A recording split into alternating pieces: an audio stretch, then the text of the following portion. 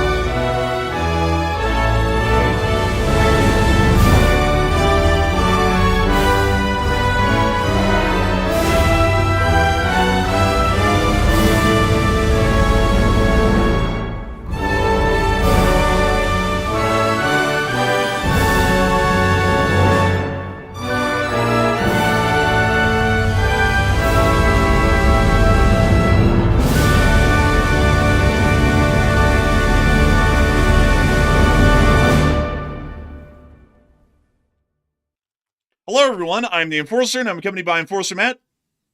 And good evening, folks. It's Enforcer Matt, and welcome back to day 1487 of the War News stream. And tonight, the Iran war has entered a brand new phase, a very concerning phase, to say the least. We are hearing that U.S. officials are preparing to destroy Iran's power plants in just 48 hours, unless the Strait of Hormuz is reopened. That's a huge one. Also, a British nuclear submarine has just arrived near Iran, also to back up the U.S. forces in the region. And Tehran is currently being blasted with massive missile strikes, literally right this second. And we're seeing a massive exchange from Iran toward the Gulf states also right this second. So it's going down tonight, and it's good to see you all once again. And of course, we're going to be making sure to cover the past 24 hours of news from around the world, as we have been able to see significant developments within the Middle East, East Europe, Western Europe, Southeast Asia, and also the United States of America, and also the Americas in general over the course of the day. We have been able to report that the United States of America has issued an official ultimatum to the Islamic Republic of Iran that the Strait of Hormuz must be reopened in all measures within the next 48 hours. Otherwise, the United States of America is going to start conducting significant attacks against the Islamic Republic of Iran's power plants and power generators, and also making sure to plunge the entire nation into a near instantaneous blackout. We have been able to hear that simultaneously, multiple countries have stepped forward, as we have been able to confirm, and are offering military assistance to the United States of America in an attempt to reopen the Strait of Hormuz, while at the same time, we've also been able to hear from Turkish diplomats that the Middle Eastern states have given their final warning to the Islamic Republic of Iran, including the Republic of Turkey, that further attacks against any of their nations on their soil as a blatant violation of their sovereignty will finally be met with an armed response by those countries if this continues by the Islamic Republic of Iran. Iran. Further than that, the Saudis have taken even more aggressive action and have actually told the incredibly small Iranian attaché or military attaché that was inside of Riyadh to leave immediately and have declared them persona non grata, giving them 24 hours to leave the country at this moment, with all airspace within the region being closed, meaning that a lot of these Iranian military attaché members are about to be arrested by Saudi authorities. Additionally, we have also been able to see the further developments within the Islamic Republic of Iran over the course of the day, as significant strikes have continued, with one generally leveling and destroying the entire airfield at Dezful, and other strikes being conducted onto the Natanz uranium enrichment site, which was conducted by U.S. Air Forces earlier in the day. However, that's not to say that Iran has not been able to get in its licks on the West as well, as major attacks were conducted today inside of southern Israel, near to the area of the Negev Nuclear Research Center, and we believe that the Negev Nuclear Research Center may have taken some direct hits over the course of the day, as missile fire in the entirety of the southern region of Israel, including the city of Arad and Dimona, were able to make impact onto their targets, causing mass casualty events in Arad, and at the moment, we have not been able to hear any Israeli statements confirming the condition of the Negev Nuclear Research Facility. U.S. air defenses were present within the area, including a terminal high-altitude air defense system, also called the THAAD for short, and it appears that according to initial reports, the THAAD battery actually ended up missing almost all of the shots on the incoming Iranian missiles, and that is what allowed for these Iranian missiles to land and make their impacts inside of southern Israel, possibly onto the research center and all of the surrounding cities nearby. We've also seen that the USS Gerald R. Ford is returning back to the Red Sea today after a quick repair after the laundry room fire happened on board the ship. It will be returning back to combat activities as we await the arrival of the USS George H.W. Bush, which is still inbound from the area of the North Atlantic. We also saw a U.S. nuclear attack submarine today firing off a significant number of underwater-launched Tomahawk cruise missiles at the Islamic Republic of Iran from the near-coast area of Cyprus, and we've also been able to report that the Islamic Republic of Iran is now announcing that they're going to be going on the offensive, as they have now stated that they've been able to observe enemy military actions over the course of about the past month, and have now decided they're going to be pulling out and deploying a larger number of their more advanced weapon systems that they have not used so far to be able to try and conduct attacks with. We would generally discredit a statement like that, except for the fact that we saw 2 missiles fired at Diego Garcia yesterday, which appeared to be much longer in range than any other prior Iranian missile that we knew about publicly, possibly suggesting they actually do have some more advanced weaponry that they might be pulling out and using here within the next few days. Further on than that, we have also been able to see that a rarely talked about U.S. autonomous drone vessel washed up on the Turkish coast today within the Black Sea, was actually near to the city of Rize over here on the western side of Turkey, and it is believed that the Ukrainian armed forces were attempting to use this autonomous drone against the Russians when it ran out of juice and ended up washing up on shore inside of Turkey. We have also been able to hear that the British, due to the ongoing and perilous situation with the Strait of Hormuz, are already beginning rationing, or largely preparing for rationing plans, as we are hearing that they will be apparently limiting fuel consumption at the pump to be able to try and conserve the remaining fuel resources that are left within the United Kingdom. We have also been able to see that missiles by the Islamic Republic of Iran could now well reach into Western Europe, including the United Kingdom, and this is still starting to cause a greater deal of significant concern to the countries within Western Europe at this moment that they may come under some form of an Iranian attack at some point in the future. We have also been able to hear an additional statement that the President of the United States, after stating that he was going to blow away the Islamic Republic of Iran's energy infrastructure if they don't open up the strait within the next 48 hours, also demanded that the Iranians come to the negotiating table and make a deal, because nothing says ending a war like deal making. We've also heard that Cuba's power grid has collapsed once again for the second time this week, as it does appear that their energy resources and infrastructure are perilously in danger and are soon to collapse completely due to the complete lack of fuel from the U.S. blockade. Further than that, we've also heard with the ongoing war in Ukraine that the Russian Federation has decided to thank the United States today for lifting some of our sanctions and giving them about a 30 to 60 day waiver on selling their oil overseas, as the foreign minister of the Russian Federation has actually stated that the United States of America is openly acting against Russia's interests and attempting to sabotage them and completely push them out of the global oil markets just days after the sanctions were lifted for them to be able to sell their oil that is currently on board ships at sea. We've also seen that major strikes have have been conducted by Ukrainian armed forces on the city of Saratov and Ingles once again, and we've also been able to report of other significant developments on the front line, as the Russian Federation has been reported to have lost a second Ka-52 Alligator and has been able to see that large losses have been inflicted, and the Russian Federation still appears to be on the back foot on the strategic situation on the front line so far.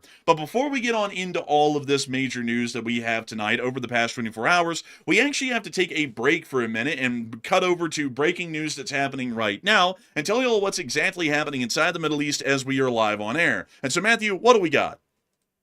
Okay, so breaking, Tehran. That's literally what's breaking right now. Tehran is getting struck very heavily at this very hour right now. We are seeing brand new footage that has just come out literally as we went live, showing what appears to be a bombing run over the western part of Tehran and also perhaps even over the eastern part as well. So it looks like some heavy targets are getting hit as of right this second. So we do have a video and also a picture here that we're currently looking at to show y'all, but this is a big deal. It looks like a huge strike. This is probably in retaliation for what we saw earlier today that Iran carried out on Israel. I would imagine this is likely the IDF for the most part. But Enforcer, let's see that video. Well, you see the smoke and fires already rising as more strikes are landing on a mountain range near to the city of Tehran.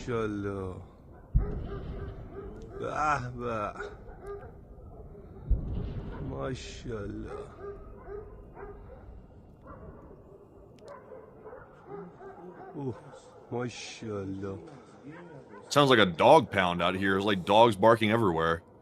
I also got to say that the cameraman here appears to have, he appears to be watching the Israelis lay down the heavy sauce on the Iranian targets below. It also seems that he's partaking in a lot of heavy sauce before filming this clip.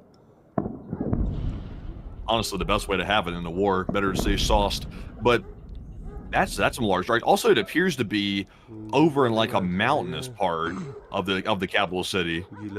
Sadly, it wouldn't really give us a good idea of where it is, because I hate to tell everyone, but Tehran, a lot like Salt Lake City, is surrounded by mountains. So sadly, it doesn't really give us a good indicator of where this could be, because there are significant mountain ranges to the southeast, a fairly decent mountain range to the southwest, and also to the direct west, and then also a humongous mountain range that travels along the entirety of the northern coast of the Islamic Republic of Iran as well. So sadly, it happens somewhere in the periphery of the city of Tehran. We don't know exactly where, though. Yeah, sadly not. I would imagine it's toward the western part, since that's where they say the strikes are taking place. So maybe down there, but sadly it's not enough to go on for geolocation purposes. But, you know, it's definitely some huge strikes wherever it is. And it certainly does appear to be absolutely massive strikes. We can also see that there's been some additional news as well, that there's been apparently a hypersonic missile test, or an upcoming one, of the long-range hypersonic weapons system at Cape Canaveral in Florida, which we'll have to keep an eye on. And we've also been able to hear of explosions in Kuwait and more direct impacts in Arad, Israel, which I'll be putting down on the map, because we'll be getting to that here in a little bit, because it's going to be a part of our larger southern Israel news, which has been generally devolving into a bad situation over the course of the day. So let me go and put this down here for everyone, and we'll be getting to that here in just a little bit on air, but that's actually happening live, more impacts inside of southern Israel, and once again showing a failure of the air defense within that area. But without further ado, folks, it is time for us to get on into all of the major breaking news that we have over the past 24 hours, and of course, we are going to start with our largest stories first. We have been able to hear that the situation with the Strait of Hormuz is continuing to grip the public with the ongoing perilous situation and the impending crisis that will happen if this strait is not reopened. To quickly show you all this right now, and let me see if I can get this for y'all here really quickly. Crude oil is still hovering around and is generally fluctuating day to day in between about $92 in the morning and about $100 in the afternoon.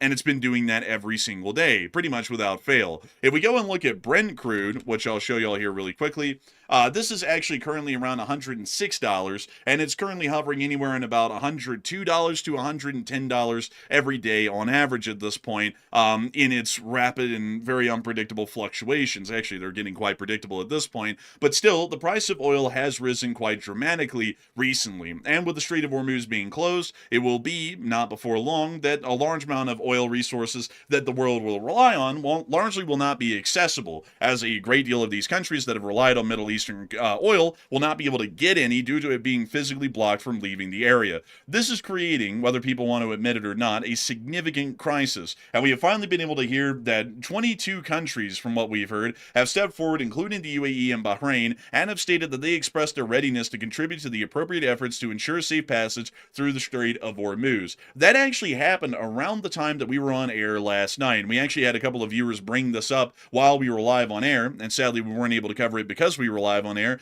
But just about 24 hours ago on the dot, we were able to hear the announcement that a large amount of countries have stepped forward and stated that they're willing to help in clearing the Strait of Hormuz. We believe that the general logic behind that is that a lot of these countries, literally every country on the planet, is about to be affected by the absolute onslaught that's coming forward from the rapidly skyrocketing oil prices, and not only that, the complete lack of fuel availability. Even if the price doesn't end up rapidly skyrocketing, which would be next to impossible in this scenario, still will be a physical non-existence of oil in larger areas of the world. If you say, as a person, are drinking about 100 barrels of oil per day, which wouldn't be advisable for your health, but let's say that you are in this hypothetical scenario, and you were buying 100 barrels of oil per day to drink them, and then one day out of the blue, something happened somewhere in the world that then made it to where you could only buy 50 barrels of oil to drink per day.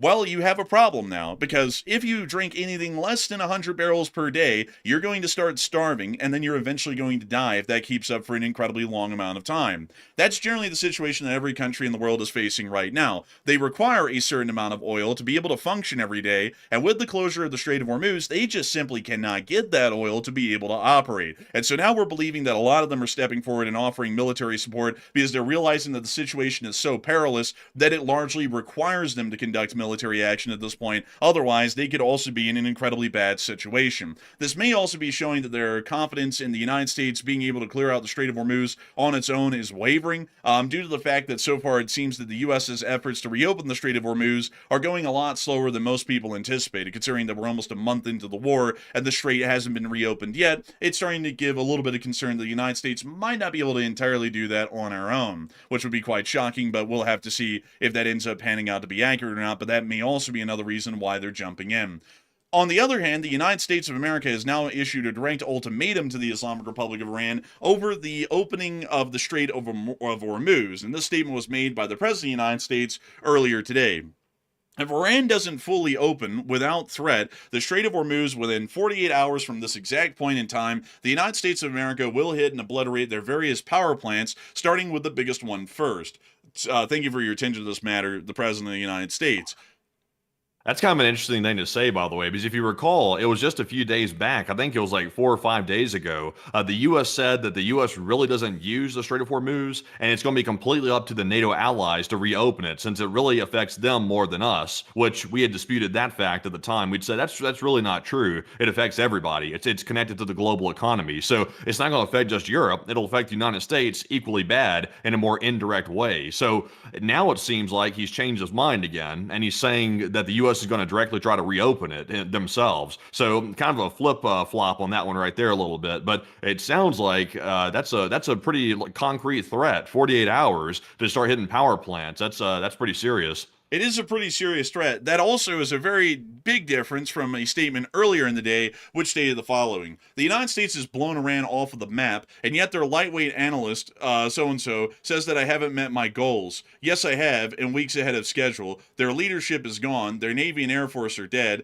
They have absolutely no defense, and they want to make a deal. I don't. We are weeks ahead of schedule, just like their incompetent so-and-so, and then another publication is always getting it wrong. So largely we were able to hear that the president is saying that the war has been won, which, I mean, like whether people take this political or not, I've just kind of got to be a bit of an ass here.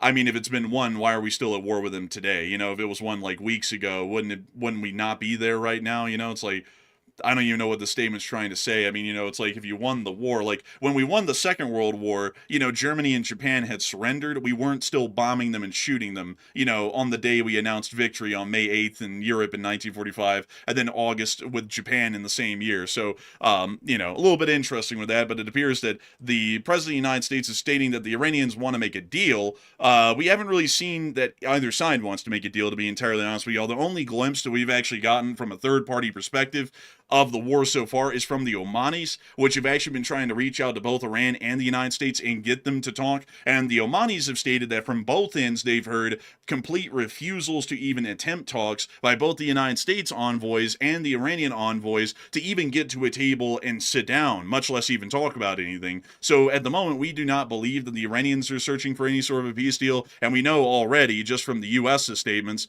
that the United States of America certainly isn't looking for any sort of a peace deal either. Nevertheless, we are seeing. See, it seems like, yeah, it seems like there's a bit of a panic going on here. That's the impression I'm getting right now. And once again, I'm hoping that the president has enough information to make good decisions here, because we're not rooting for the the failure of the president, because if he fails, we're all failing. So hopefully there's good advice being given here, because like we said before, this is a genuinely tricky situation, and the flip-flopping, in my personal assessment, indicates that the U.S. is really having a hard time coming up with a coherent plan, which is understandable at this point, because it's gotten to the point where it's really a quagmire. So hopefully they can pull this one through. But, I also hope at the same time, though, with this whole threat about hitting power plants inside of Iran, I hope they don't start doing stuff that's extreme, that ends up making the situation worse for the most part, because that could trigger a very bad tit for tat if Iran decides to start hitting desalination plants, power plants, etc., inside of the Middle East. That could cause a disaster. Yeah, I'd have to definitely agree. And I also got to say, folks, because I see a lot of people getting into the semantics here about, well, we have one. No, we are winning the war in one perspective, but we haven't won the war. Winning the war is saying that the momentum of the ongoing conflict is in our favor, and that we're largely on the upper hand. Saying that we've won the war means that the war has ended and we're no longer fighting it because it is over and it concluded in our successful victory.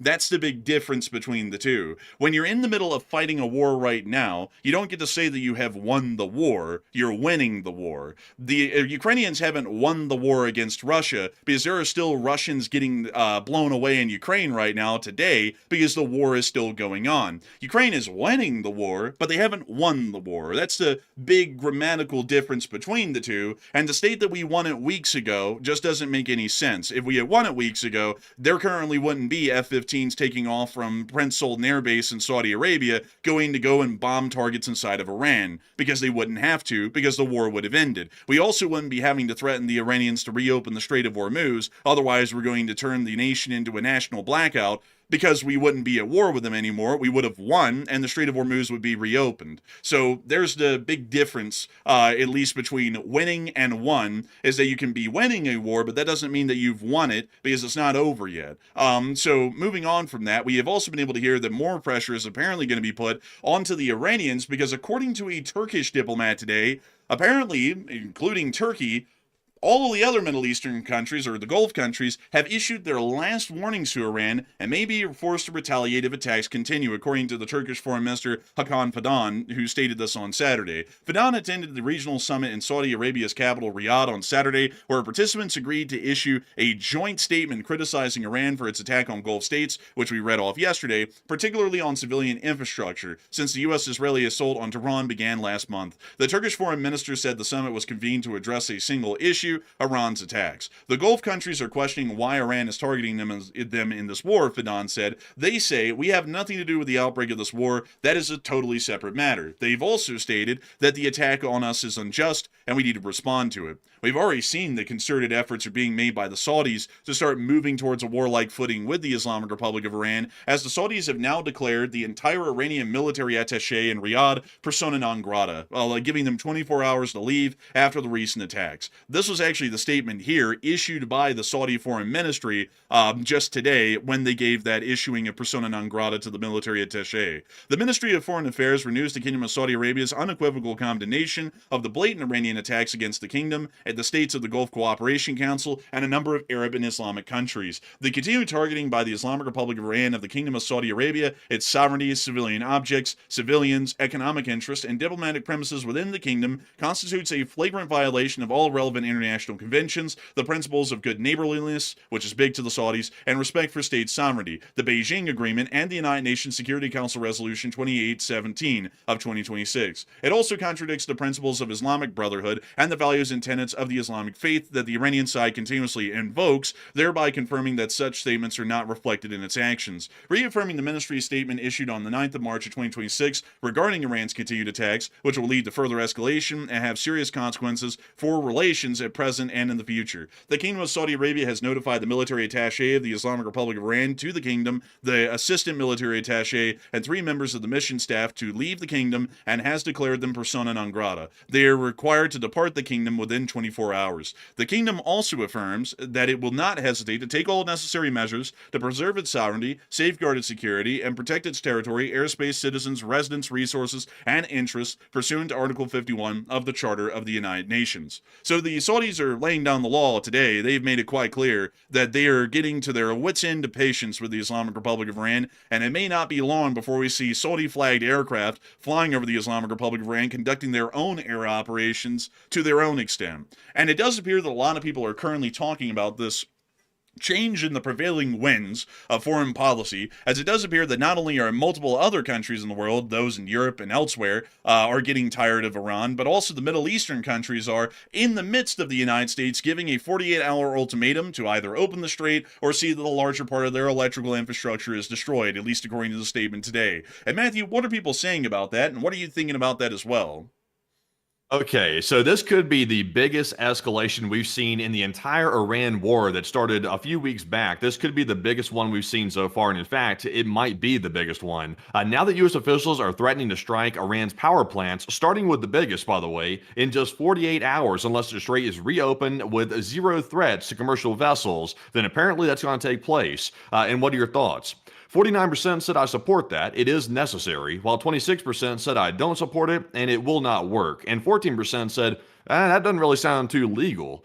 And I will say, when I saw this earlier today, I was very concerned to see this threat coming out, because obviously we need to get the Strait of Hormuz reopened as quick as possible, but I'm not sure if striking power plants is the right move to make, because number one, there is some legal concerns here, because under the Geneva Convention, the rules of war basically, you can't go strike power plants that have to do with civilian infrastructure unless it has to do with the military. Then you might have some leeway with striking power plants. But they said they're going to strike the power plants in Iran, starting with the biggest, and they didn't make a distinction between military or civilian infrastructure. So that was a little bit concerning. So I'm a little bit worried about the legality of it. Not entirely sure if that would be appropriate. Also, number two, Iran is going to retaliate by hitting the power plants inside the Gulf states, and they're going to run out of power, and also they're going to probably try to hit the desalination plants, which desalinates the water for drinking inside the Middle East as well. So we could be looking at a humanitarian crisis of unbelievable scale if the U.S. carries this out. So we have to take that into consideration, and it sounds like they're really not considering that. This seems like a very desperate attempt to try to reopen the strait, in my opinion, and it seems like a move that is pretty extreme. So I'm kind of on the fence. I'm with the 14%. I'm not really sure if this is completely legal. I'm not really sure about that. But Enforcer, what say you? The legalities of attacking power plants at large would probably be fairly questionable. And to reference here really quickly, the Geneva Convention practice relating to Rule 42, works and installations containing dangerous forces, it states the following. Article 56 of the 1997 Additional Protocol 1 provides works and installations containing dangerous forces, namely dams, dikes, and nuclear electrical generating stations, shall not be made the object of attack even where the objects are military objectives, if such attack may cause the release of dangerous forces and consequent severe losses among the civilian population. 2. The special protection against attack provided for in paragraph 1 shall cease, A, for a dam or dike only if it is used other than its normal function and in regular, significant, and direct support of military operations. B, for a nuclear electrical generating station only if it provides electrical power in regular, significant, and direct support of military operations. Or C, for other military objectives located at or in the vicinity of these works or installations only if they are used in regular, significant, and direct support of military operations. Generally, this protocol outlines, at least largely, except for normal, I would say, gas or thermal production power plants, that you really can't hit them under most circumstances. And it would take a lot to be able to try and justify hitting one of these. I also have to say, folks, that there is always an equal reaction that can be made to one of our actions. And we have to consider this. And I'll use an example that we just saw days ago that made all of us rather aggravated. And I'll use it to once again remind everyone here of what we could be seeing. When Israel struck the Pars gas field in southern Iran, the Iranians then immediately attacked all of the defenseless oil and gas infrastructure in the other Gulf states, causing tremendous damage on both sides equally. Iran so far has not attacked any power-producing plants anywhere in the region right now, and we haven't done that on them yet either. If in 48 hours we start to destroy civilian infrastructure like these power plants, regardless or not whether that's within the confines of the Geneva Convention, the Iranians will start to do that equally as well to all of these countries inside of the Middle East. And what kind of damage is going to be seen additionally on our allies and ourselves if such reciprocal attacks are conducted within this region? And it won't be good. I mean, if it's going to be damaging to Iran, it's probably going to be damaging to us as well when they return fire and conduct those attacks, because the Pars oil field attack and Iran's response certainly prove that they can attack defenseless critical infrastructure like the oil fields, refineries, and other important oil infrastructures and gas infrastructures in all of these countries. That means they can also attack the power production plants in these countries as well. And I would be entirely honest with y'all, I think that we might not want to cross that line, because right now everybody's exercising restraint not to hit power plants. If we hit an Iranian power plant, we are giving them carte blanche to go around and attack any power plant they want in the Middle East, and that could end up being pretty bad for them and for us with how that ends up turning out. And also, to be honest with y'all, it doesn't really affect the militaries of either side all too much. It really just more so affects the citizenry. And also, can you imagine the refugee crisis that could be created from this? Like, that's something I've not seen too many people talking about today. Imagine if Iran hits the desalination plants, which is generally what these Gulf states rely on to a large degree for their drinking water. That will create a water crisis, a very immediate water crisis. So I don't know how we're going to get drinking water to these people in these Gulf states if those plants get taken out, which generally so far, we have not seen those plants get hit, at least in a large degree, inside the Gulf states. So Iran's already stated they were going to immediately try to hit those if the power plants inside of Iran are struck. So, you know, you got to take them at their word on, because so far Iran has carried out their threats for the most part. So that would cause a humanitarian crisis. It's like, what do we do with those people if they can't get drinking water? Are we going to start taking refugees here in the United States from the Gulf states? I mean, how do they even get out of there? But number two, also number three, in the meantime, how are you going to bring temporary water supplies to these people? And also, the power is going to be out too, so that complicates things as well, because I'm sure that Iran's going to strike the power infrastructure in that area. As y'all might be able to tell, this is a very, very tricky situation. If this starts going sideways and the civilian infrastructure gets hit, this can get ugly extremely quick, which is why I'm very concerned by that threat today, because, you know, Iran has missiles still. I mean, they're not completely wiped out, so they can do this, and it could end up really bad. Yeah, I would have to say, I mean, it definitely does appear that that's the case, and I see a decent amount of people making some points in the chat, some somewhat valid, like the Iranians aren't really a logical fighting force, they operate illogically, but I think that, you know, while that's true, I think a lot of people are overlooking the point they haven't hit a power plant yet. That's something that they could have gone out of their way to do already, and they haven't done it yet. So right now, nobody's attacked a power plant anywhere in the Middle East. So one day, if they're losing badly enough, like for example, they lose the Strait of Hormuz, they might attack power infrastructure in the region. But here's the thing, folks. For people who are talking about this isn't illegal to do, it's entirely illegal to do, because the Ukrainians have brought this up about the Russians attacking their energy infrastructure for 4 straight years in the war in Ukraine, and how that constitutes a war crime. And that has been an upheld opinion in the United Nations time and time again whenever that has come to a UN resolution over and over. So for people who are saying that this wouldn't be possibly akin to a war crime, you know, that generally wouldn't be held up in the Ukrainian example. In the Ukrainian example, the United Nations has ruled time and time again that it generally is a war crime to hit energy infrastructure, and only after 3 years straight of the Russians hitting Ukrainian infrastructure did the Ukrainians start finally hitting back. The thing with the rules of war, folks, is that the rules of war are supposed to bind us to some level of civility. But when an enemy violates that expected norm of civility laid out in the Geneva Convention, the gloves technically come off. The first minute that Iran attacks a power plant in, say, Qatar, that gives the United States and every other country in the region all the justification in the world to go through and turn the Iranian nation into a complete national blackout. Because at that point, the gloves are off, and there is no such thing in the Geneva Convention as rules for thee, not for me. If someone else is breaking the rules of war, you don't actually have any expected due regard for the Geneva Convention at that point, even according to the convention itself. So I would say that I think the best the best sort of an outcome in this situation would be to see that we do not attack any energy infrastructure inside of Iran until they attack an ally's energy infrastructure in the Middle East first, and then we can largely present that as a counterattack, and then it doesn't end up being a questionable sort of an action that is dubious under the Geneva Convention and international law, because right now, this will be incredibly dubious looking, and there will be a significant argument in international diplomatic circles about whether that was legal or not.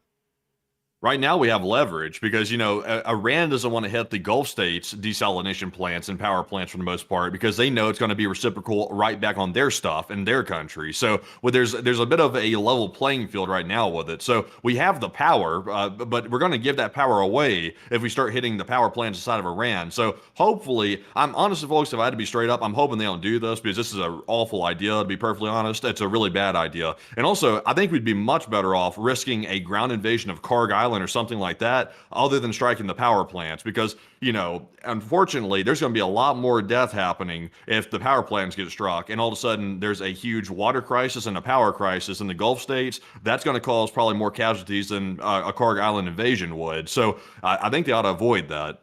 Yeah, I would have to say it's probably not going to be that good of a move. Also, I see some people saying that that's actually not true. The Geneva Convention demands that you hold yourself to it even when someone else isn't. Well, I'll have to remind you all of a couple of instances here where that's not true. The war in Ukraine is the best example. The Russians have hit the Ukrainian power infrastructure for 4 straight years. The United Nations has passed multiple resolutions condemning the Russians for violating the Geneva Convention and international law and conducting those attacks, and the Russians haven't listened. Now, for the past 2 years of the war, the Ukrainians have been absolutely obliterating every Russian power plant that they can, and it's clearly been shown that the United Nations doesn't care. This has already been laid out that the Russians are violating the rules of war, and the Ukrainians conducting a reciprocal action is well and truly fine. On the other hand, there was also the Malmedy massacre that happened in the Second World War, where SS soldiers of the German, I guess you could say of the German party that was in charge at the time, conducted a massacre of nearly 90 U.S. prisoners during the Battle of the Bulge. Afterwards, the order came down from the top, and this was supported as not a war crime because it was a reciprocal action, that any and all SS soldiers that were captured as prisoners by U.S. forces or Allied forces from that point forward were to be summarily executed without being processed as prisoners due to the massacre that they conducted at Malmedy, which was well in violation of the Geneva Convention at that time. So both of those examples there, just pulling 2 historical examples out of the hat, would support the idea that once one side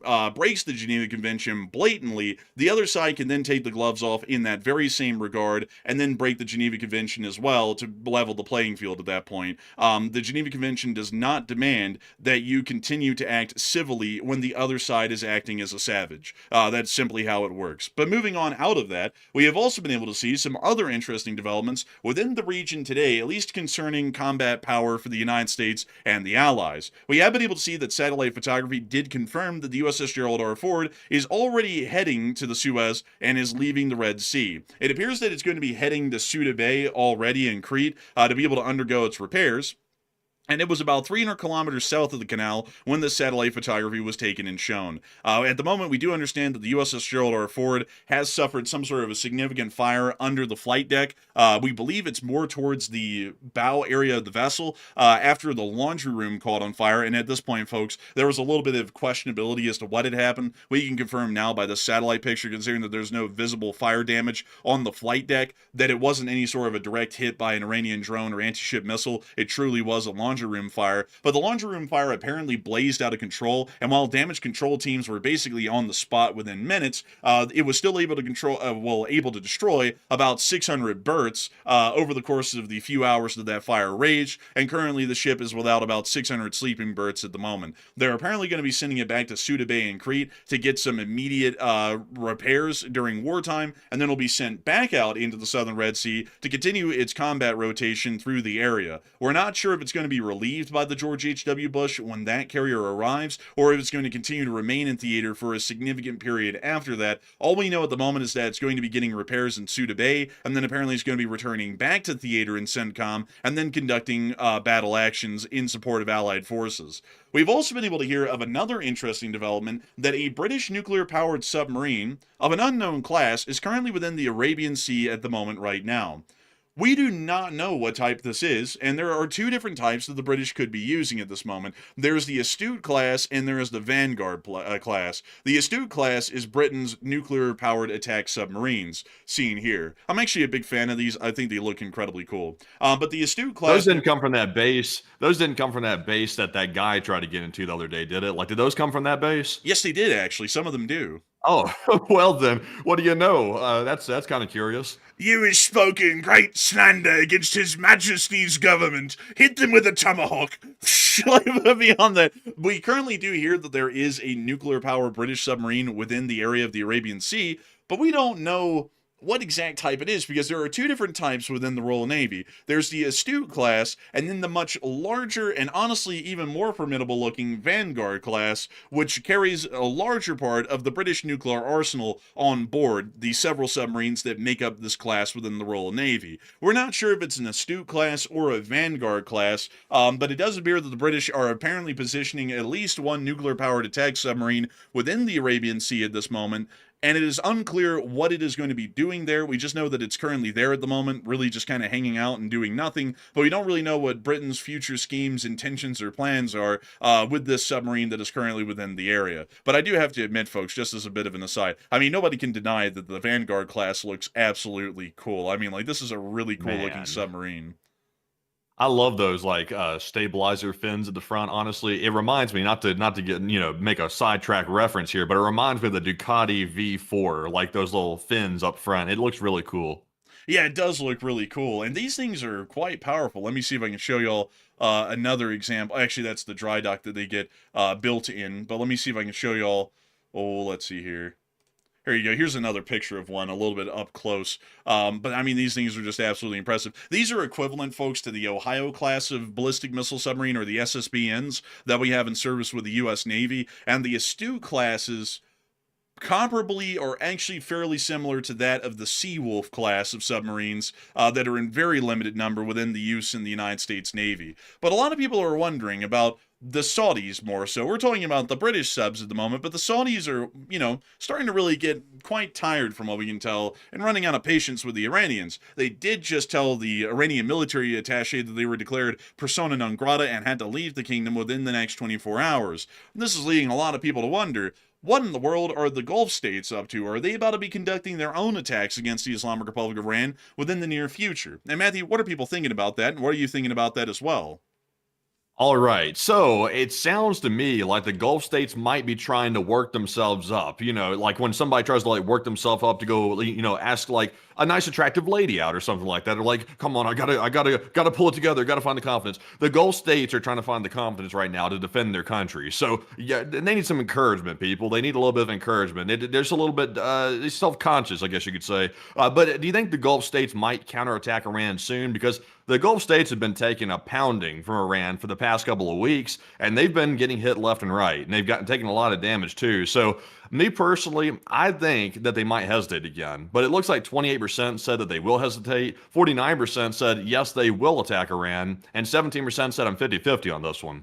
And I would say, generally speaking, I think they are going to hesitate. Like I was just saying a moment ago, I think they're going to hesitate because, number one, they're really worried that they might piss off their like semi-friend, semi-not friend, kind of toxic friends inside of Iran. So I don't think they're going to go for it. If they do, I'll be kind of surprised. But Enforcer, what say you? I would say that, in my opinion, I'm going to be a little 50-50 on this one. I can't really tell y'all. There's a lot of things leaning towards them needing to conduct an attack, and then a whole bunch of things that could lean them back towards not conducting an attack at the moment. Some of the things that would be leaning them into conducting attacks on Iran, especially around the Strait of Hormuz, is that it is well within their economic interests to do such an action. We have to remember, everyone, that while we in the world are talking about how we're not able to access Middle Eastern oil, the Middle Eastern countries aren't able to get rid of their oil, which is their problem. They are winning so much they are tired of winning, to put it that way. They have more oil than they can do anything with, and they're literally drowning in the stuff, and they have to get rid of it. If they don't get rid of it, they don't make money. And if they don't make money, then they go poor. And they don't want to be poor, because then you can't have all those crypto bro influencers in your countries talking about how Chad-like it is to live there. On God, bussin' for real.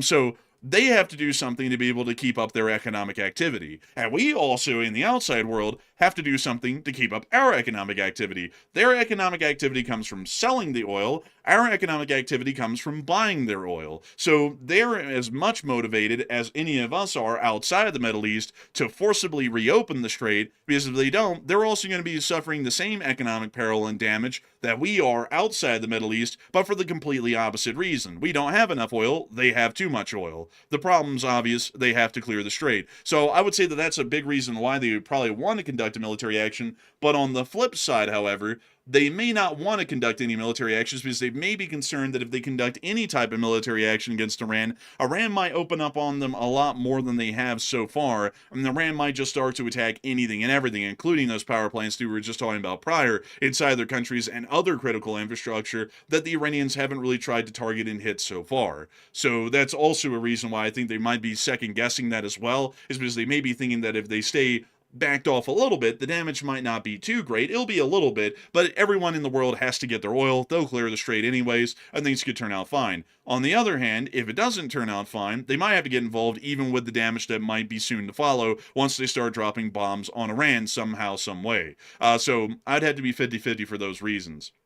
We've also heard some reports, some rather interesting reports today, of a submarine of the United States Navy. This was a really cool one because you don't really see this a lot. And this is the caption of the video. It stated, "Unidentified missiles retrieved from the sea in the North Cyprus Balalan region." And this was actually filmed today. And I'll tell you all what this is. They aren't unidentified missiles. We know exactly what they are and what they're doing. But here's the clip. Isn't that interesting, man? It's like the missiles are coming straight out of the sea. Yeah, and also, by the way, Discord's having a problem I can't see. Oh, you're blind?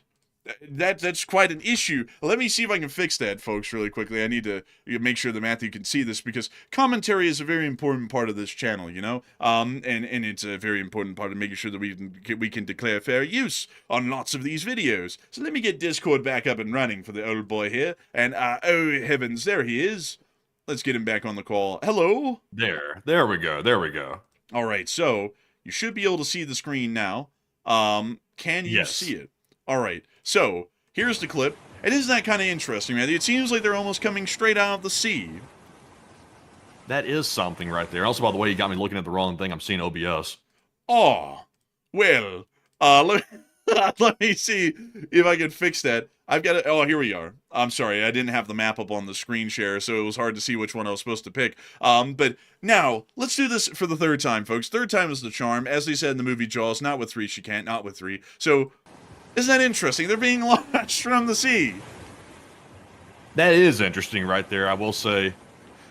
Now, you know what's really interesting about this, folks, is that this actually confirms that at least one U.S. nuclear attack submarine is operating in the Eastern Mediterranean right now, because underwater launches of Tomahawk cruise missiles are actually not unheard of, and it is a common tactic and ability of basically all submarines within the United States Navy. It's highly likely this might actually be a Los Angeles-class attack submarine that is launching off some of the Tomahawk cruise missiles that it is carried on board. We do know of at least one or two Los Angeles-class attack submarines that are within the area, and these sorts of missiles, like Ben Bacon-Bit said, the TASM variants of the Tomahawk cruise missiles, can actually be sea-launched from underwater by these submarines. Now, that doesn't mean that they have an unlimited ability to do this. If they're like 900 feet under the water, they wouldn't be able to do this. That means that the submarine right now is at periscope depth, and it is firing off its Tomahawks from just below the surface level of the water. It's a pretty interesting thing to watch, and something that we very rarely ever see in use by the United States Navy, because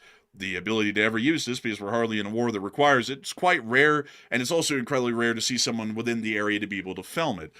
So pretty neat to see that, and it's really cool to know that the Los Angeles-class attack submarines that we have in the area are actually still firing off Tomahawk cruise missiles in support of our operations against the Islamic Republic of Iran. Now, it is time for us to move on into the proper news out of the Islamic Republic of Iran, which are the ground strikes that have happened over the course of the day. We have been able to report that, unfortunately, an MQ-9 Reaper was shot down today over Bushehr. We did get video evidence of the shoot down. We can see the poor little fella right there falling out of the sky. Rather unfortunate. Dang, how many of those things have we lost? Those things are like disposable at this point. Like 5, I think. It's somewhere around there. Yeah, I don't know. I know what was it, like 100? We have hundreds of them in our arsenal, like, Yeah. right? Like something like that. Yeah. So I mean, it's not a terrible thing to see, but I mean, at the same time, though, it's still a loss. So it's a shame. It is unfortunate, but, it's not that big of a deal. Now, manned aircraft losses are a humongous deal because they're wildly expensive. The crews are very expensive to train, and all of that. But generally, drone losses like those isn't too big of a deal. We have tons of them. There were no personnel even at threat when the thing was shot down, so it's not that big of a deal. We can just send up another one. And generally, that's the concept with those sorts of drones, is that you just send up another one, because that's generally the concept behind reconnaissance drones like that. They're basically expendable. Although, I will say that they are still rather expensive for the military to be deeming them largely expendable. But moving on from that, we have been able to see that not far from Bushehr, and up near the city of Dezful, that it appears that the Iranians have gotten a dreadful conclusion today to their air forces within the city of Dezful. Up here in Dezful, which is basically like the only semi-tropical looking oasis in the country, there is a military airbase right here, the Dezful International Airport. And don't let that international airport name deceive you. This is a military base. You can see the endless amounts of ammunition storages that they have around the entirety of this quote-unquote international airport, and it is used quite truly to operate the Iranian Air Force. There's basically really no other use for this airport, and from what I've seen, I've hardly damn near ever seen a domestic flight come out of Dezful or land at Dezful. So this is basically a military airbase that just happens to so coincidentally be named an international airport. The U.S. has decided to erase this thing off the map. And when I mean erase it, it's not like any other strikes y'all have ever seen. Y'all are going to see this and believe that this is either CGI, AI, or a movie. It's unreal, the scale of the explosions that we saw today. That smoke cloud is what's left of the Dezful Air Base just north of the city. That's dreadful. I mean, Holy quite. moly. Damn! Damn. Holy crap. Look at the shockwave. I know. I mean, this is unbelievable. Well, I mean, look how strong these shockwaves are, folks. It's literally shaking the bushes. Like, look at this. Man, did you see that literally the camera had a distortion? The shockwave was so strong. You could see it like in the optical sensor. Yeah, I mean, like these I don't know what they were hitting this airbase with, but I think it's gone. Like, I think the whole airbase is gone after this. I think also it might have made this guy crazy, like instantly. He started immediately screaming. Honestly, it feels like it would rattle your brain like a shockwave like that. I mean, this guy got hit hard by multiple shockwaves. Man, this guy is out here, man. Before long, he's going to evolve into... It's going to be like, oh no! It's going to be like, oh god! Watch out, he's going to get attacked by demons in his sleep. Also, by the way, we have a second clip of that to show y'all here really quickly as well. Take a look at this one. This is from another angle. Good God. Oh! Damn, Oh it my knocked God. it out of this person's hand. It was so strong. I'm not gonna lie, like, each one of these is like a mini Beirut explosion. Like, look at the size of these things. Like, right here, see? I mean, that is unbelievably large. I don't know what they were hitting this base with. Yeah, I don't either, but it's like freaking insane. Some people are saying maybe it's thermobarics. Like, could it be that? Because, I mean, these shockwaves are kind of consistent with what a thermobaric would cause. It could be, but we don't know for sure. I mean, thermobarics really aren't commonly used by U.S. forces, so there's a little bit of a doubt in that. And also, I mean, these things are way larger than 2,000 pounders, which the Israelis do use thermobarics, and they're about 2,000 pounds each. And these things look like they're like 5,000 or 7,000 pound bombs. I mean, these things are getting into ludicrous sizes at this point. I mean, we've rarely ever seen explosions of the scale, even in the war in Ukraine, with the Russians using like Fab 3000s and 5000s. Yeah, so no telling what it is though, but that's wild to see that. And also, I see a lot of people saying Moab. It's possible, but highly unlikely, considering that there are still air defense systems that are operational in Iran and we only have air superiority.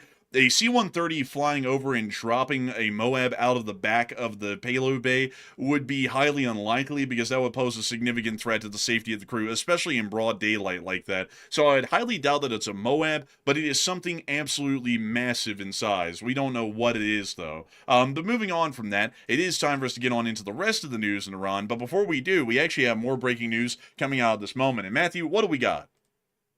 Okay, so right now, well, of course, we did mention in the very beginning of the stream that Tehran was getting struck very heavily with massive airstrikes.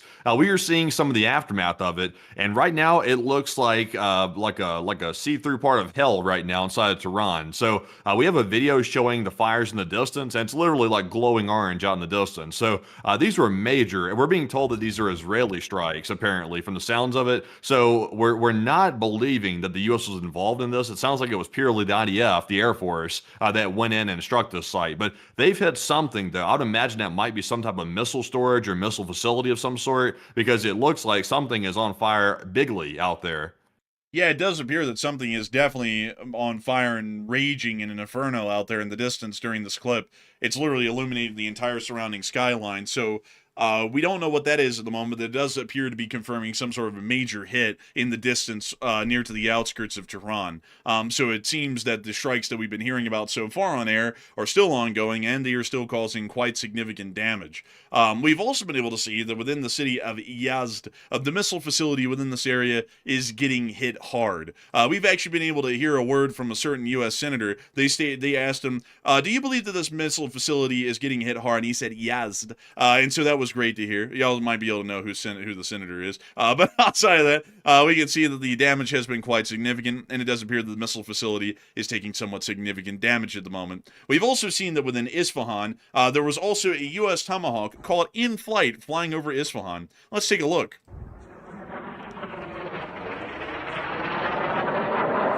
Damn. Those things fly so fast, you know. It's about 600 and something miles an hour. A very spicy meatball flying over everybody's heads. Honestly, like, they don't look that intimidating, like flying over. It's just like, oh, look, there goes like a little thing, like right there through the sky. But it's like, you know, once it hits, everybody's like, oh shit, like it's pretty serious. Yeah, like when those things hit, you can tell. We also got to hear that apparently just north of Isfahan, like totally coincidentally, by the way, folks, you know, there was just a Tomahawk that appeared to be flying northwards over Isfahan. Just totally coincidentally, just north of Isfahan, we were able to hear that the Natanz nuclear facility was getting apparently hammered by U.S. forces, and we have been able to hear that it's been taking some other significant hits. We don't know what they were hitting. We believe it might have been the surface structures at the Natanz uranium enrichment plant that are above ground, and let me go show those to y'all right here really quickly. We believe that they were hitting some of these structures above ground because we don't believe that there are any munitions that we could use at the moment that would be able to conduct these subterranean explosions that we would be looking for to actually cause damage to the uranium enrichment plant underneath this facility underground. So that's what we're thinking largely at the moment, and we'll have to see if we ever get satellite photography, what kind of damage has been caused, or maybe the U.S. military has a reconnaissance drone over the area that'll be able to show us the kind of damage that was caused. But at the moment, we do understand that there were strikes, and that's about it. Moving us on further north and finally into Tehran, we were able to confirm that western Tehran was under heavy attack just a little bit earlier today. We have also been able to hear as well within Tehran some other important statements. For one, Iran has vowed an unprecedented response if the U.S. conducts acts against Kharg Island. So they are getting quite worried about the word out there on the street that the United States might eventually try and take and seize Kharg Island. We have also been able to hear a statement by the Iranian military today.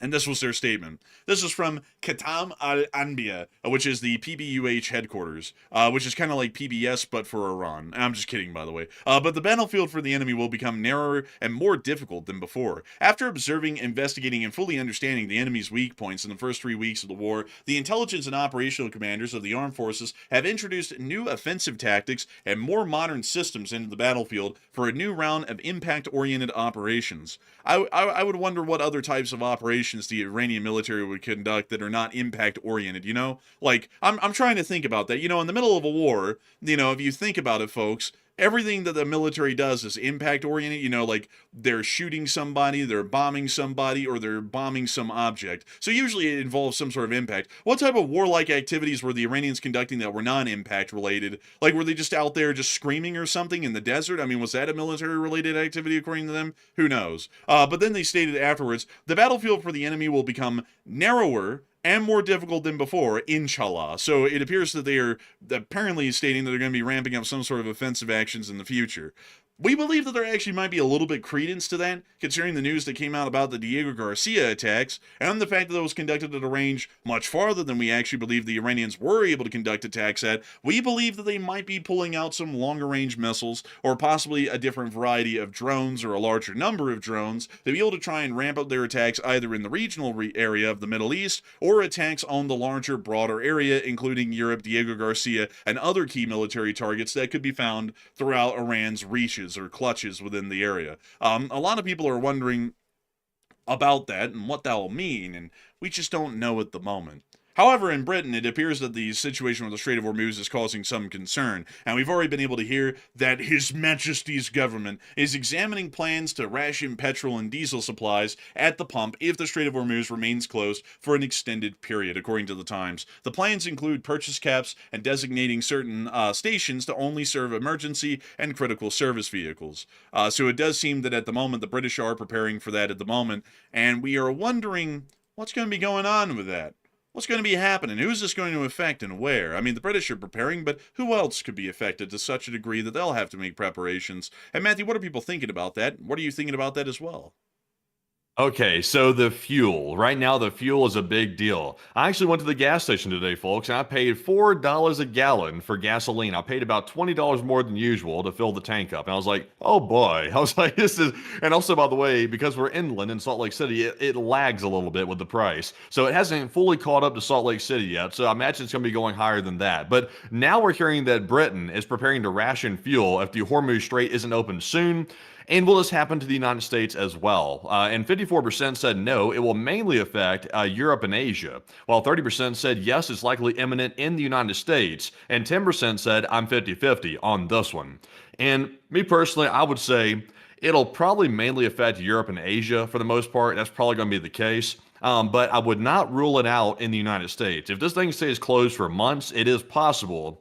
But anything short of that, though, I would say the odds of a fuel rationing situation in the United States is probably pretty slim for the most part. So due to the Strait of Hormuz closure, basically the new flex in 2026 is simply driving your car down to the store, basically. If you're driving your car down to the store, they must be rich. But Enforcer, what say you?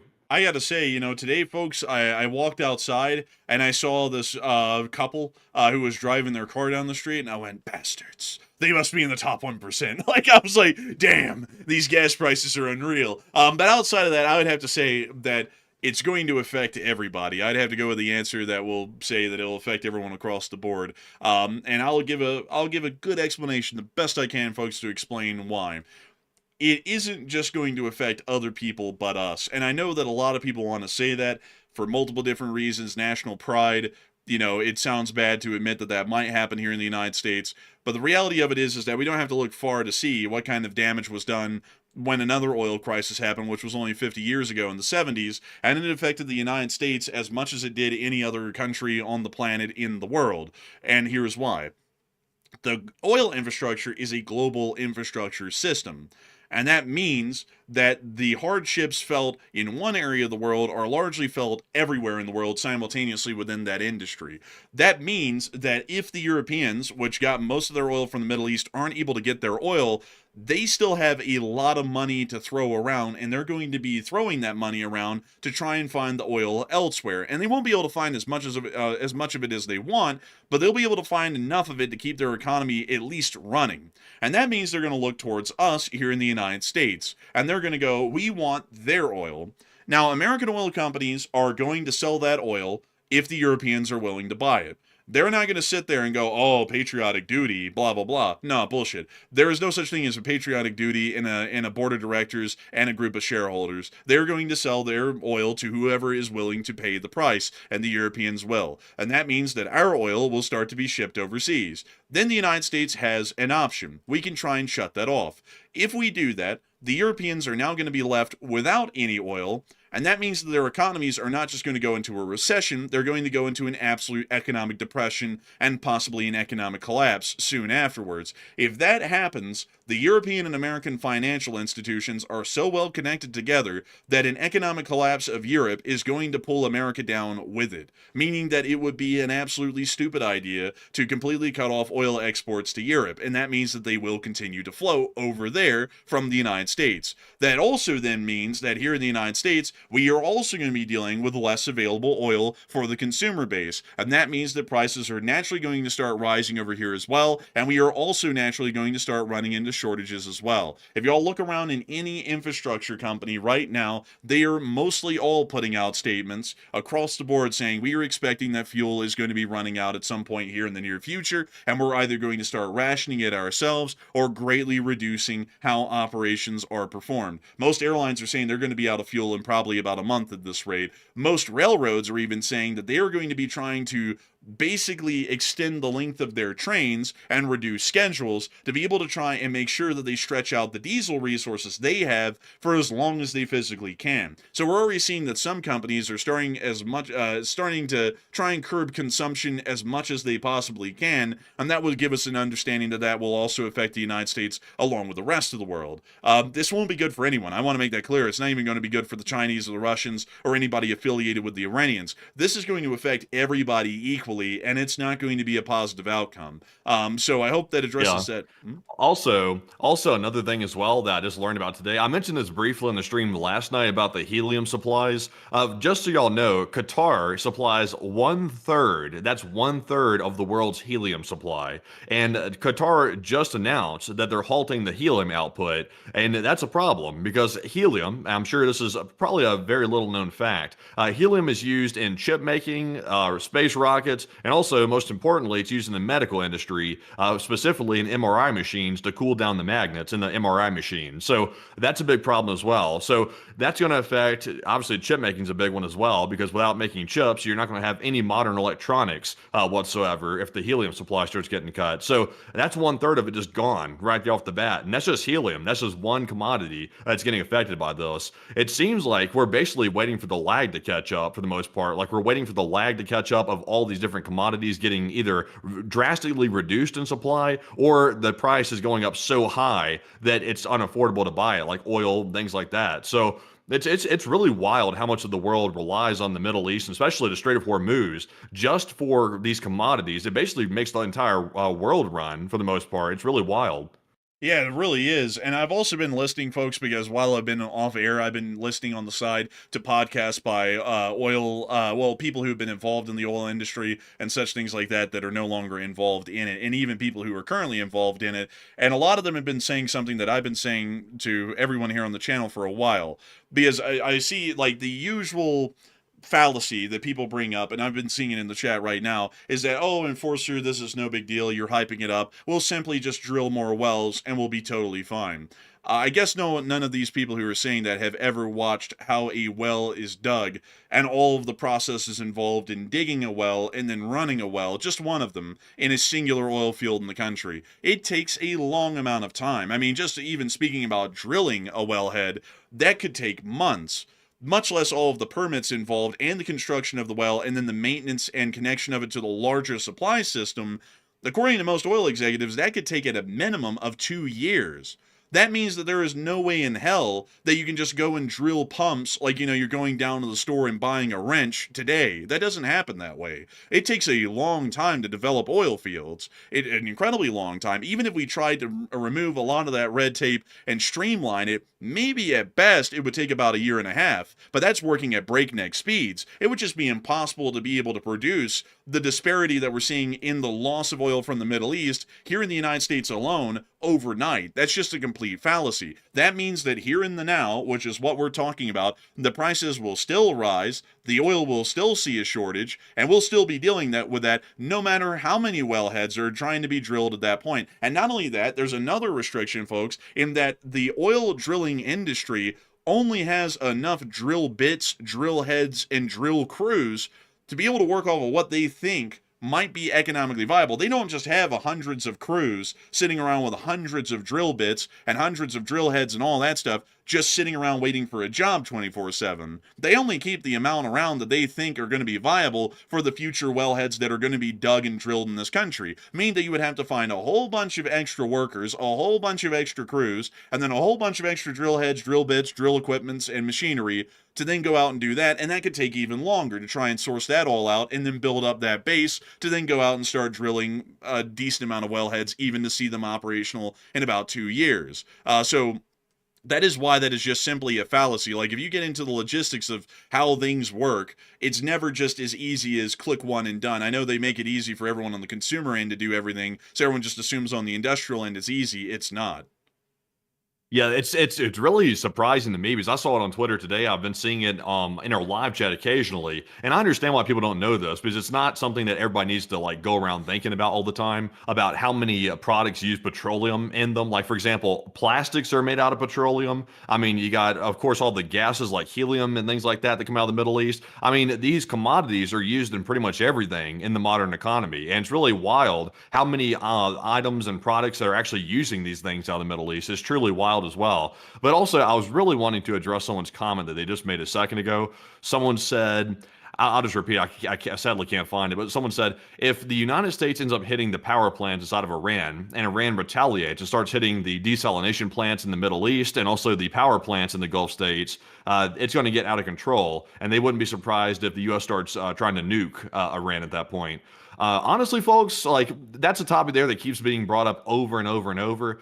I'll be honest, we can't rule that out. We can't rule that out because if it starts getting to the point where desalination plants, and then we have a huge humanitarian crisis on our hands, the current trend right now is pure escalation. That's the trend. And the situation doesn't appear to be resolving itself in any way whatsoever. So I don't know if the U.S. would actually jump to that step or not. I certainly wouldn't rule it out, but, you know, it's not a good prospect to think about, to say the least. Yeah, I would have to say it's definitely not a good prospect because, you know, then we're going to be talking about a refugee crisis because a lot of people are going to be fleeing the Middle East. Where are they going to go? Well, they're going to end up in Europe or they're going to end up here. And then you have a whole other thing added on top of that of how in the world do we take care of all of those refugees? Because you can't really turn away refugees. Like, you can in technicality, but usually that's not a good thing. Especially that wouldn't be a good thing if we have created the issue by starting the war, and then these refugees are fleeing the region that we've turned inhospitable, and then we don't allow them in. You can only imagine the foreign policy fallout that's going to happen afterwards, whether or not people say that America's invincible or not. Also, another thing that I have to add in, I saw another interesting point. I mean, a lot of people are bringing up interesting points. Someone else said, let's see. Someone said here, let me see, I'm trying to, dang man, the chat's moving so fast, it's hard to find any. I'll just skip that one because we've got a lot more to get onto. Well, while you're looking for that right there, I was going to say, I see people saying, Matt, they will never use a nuke. That's simply not possible. They would never do that. I mean, I hope it doesn't happen. I want to make that clear off the bat. I am certainly not rooting for that, and I would not support it if they tried to attempt to launch a nuke on Iran. Even if it got serious, using a nuke would be horrible because then everybody's going to then think that's a viable option for warfare. So it would be awful. But, you know, if in like a month or so or another 2 months or something, you end up seeing like a tweet talking about if Iran doesn't do X, Y, and Z in this amount of time, then they might see a weapon we've never seen before. I wouldn't be shocked to see that at this point, to be honest. We'll have to see if it gets to that point, but I wouldn't rule it out. I would say it's a non-zero chance, as they say. It's not a high chance, but it's also not a zero chance either. Yeah, I would have to say I would definitely agree with that. And with that in mind, folks, it is time for us to move on into the rest of our news, not only from the Middle East, but around the rest of the world. But before we do, I do have to say a humongous thanks to everyone who has been watching the show so far. We've been able to see that tonight we had a peak viewership of 25,000 people, and 124,000 people have watched this stream so far. We are entirely honored and massively appreciative of so many of y'all continuing to watch this stream and considering it to be your primary source of news. If y'all have, please make sure to like, comment, comment, and subscribe. We'd love to have you all here. We cover this news 6 days a week on live streams, every single night at 10 p.m. Eastern Time, and we cover everything that we can like we are right now. Not only that, we also run short war videos whenever we have the chance, and that's whenever we have enough news in the middle of the day to be able to make a video and then cover that news. So please make sure to stick around. We try and cover it the best we can, and we hope that we've been doing y'all a good service tonight in providing this news. However, before we move on into the rest of it, I do want to make sure that we get at least 3 questions out of the chat, and then we're going to be getting on into the rest of the massive news that we have over the course of the day. So Matthew, what do we got? All right, so getting to our first 3 super chats of the night, and then getting right back to our news, and we still have some very big stories out of Russia and also the Middle East as well. So jumping into the first one, this one is going to go to Xanderman, who puts in a very, very generous with a $200 donation, by the way. And thank you very much, Xander, for that massive support right there. We do appreciate that. And he said, Crusher Guy here, and I hope you gentlemen are doing good. And I don't get to listen live very much anymore, as I'm on the East Coast nowadays, and y'all come on at bedtime, LOL. But I do listen the next morning every day, and keep up the great work, guys, and take one from the chat if you want. Sanderman, tisk, tisk, tisk. I'm just kidding, by the way. A lot of people actually do have a little bit of that issue. We come on pretty late, especially for the East Coast people, because it's like 10 p.m. for y'all. When we originally started the show, we were in Alabama, so it was 9 o'clock our time when the show would start, which isn't that late. It's like a late night show at that point, at least for our time zone. But for the East Coast folks, y'all have to really stay up late to be able to listen to the show. I appreciate y'all, though, for that. I thank y'all greatly, and I thank you for being here with us tonight, Sanderman, and taking the effort to be on air. But for our Mountain Time and Pacific Time folks, this is actually pretty easy to be able to get on, because we start the show at 8 o'clock, and on the West Coast it'd be 7 o'clock, so that's actually pretty convenient for a lot of folks over there. But I gotta thank you massively for that incredible support and helping this channel to keep on running, because you're helping us to keep this news rolling every single day, and helping us to be able to have the news to cover for you to watch every morning when you're hopefully going to work and getting about your day each day. And I gotta thank you massively for that unbelievable support, because we run no ads and no sponsors on these streams. It is the viewers themselves, like you, who help to keep this channel running, and your support is massively appreciative and is basically the fuel and the oil that oils the gears that keeps this stream running every day. So a huge thanks to you so much once again. I hope that does address that wildly well, and we will make sure to get a chat in your honor. So Matthew, what do we got? So this one goes to Log Lav, who said, what ground forces do the Iranians have left to deal with a U.S. ground invasion? They actually have a significant amount.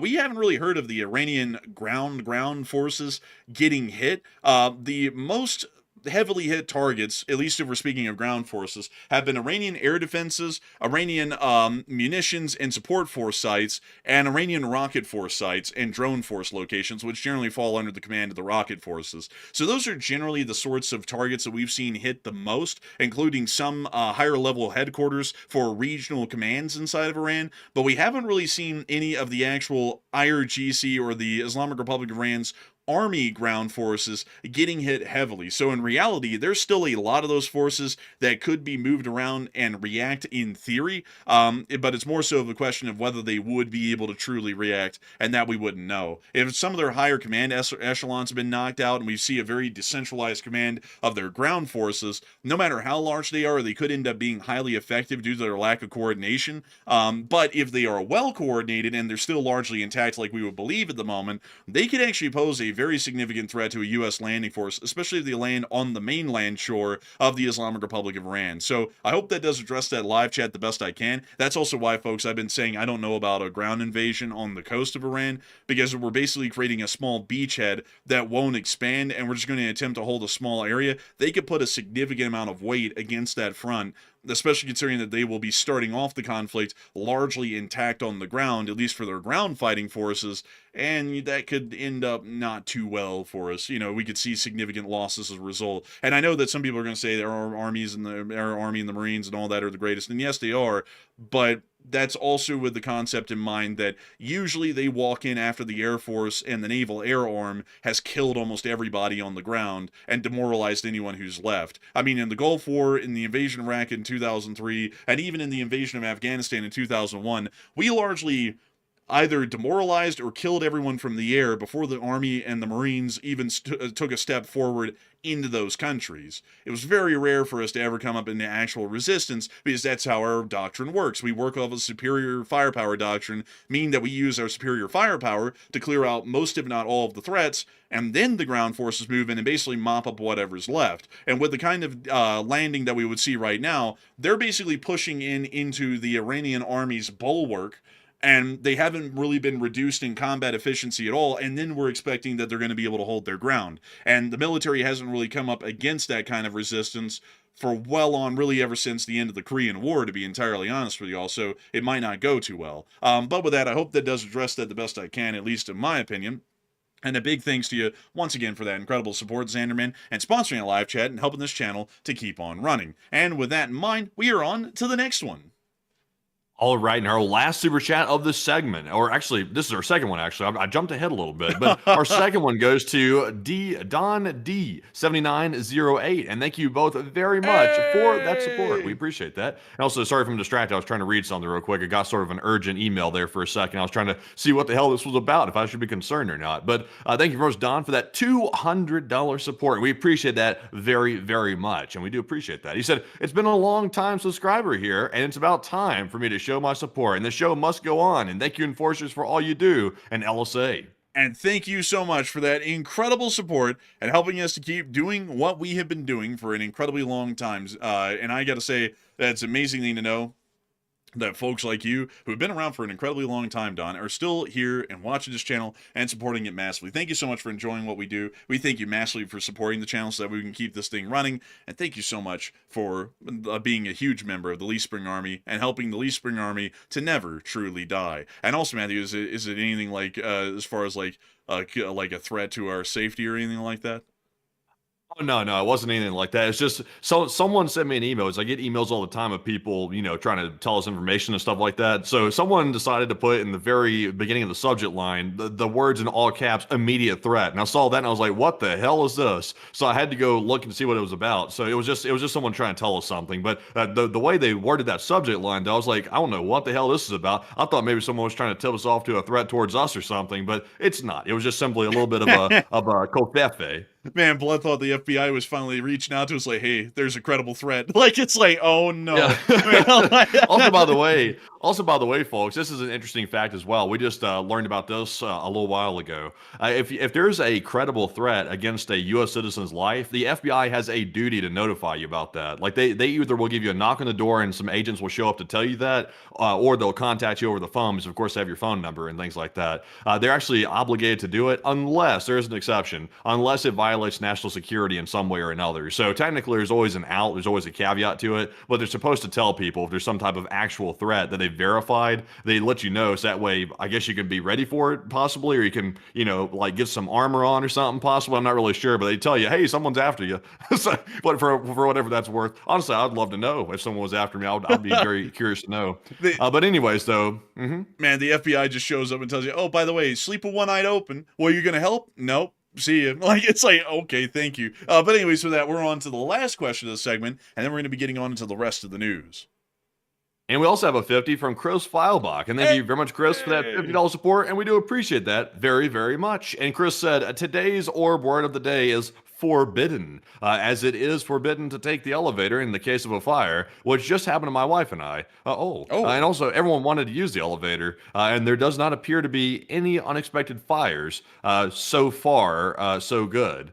And also, by the way, I hope you are okay. By the way, that's a bad situation right there, trying to get down from a high floor in a fire right there. So I'm glad you're okay. But Enforcer, what say you? Yeah, I would have to say that's a good thing to hear that you're all right. I mean, that would be rather worrying and alarming. And the number one thing that everyone needs to know, folks, in the event of a fire in a high-rise or any multi-story building, is never use the elevator.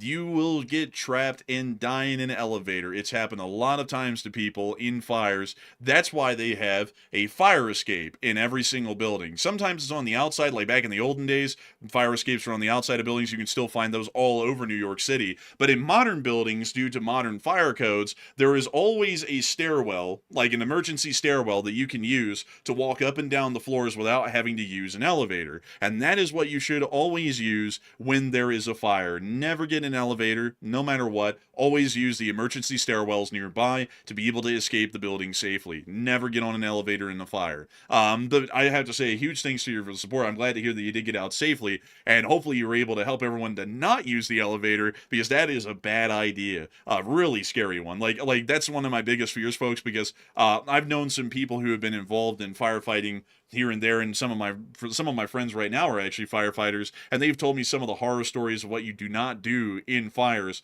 And to be entirely honest with y'all, folks, a building on fire is actually incredibly scary. Some people might not know this one. A little interesting fact here before we get to the news, but only one. There's a occurrence in fires that can happen called a flashover, which is where fire comes rushing forward in almost like an explosion out of a building, and if you get caught in that, you're dead. Like, you'll just burn to death instantly and largely die almost on the spot.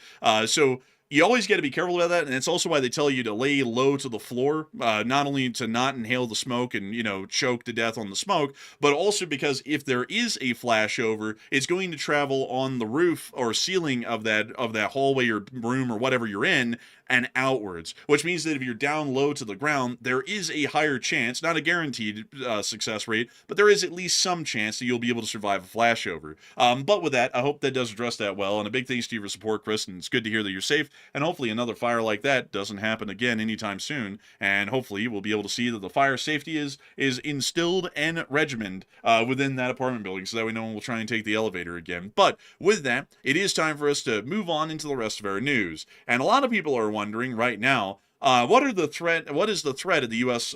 Using a nuke on Iran, or at least threatening the use of a nuke on Iran? And Matthew, what are people thinking about that, and what are you thinking about that as well? Okay, so just real quick, what are the odds of the U.S. threatening nukes on Iran? Basically, threatening to microwave them like the popcorn or something like that. 64% said very low probability, 19% said very high probability, and 12% said it's a 50-50 chance. And I would say it could go either way. It could go either way, I think. We'll have to wait and see how bad it gets. If this situation keeps escalating, I would definitely not rule that out. That's definitely something that could be in the cards, possibly, unfortunately. But Enforcer, what say you? I'd have to say it's a fairly low probability, in my opinion. I'd be entirely honest with y'all, folks. If anyone in the executive branch started to threaten the use of a nuclear weapon against Iran, I mean, that'd be absolute insanity. I mean, like, at that point, like, I don't really care what political side you're from or whether you like to hear it or not. I think articles of impeachment would have to be brought up at that point, because you don't start to just throw around the threat of using nuclear weapons willy-nilly, especially we don't, because the Russians might, but the Russians are an absolute nut job country run by a bunch of nuts.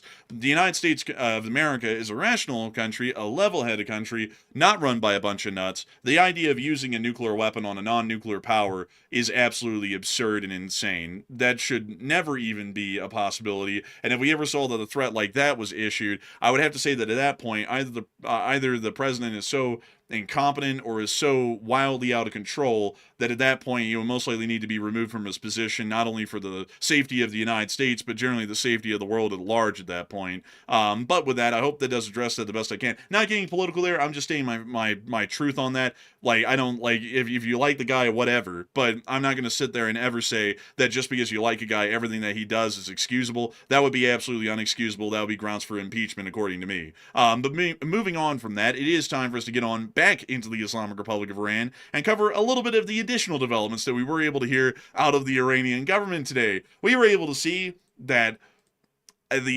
believe he is called he is the Iran Revolutionary Guard's Air and Space Forces commander, and he came on TV today with his three blind mice looking at, wearing sunglasses and a mask in the middle of state TV. Man, got the shiesty on. Look at that. Man, this guy almost looks like some YouTuber that we knew who's up in Minnesota. Man, I'll tell you what, right here. This is something else right here. This guy looks like he's about to rob a bank. Man, I mean, honestly, it's like, that's absolutely crazy looking. Apparently, this guy's trying to protect his identity. It's like, the U.S. already knows your identity, man. It's like, it's not that hard to find it. But apparently, they were trying to protect his identity so that way he doesn't have a bomb dropped on his head at the moment. So, a little bit interesting with that one. But moving on out of that news, well, the Iranians do appear to be fairly scared of airstrikes. At least the Iranian government is at this point. But moving on from that, we have to get to the rest of the news in the region. For one, moving us on into southern Israel, we were able to see that southern Israel has not gone well today at all. In the town of Dimona, we were able to see way early on in the day that it appears that the town of Dimona and the nuclear research facility have both been directly attacked at this point by Iranian ballistic missiles. This video footage here actually shows that the interceptions failed, and basically all Iranian missiles were able to make it to their targets, either in the town or the nearby nuclear research center. Here's the clip. And there's the missile. And there's the impact. Bad stuff. Pretty unfortunate. We also were able to get an additional clip here showing that from another angle. We see everyone shouting. We can hear a helicopter flying nearby. Oh, there's snake bar? Huh? Oh! And there's the impact. والله طاح بس ليه الخبط والله يا طاح والله يا طاح. And moving on from that clip and on into our next one, we also were able to see another clip of this hit right here in this footage. Now you see the interceptors once again trying to hit it and failing. Oh. That was a close one. Meanwhile, further north in the town of Arad, things even went worse. We've actually been able to hear that one of the direct impacts in the town of Arad has actually led to a mass casualty incident. We're not really sure as to the numbers at the moment. The Israeli government is about as restrictive as the Iranian government on actually admitting damages, so we haven't been able to hear of any wounded and killed from the city. We only heard that it was a mass casualty event, and that was it. But here's the impact in Arad. And additionally, here's another clip of that missile impact in Arad as well, a duplicate for the larger part. We have been able to hear that apparently the Terminal High Altitude Air Defense System of the United States was present within the area and was attempting to intercept, but apparently all of the THAAD's interceptors failed to take out the incoming missiles.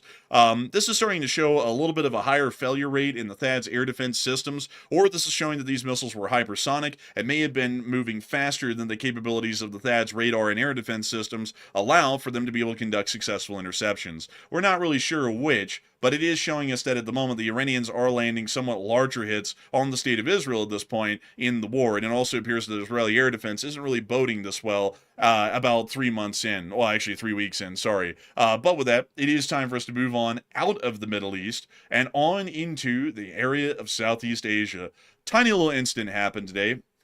The Chinese apparently fired flares at a Philippine Coast Guard Cessna flying over Mischief Reef, which was carrying Rear Admiral J. Torrelia on board. A little bit of a little fracas between the two. It hasn't really turned into that big of a deal, so, just normal Southeast Asian shenanigans going on down there. Moving us on out of that news and on over here to the United States, or more so the Americas, we have been able to hear that Cuba's national electric grid has collapsed again today, leaving around 10 million people without power amid a U.S.-imposed oil blockade that has crippled the island's already obsolete generation system. The power failure was the second nationwide since the beginning of the blockade, with the previous one occurring last Monday. Grid operator UNE announced the outage on social media and said it would continue giving updates.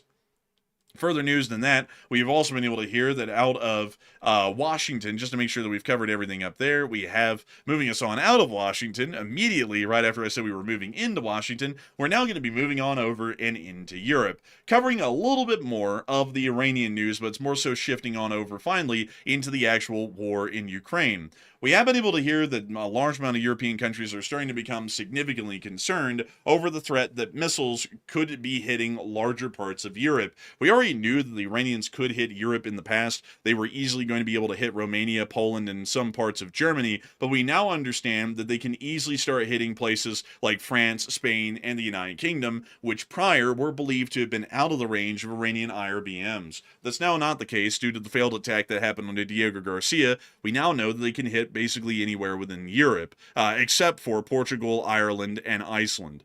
So this seems to be giving people a lot of due concern and worry. But I have to say, folks, have no fear, the United States is here. And I know that some people are not going to believe that that's a good phrase these days. And I mean, like kind of, maybe not. But we are there in Europe at least, and I'll show y'all how. This is one of those little cheap PowerPoints that the Department of Defense makes. But this is an important one because it actually shows a little bit of our defensive capabilities in the region. Take a look at it. There's these cool systems that we built in Europe for our friends over there, our great allies, folks, that we love so much, because Europe is such a cool place filled with so many cool people, and they're great allies of ours, and anyone who says otherwise will be subject to ban and criminal prosecution. I'm just kidding. But outside of that, we do have these great air defense systems inside of Europe, and let me show you all these really quickly. I can't show you all them here. It's a little bit hard to see, but let me show you all one of these. Let me go find the one that's... Here we go. This is the one in Romania. This is an Aegis Ashore air defense system. And a lot of y'all are like, okay, what about that? Well, look at it. It's just a building. You know why they call it that? You know why they call it that? Why did they call it that? Because it's ashore. It's on the shore. And Aegis means shield. Man, you absolutely right. Oh, man. That's smart. I've been really thinking about that a lot. I've been thinking about that. I've been wanting to say that. It's a shield ashore. That's what it means. Isn't that cool? Isn't that so That's neat? crazy. Crazy word right there. I'll tell you what, you gave me a Nobel Peace Prize for that. So what is really cool, folks, about the Aegis Ashore, because we have one in Romania, that's the one in Romania, and we also have this beautiful one that we just built up in northern Poland. These things are the most advanced air defense systems that we have next to the GMD, which is based here in America. The Aegis Ashore uses a nifty little missile, and when I mean little, it's about the size of a 3-story building, called the SM-3. Here's another cheap PowerPoint slide from the military to show you what this thing is. But the SM-3s are a 3-story tall missile, an air defense missile, that has a range of about 750 to 800 miles. They are capable of conducting exo-atmospheric interceptions, in-atmospheric interceptions, and we also understand that they are really the only type of missile that we know of so far that can easily conduct hypersonic interceptions, considering that they can hit IRBMs in their mid-course phase, which they are generally hypersonic during their mid-course phase. So we have 2 of these in Europe, and they've been there for a very long time. They've been there at this point for at least, both of them for about 6 years, and the first one was built, I think, way back in the late 2000s, so we've really had these there for 15 years. The first one, legitimately, was actually built against the Iranians, and that's why the first one was built in Romania, because it was supposed to be the missile shield from any attacks that Iran was going to conduct towards Europe, because those missiles would have to fly somewhere generally over Romania. Then we built a second one, which was opened somewhat recently inside of Poland, and that one was generally there to be able to counter any Russian threats. To combine, they can really deal with Iranian and Russian threats, but each one was built, one for the Russians and one for Iran for the larger part, but they can work together to deal with air targets and shoot them down. So that means that while the Iranians could try and conduct long-range attacks into Europe, one, every single one of these countries in Europe has very competent air defense systems that they've either built in-house or they bought from us. And then secondly, there's also the 2 Aegis Ashore air defense systems that can easily protect against these threats as well, and were designed to do the very thing that we're now seeing as an imminent threat to the whole of Europe. So hopefully that helps some people in Europe that are watching the show right now to sleep a little bit easier, because we are on your side, folks. Don't worry about the statements from that old geezer. We are truly friends with y'all, and we want to make sure that y'all are safe and protected, because when y'all are safe and protected, we are safe and protected. And about the 50 to 60,000 U.S. soldiers that are in that region right now are also safe. And that also means that the money can flow, and we can all live good, happy lives together, and do all kinds of cool things, like, ride the ice train from let's see, what is it, Hamburg all the way down to Stuttgart, or you could go to Britain and enjoy a scone. Anything you want to do, it's up to you. It's each their own. But moving on out of that, yeah, we ought to give the Iranians a scone. Man, honestly, I think we should. I think we should. I think we should give that serious consideration. like those pranksters. Those pranksters that use these words that sound like it's violent or something like that, or aggressive, towards people. They'll walk up to a gangster or something like that and be like, Hey, bro, you trying to get sconed or what? And what do you mean scone? And it's like, and then it starts a whole fight. That's what we ought to do to Iran. Man, honestly, we ought to do that. We ought to scone them. But moving on from that, we have been able to see some further developments within the Russian Federation. You know, everyone, I gotta say, Russia is truly a friend of the United States. They prove every day that they're really an ally, more deserving of our friendship than all of those weak and absolutely pitiful and pathetic Europeans. Europeans just don't compare to the amazingness of Russia. While the Europeans sit there and try and look like they're our friends, and they generally kind of are our friends, Russia is on a whole other level. According to the administration here in the United States, Russia truly respects us. They love us, and for that reason, because of our mess up with the Strait of Hormuz, we have temporarily lifted the sanctions on Russia to allow them to go sell their oil overseas, which allows them to make money, which then allows them to keep their war in Ukraine going, because Russia is truly a friend. In fact, everyone, they're so big of a friend that they said thank you today to us. Have we ever heard of such a thing from anyone in Europe or anyone in Ukraine? All those stupid people saying thank you every day. They basically say it so much it's white noise. Who gives a shit about them? The Russians really know how to say thank you, because Sergei Lavrov today said it in the most meaningful way. He said that Moscow still doesn't see the U.S. is willing to respect Russia's interests, and claims Washington is trying to push Russia out of all energy markets right after we lift the sanctions on them. That is the way to say thank you, guys. It's not by saying thank you and truly being appreciative. It's saying that we're trying to screw them over when we're actually giving them a little reprieve for a moment. It sounds like somebody took the old Steed's salt block away again. Sounds like he's pretty moody again from the sounds of it. This Lavrov horse guy right here. But also, by the way, you mentioned a whole thing about the lifting of sanctions. Here's something I want to dispel real quick, because I've been seeing people say this left and right. People are saying, if Iran goes and sells the unsanctioned oil to countries that are willing to buy it, then Iran won't get the money from it. That's why I've seen so many people say that, and there's people that are very, very vehement behind that, saying that Matt, you're wrong. They won't get the money because it's going to go into escrow.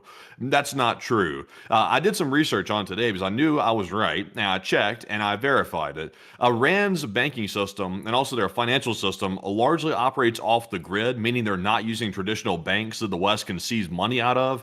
And they do that, obviously, for intentional reasons. They're trying to avoid the West getting their hands on their money. That's why they're doing that. So there is no way whatsoever that the U.S. is going to be able to somehow hold or seize the money from the proceeds of the oil sales. That's never going to happen. It's simply a myth. Whoever is putting that idea out there is simply trying to fool people. That's not the way it works. Otherwise, Iran wouldn't have any money if that was the way it worked and they were able to seize it. They would seize all of Iran's money, and they can't do that. Yeah, sadly, they just can't, And also, on top of that, folks, why the hell would Iran be selling the oil when they're not even going to be able to keep the money off of it? What incentive would they have at that point? They just call up all the ships and tell them, don't go sell it, because the Americans are going to steal the money off of our oil sales. So why in the hell would they do that? I've been seeing a lot of cope out there, folks, for what can only be described as absolutely stupid foreign policy actions. I wish people would take the blinders off and just kind of admit that things are stupid when they're stupid, and not try and do like this whole gymnastics routine at an Olympics level that could win a gold medal for mental gymnastics to be able to try and make everything eventually sound like it's a 4D chess move, when in reality it's just pure stupidity. That's the truth of it. But anyways, with that, it is time for us to move on and into the rest of our news out of the region, as we have been able to see the Ukrainians conducted another big drone attack on the Russians last night. Waiter, another drone attack, please. And they did it. Let's take a look at what happened in Saratov. I hope nothing bad happened there. Oh, that sounds like a drone. Oh. Oh my goodness gracious, this person right here almost broke their ankles. Man, look at them. Man, they disappeared in the darkness of the video, man, like they're gone. But we can see some debris falling down nearby. We believe that drone was intercepted by electronic warfare and ended up going astray, because it looks to have hit the higher levels of this high-rise, which generally we've seen that only happens in electronic warfare disturbance situations. But the Ukrainians did still attack the city, and it was quite heavily. Meanwhile, we also got to see that there was a multi-core pileup today with a fuel tanker on the Taganrov-Rostov highway. Well, I got to say that those absolutely rocking K-pop beats really put this scene into perspective right here. It's something. It's really a dichotomy of the music and the actual scene of which we've seen. And we can see the aftermath of the fire here. Oh, wow. Had a little meltdown. I mean, call it an inferno, but it's not really Dante. I guess in Russia there's no snowflakes because they get burned by the fires, like they melt from the fire. But anyways, we also saw a picture of it right here. Quite a pile up. Also, on top of that, things didn't really go that well much farther down from Rostov-on-Don. We were actually able to see that a Ukrainian citizen was finally able to get some footage out of what Mariupol looks like, because I'm sure many of y'all have seen the Russian propaganda clips of them rebuilding Mariupol, and they're like, look how much better it is, and the Russians made it better than Ukraine ever could have, and we're truly the defender of the Russian people and all that crap. Here's what Mariupol looks like 4 years after the Battle of Mariupol. This is footage from just a few days ago, and giving us a little bit of an idea of what it still looks like, which is generally absolute ruin and still complete devastation over most of the city. Yeah, it's really kind of interesting how Russian liberation kind of looks like destruction. It's not my idea of liberation. I guess they liberated them of any type of civilization that they had. Yeah, they generally liberated them of their quality of life and also their lives in a lot of instances, because from what we know, folks, 50,000 civilians died in the Battle of Mariupol, in the city of Mariupol, which is about 10% of the city's entire population. If you don't believe me, you can go and look at the mass graves outside the city. And it looks like they put a huge hole and made it a trash pit right here in the middle of the city. That's very Russian. Yes, very Russian. And we can also see that these apartment buildings here in the distance appear to be largely destroyed. A lot of the trees still even show the burn marks from the fires that were ripping through the city block 4 years ago in the midst of the battle. It's kind of crazy to think, Matty, that the Ukrainian defenders in the city, a decent amount of them from the Azov, held the city generally and fought the siege for about 60 days before they actually finally caved in and surrendered. I mean, actually, that's a pretty long time to hold an absolute siege. Yeah, and in the meantime, the Russians are taking, I can't remember what the ratio is exactly, but it's like for every one Ukrainian, like 16 Russians or something like that are taken out. So, I mean, they have like, I can't remember the exact, it's like 15 to 20 times higher losses for the Russians or something like that when it comes to trying to take a city like this. So the Russians paid for it dearly to get it. Yeah, they really did. It was exorbitantly high losses, and that was one of the huge indicators at the beginning of the war that the Russians weren't going to be winning this well. There was a lot of indicators back then that showed that they weren't going to be winning it well.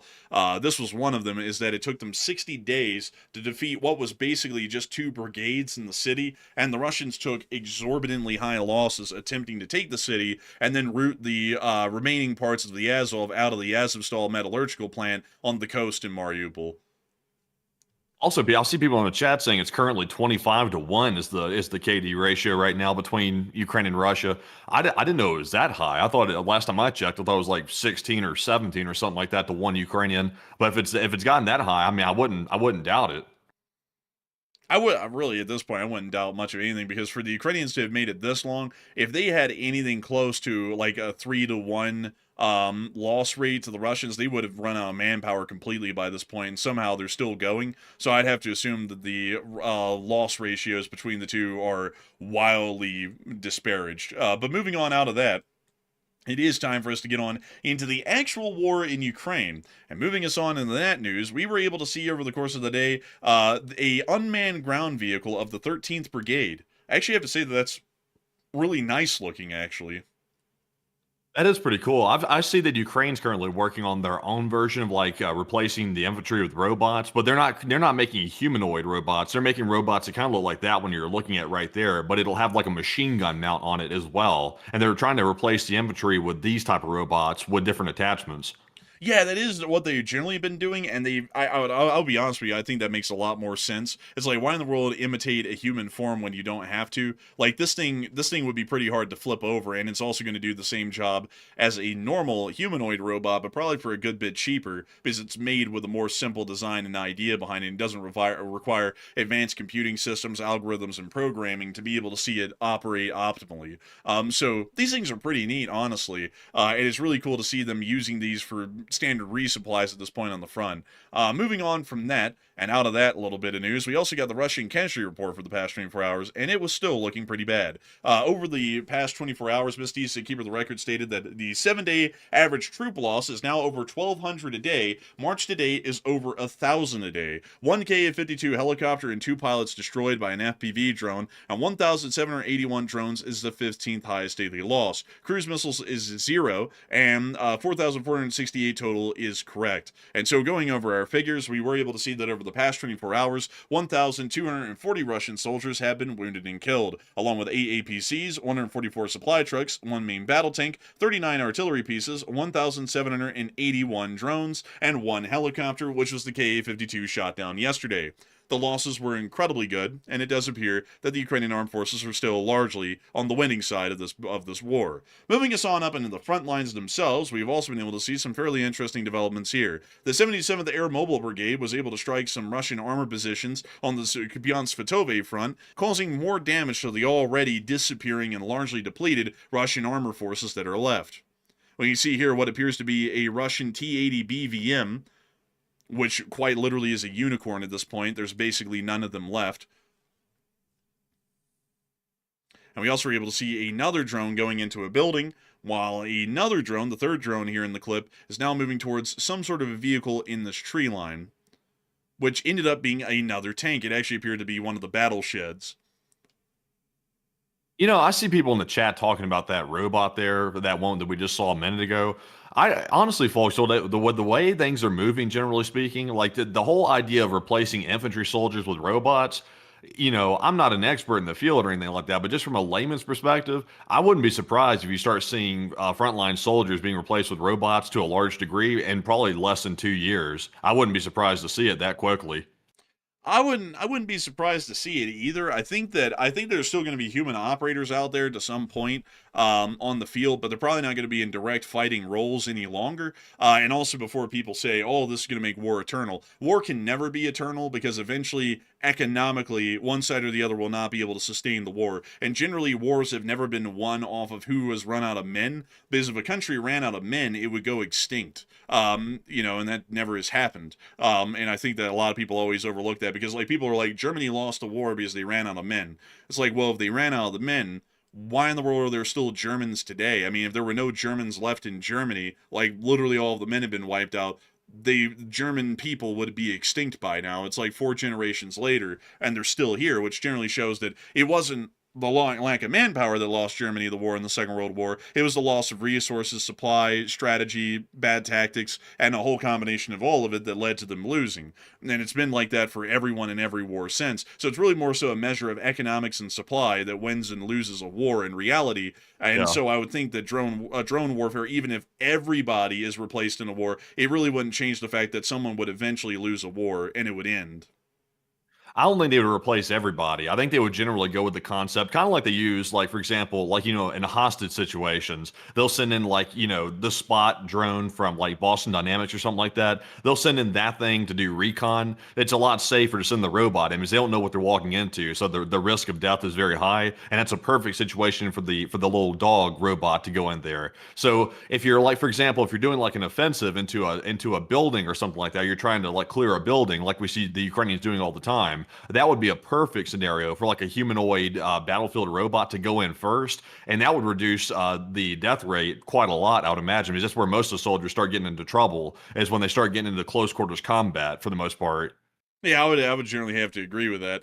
And moving on from that, we are going to be getting back into the frontline news, and moving us on down into the area of Seversk, we also were able to see some Molniya drones being destroyed today by the 93rd Signum drone unit, which we could see in this clip right here.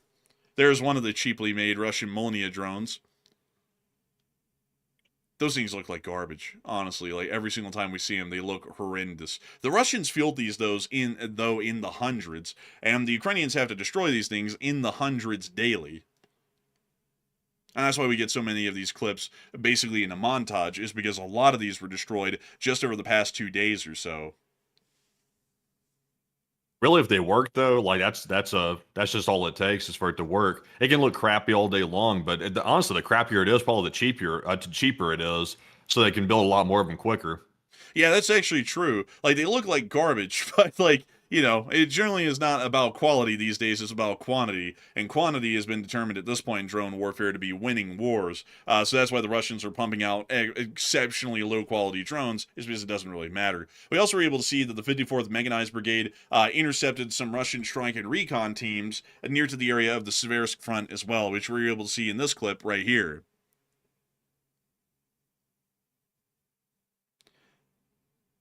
You see them here lining up on the drone.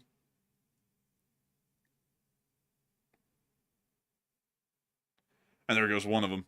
We can also see what appears to be the Russian equivalent of a Baba Yaga drone that was taken down.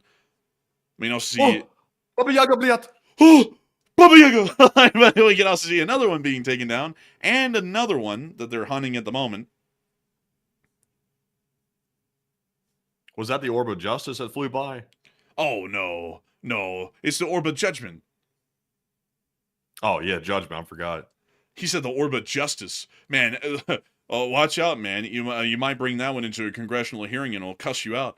Man. The Dow's in 50,000. Man, that drone just has a loudspeaker on it. It goes, "The Dow is at 50,000. There is no reason for crime in this country. Your Honor, he may have murdered someone, but the Dow is up to 50,000 points." But moving on from that and on out of that, a little bit of news in the Severus front. It's time for us to move on down a little bit further and into Zaporizhzhia. We actually have to clarify something that was said in the short war video today. The second helicopter, a second Ka-52, from what we can tell, was not taken down. It appears that this was just posted so late after the helicopter was taken down that we thought it was a second one. I have to tell y'all, there was no second Ka-52 that's been shot down. We did get additional footage, though, today of that Ka-52 that was shot down yesterday from inside the command room, which is pretty cool. Sound like a game chat in here. Oh.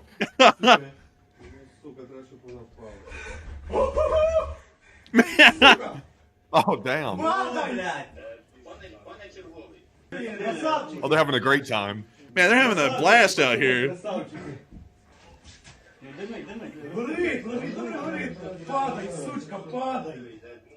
Від'ємно піднімайся, братан.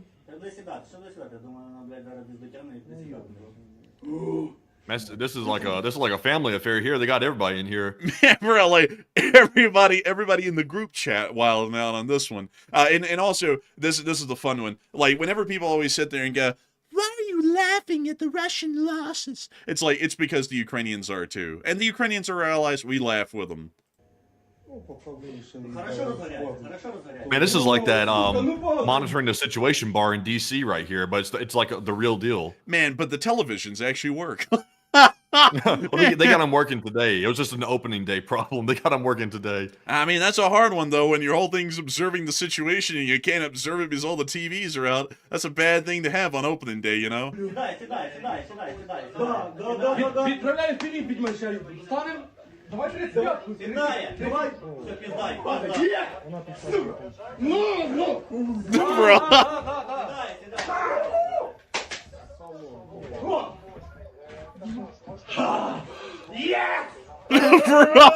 Oh my God, bro! That dude's losing his mind over there in the corner. Запись передивіться. Передивіться запись. Мені 24, мабуть. Льоха, відправляй 35. He wants a replay. Was that the alligator? Yes, this was the alligator. Oh, dang. Another 16 mil down the drain. О, вона побухнула, блядь, чи що? Да, вона в'їбала он того. Все, пішли движки горіти. Чорний дим. Вона юбнула, он порозліталася. But they were hyped as hell to take that thing down. And it's great to see that. You know, it's great to see them get a little win here and there. You know, like taking down one of Russia's last 50 Ka-52s. That's a pretty good thing to see, and I gotta say, they definitely were celebrating with purpose there. But moving on from that, it's now time for us to get on up to Kyiv, and at the top of the hour, folks, it's time for us to finally get to the speech from the President of Ukraine, President Volodymyr Zelensky of the State of Ukraine. And so when this video eventually loads, we will be able to get the speech from the President of Ukraine, Volodymyr Zelensky. And without further ado, here is the speech. Speech! Про сьогодні. Перше, вранці говорили з прем'єр-міністром Свериденко та міністром енергетики Шмигалем по ситуації після російських ударів. На Чернігівщині були значні відключення. Зараз частина регіону без електрики. Ремонтні роботи тривають. Був і повторний удар, тим не менше необхідні сили для відновлення залучені.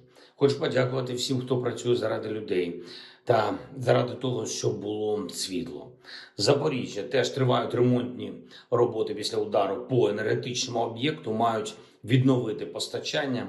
Були удари на Сумщині, були удари на Дніпровщині, удари по Донеччині, нашій Харківській області. Всюди де це потрібно, діють підрозділи ДСНС України. Аварійні та ремонтні бригади, комунальні служби, всі працюють. Друге, наша команда зараз в Америці. Була вже зустріч сьогодні з американської сторони Стів Вітков та Джаред Кушнер. Важливо для усіх нас в світі, що дипломатія продовжується. Ми намагаємося закінчити цю війну Росії проти України. Війна нікому не потрібна. Команди продовжують спілкуватись і завтра. І найголовніше зрозуміти, наскільки російська сторона готова йти до реального завершення війни, та наскільки вони готові робити це чесно та достойно. Тим більше зараз, коли через іранську ситуацію геополітичні проблеми тільки зросли. Буде ще детальна доповідь команди. І третє, про що варто сказати, цими днями є ще один, на мій погляд, сильний крок Франції. Затримано танкер тіньового флоту, який Росія використовує для транспортування нафти. Цей танкер вже під санкціями України, вже під санкціями Британії, Європейського Союзу та Америки. Але все одно росіяни його використовують. Системно транспортує не тільки російську, але й іранську нафту. Це реальні спільники – Росія та іранський режим. Навіть в таких речах, як тіньовий флот, у них все фактично спільне. І зупиняючи одне таке зло, іранський режим, треба пам'ятати, що і на друге зло повинен бути відповідний тиск. Поки війна триває, поки удари тривають, повинен тривати і тиск на агресора. Ми працюємо з європейськими країнами, щоб у них законодавче регулювання дозволяло не тільки зупиняти такі судна, але й блокувати їх та конфісковувати нафту. Це повинно бути. Дякую, Франція. Та усім іншим партнерам в Європі, які діють рішуче, дуже дякую. І сьогодні ми разом з Оленою були в Михайлівському соборі. Триває прощання з патріархом Філаретом. Він був дуже значимою людиною для України. Реально історична постать, енергія, характер, які змінилися тільки всього. Пам'ятаємо, шануємо його внесок в українську духовну незалежність і у створення помісної церкви. Світла пам'ять. Слава Україні! Ram Slava. Herom Slava. And with that, that is the end of the speech from the President of Ukraine, President Volodymyr Zelensky, here on this day of the war of 1487. And with that in mind, folks, it's time for us to move on into the second segment of this stream, where we get to talk to each and every single one of y'all. And we get to talk about literally anything and everything, except for religion, politics, climate change, or whether the A-10 is relevant in modern warfare or not. That's the touchiest one of the four, crazily. But beyond that, though, it is time for us to get on into all of the questions that we have. And we have quite a many of them, folks, quite a many of them. But Matthew, please, I have to ask you, Matthew, what do we have to get into, and can you take it away? So we have a little bit to get to right here. Mainly questions, though, because right now we don't have any more breaking news coming out right this second, but we will keep an eye out for it in the meantime and see what is happening. But right now, though, it looks like things have largely died down for the most part. And also, the fires have not set on Tehran yet, so the night is basically the day right now. So they're having a little bit of a double whammy at this point right here. Also, by the way, let me get rid of a bot at the same time. There we What go, does right that there. mean? Look at that. Look Like, at that. What did that the one mean? Was TDS that like a thing? threat or something? Like saying that's fatal? It's like, what the hell is that supposed to mean? You know, there's the thing. What are they? MDS, Matt Derangement Syndrome. They come in here and they're like, Matt sucks. They're like, he doesn't know what he's talking about. He's a little bit crazy. He does these stupid voices. He's Matt Derangement Syndrome. It's a crazy thing. It's a crazy thing the way they get that. Go see a doctor. Fake news. We gotta be honest with you all. TDS doesn't stand for what everyone says it does. We are now taking it and claiming it as our own. It's now going to be the TDS syndrome. We're going to call it the Too Deliriously Stupid Syndrome. And if you come in here and say, TDS, you have the Too Deliriously Stupid Syndrome, I'm sorry. You drank the Kool-Aid. You went too far down the rabbit hole. You're a snowflake, a legitimate certified snowflake. Just because we say that something isn't going well doesn't mean it's an attack against your guy. It just means he's not doing everything well. That's all it means. That's all it means. And anyone else who says otherwise is fake news. Flat out lying. Gonna have to be banned. I'm so sorry. Very much banned. These sad, pitiful people are these people who come out of the woodworks to talk about our show.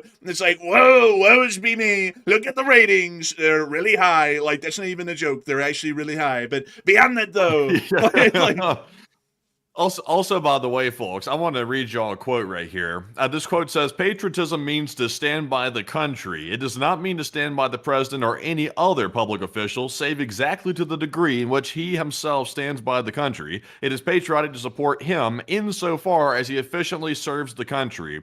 Does anybody know who said that, by the way? My boy Teddy. That's that boy Theodore Roosevelt, by the way. I believe, what was that, the 26th president of the United States, I believe it was? Am I correct? Yes, he was. Yes, that was Theodore Roosevelt right there. Considered one of the best presidents by most people in the history of the country that made that statement. And he made that statement after being a president and also becoming a president. He made that statement right there. There he is, right there. Look at him. Cool, You can tell dude. he's no bullshit. You can just tell by looking at him. But honestly, a wise statement right there. That's something people have forgotten these days. People idolize politicians and they create them into godlike figures when it's absurd to do that. People are not loyal to a man. We're supposed to be loyal to the country, and the country consists of 330 million plus Americans. That's who we're loyal to. We're not loyal to one individual. They come and go every 4 years. So why are we worshiping them for whatever reason? I gotta say, it's a good question. It's a good question. Someone just said not a great president. That is like legit sacrilege to me. You need to explain why. I'm serious right now. There's nothing you can say about this guy that would paint him in a bad light. Not a single thing. Like, literally nothing. This is probably one of the greatest presidents in U.S. history. And I will say that, I'm kind of exaggerating about there's literally nothing wrong with him. There were a couple of things that you could, nitpick here and there. But, I mean, as far as the guy went, he was a champion of the nation and the people. Really great guy all around. And so I would say probably one of the greatest presidents, in my opinion. And he says the same thing that I've been telling people, and Matthew's been telling people, is that it's absolutely stupid to put the interests of a political party and a singular individual person over the interests of the whole country just for the hell of it. That's absolutely stupid. Yeah, it is. It's very stupid. And also, by the way, Theodore Roosevelt was the same guy who also said, "Speak softly and carry a big stick, you will go far," which is honestly extremely wise words. Even in politics and in life, that's a very wise word. Basically, to translate that to modern speak, don't be a loudmouth. And when you need to throw down, you're able to throw down. That's basically what that means. But it means, though, don't run around being a loudmouth fool that doesn't intend on backing anything up that you're saying just because you want to be a big bravado macho man. Don't do that. I mean, back in the day, people didn't go around running their mouth like that because it had bad side effects to doing that. Because back in the day, people were a lot more crude than they are now, and they would it would end up a lot more worse back in the day. But these days, though, people run around running their mouth like crazy. There's no consequences to it whatsoever, and people can lie. Nobody holds anybody accountable. But it didn't work like that quite as much. It still kind of did back in the day a little bit, but not as much back then. So it just, I'll be honest, Theodore Roosevelt's not my personal favorite president of all time. He was a good one, but he's not my personal favorite. But he had very good sayings and also truths about things he was also talking about. What the hell do you mean he's not your favorite? Oh yeah, I forgot Eisenhower's your favorite. Well, But what Eisenhower's the my hell? favorite, personally. Bro, this guy's legitimately the greatest. Who the hell created the national park system? This guy. Who in the world made America generally enter the world stage? This guy. He was actually the guy who mediated the end to the Russo-Japanese War. Did you know that? No, I didn't. Yeah, he was the guy. He did that. Like that's what brought America. That's what a lot of people historically considered to be the entrance of America onto the world stage. Is that we negotiated the end of the Russo-Japanese War, which was a negotiation between, at the time, what was a great power, which was the biggest thing you could be at the time, which was the Russians, and the rising great power of the Japanese. And we were actually able to get in the middle and negotiate and have the staying power to actually have both sides listen to us try and mediate them down out of the war. And a lot of people were like, okay, that's when we entered that whole period. The Great White Fleet is another big thing he did. There was a whole bunch of other stuff that he did as well, folks. He was the president who championed and pioneered the Food and Drug Act, which brought in really the first set of laws in this country that prohibited companies from adulterating your food and medicines with what was basically poisons that could end up killing you over a short period of time or causing detrimental effects to your health. This guy brought about fairer wages. he was considered a progressive in the day. Now that's a lot different than a modern progressive. Like a modern progressive is completely different than a progressive in this time period when Teddy Roosevelt was currently in politics. That was a lot different then. But for his time period, around that time, around 1912 or so, he did actually form his own party. It was called the Bull Moose Party, which is basically. I don't want to. I'm going to risk making the comparison here, but it's kind of like the current, MAGA a little bit. It's not the ideals are not the same, but it was kind of the same concept. It was like a different party that was being created to try to get around the status quo, basically, to a certain degree. Not making any personal comments about whether or not it was a good or a bad thing about either one of those parties, but it was a new party that he himself created to get around the status quo. So he was a progressive in the way it was in 1912, which it was really, honestly, the guy was actually kind of ahead of his time, really, because he was also pushing, I think, women's suffrage, labor rights. Also, he was one of these guys that wanted to regulate corporations quite a bit as well, that most people don't know that about him, actually. I also, on top of that, he was also for the equality of the races, which is something that was way ahead of his time, because Teddy Roosevelt here was actually the first president, I believe, in U.S. history that actually had, I believe it was black assistants in the office of the president, which had never happened before up until that point, which I know a lot of people were, oh, that's nothing. But I mean, that's a huge step, especially for back then with the social atmosphere that existed then. That was a huge step forward. But also on top of that, his creation of the Bull Moose Party actually led to a split in the Republican ticket that then led to Woodrow Wilson being elected in 1912. And that was due to a huge spat that he had with his former vice president, who was Taft, who became the president in 1908.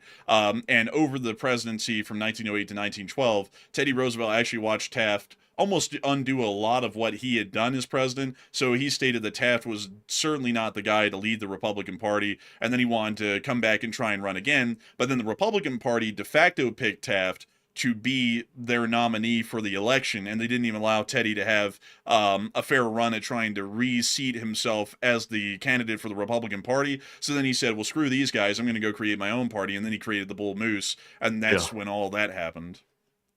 Also, by the way, he was also the victim of an assassination attempt too, which is turning into kind of a legendary story, actually.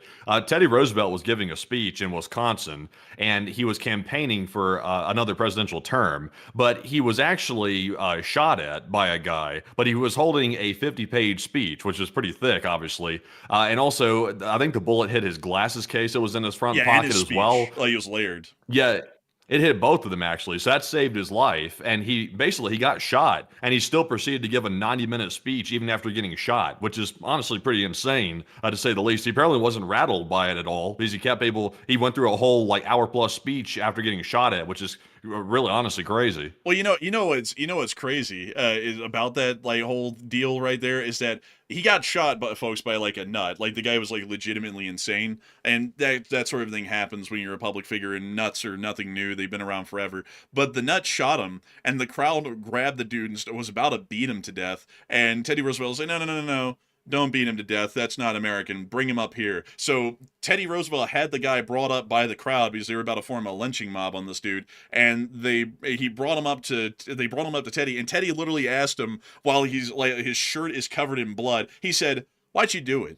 And the guy came up with some crazy answer. He was just basically incoherently babbling. So Teddy Roosevelt grabs a cloth and starts cleaning his glasses, and he said, well, I guess that's enough of that. Go ahead and take him to the police. And then they went and carted him off to the police, and he got back up on stage, unbuttoned his coat, and lifted it to show the whole bloody side of his shirt. And he said, "Ladies and gentlemen, I have just been shot, but nothing is going to stop me from giving this speech." And he went on to give a 2-hour-long speech afterwards with a blood-soaked, suit shirt in front of that whole crowd, which was absolutely unbelievable at the time. I mean, truly, amazing stuff, because nobody would have ever believed that the guy would be that resilient to do something like that. He did go to hospital afterwards, though, and he had to stay in hospital for a little bit, but a reporter asked him, how are you feeling? Are you healthy? And he was like, it definitely was a hit, but it would take more than that to stop a bull moose. And that's where the Bull Moose Party got its name, was from that little reporter conference in the hospital. Also, by the way, did you know that Teddy Roosevelt was the first U.S. president to actually have Secret Service protection, like a protection detail? Yeah, like it was kind of like an informal thing up till that point because technically Abraham Lincoln had like quote unquote security, but it was like shitty security. Like he was the first one to have like legitimately like pieced together security from the Department of the Treasury. Yeah, and actually, he didn't like it. Like the reports claim that Roosevelt did not like the fact that there was a full-time, round-the-clock security detail that was watching him, because he was the first one to experience that for the most part. So he didn't like it, but obviously later on down the road, he got shot at. So I guess after that, he wasn't too opposed to it after that point right there. But he was the first one, and that was when the like proper security details that modern presidents have as well. That was when it started. Yeah, I mean it's really something interesting with all that, and also another thing, folks, that's really interesting about this guy is that he was truly a champion of the citizenry. He became the president at the time, and if, politics is very different now. It doesn't even reflect what it was a century and 20 years ago, like it was when he was elected. But he was actually the vice president under McKinley, and McKinley had been assassinated, which is what led to him becoming the president at all. So once he became the president, he became a humongous champion of the people because at the time there was this thing called the progressive movement that was going on, which was a lot more grassroots than had existed before. When I explain this to y'all are going to see a lot of similarities. Before the progressivism era, which kind of took root in the 1890s and through the early 1900s through like the 1910s and 20s, there was this era in America called the Gilded Age, where basically a whole bunch of the most wealthiest people in the country basically lobbied and bought and sold every politician in the Congress and also the office of the president, and basically ran the government as an extension of their companies. Wildly corrupt era in time. That's why it's called the Gilded Age, because they said, you would believe that it's gold, but it's only gold plated. It's basically a gold plated turd, and that's what Gilded Age means. And people got sick of it. Like, people just had an absolute, as much of it as they could take. And so a lot of people started to come together and say, we've gotten tired of being shafted by a whole bunch of people on both sides that have been bought and sold by these businessmen. And we want to see that the country actually represents the citizenry, not just a couple of special interest groups. And so they just completely bucked everything. It didn't matter if you had major backers behind you for a political campaign, you were just going to lose. And when Teddy Roosevelt came around,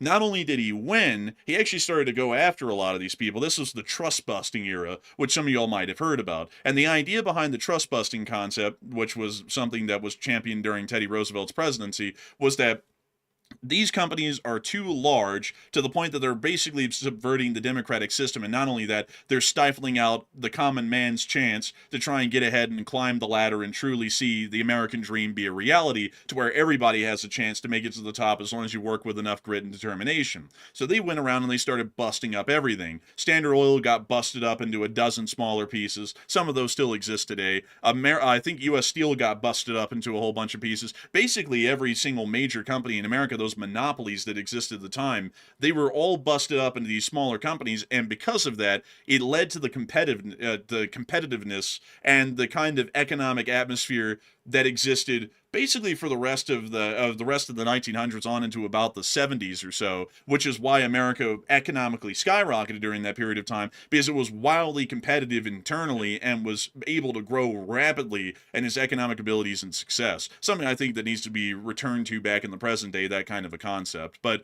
and also, by the way, I'm trying to butt in here a little something myself. Also, by the way, people don't know this either, but actually Teddy Roosevelt was an actor at one point as well. It was later on in his career, in his life, that he actually became an actor, and it was a strange start to his acting career. By the way, he started off by being the Rough Rider at a movie called Night at the Museum. That's where he started his whole acting career off, and it was a whole thing. By the way, he worked with a lot of good actors and stuff like that, and he was really good in the movie. By the way, it was a good one. This guy actually had his occipital lobe crushed at one point. Did you know that? Was that before or after the movie? Oh, when he was president. Oh, damn. He got in a boxing match with one of his secretaries. He was like, hey, you ever take up boxing? He was like, not really. He was like, well, let's go in the ring, because he actually had a boxing ring made in the basement of the White House. So they went at it, and the secretary ended up crushing his occipital lobe with a blow to his face. So he ended up almost being blinded in one eye. I think it was like mostly blind. But he didn't even hold it against the secretary. He's like, no, I asked you to get in there. Like, you almost knocked my eye out, but I kind of asked for it. So, you're fine. He didn't fire him and nothing happened to the guy. They just kept on going on with business as usual. But, it it was a hell of a punch from what people say. I mean, it was so hard. Everybody in the room stopped and went and looked up at the ring, and they're like, "Oh my God, he just got walloped." Was this guy funded by super PACs? No, like he was a complete opposite of super PACs. Like if there was a super PAC back then, they hated this guy because he was going around basically obliterating them. Honestly, this was a time before the really like heavy duty foreign lobbies. This was a time they were around, but they weren't nearly as influential as they are now. They've basically got a chokehold like foreign lobbies do on our politics right now. And it's not just foreign lobbies. Like the foreign lobbies compete with corporate lobbies in America. Like it's absurd how many non-citizen interests get a say in our elections these days. It's really absurd. Yeah. Also, I saw someone say, "This guy's a badass." Like current president. No. Like don't even compare any modern president over the past 12 years to this guy. That would be absolutely degrading their image.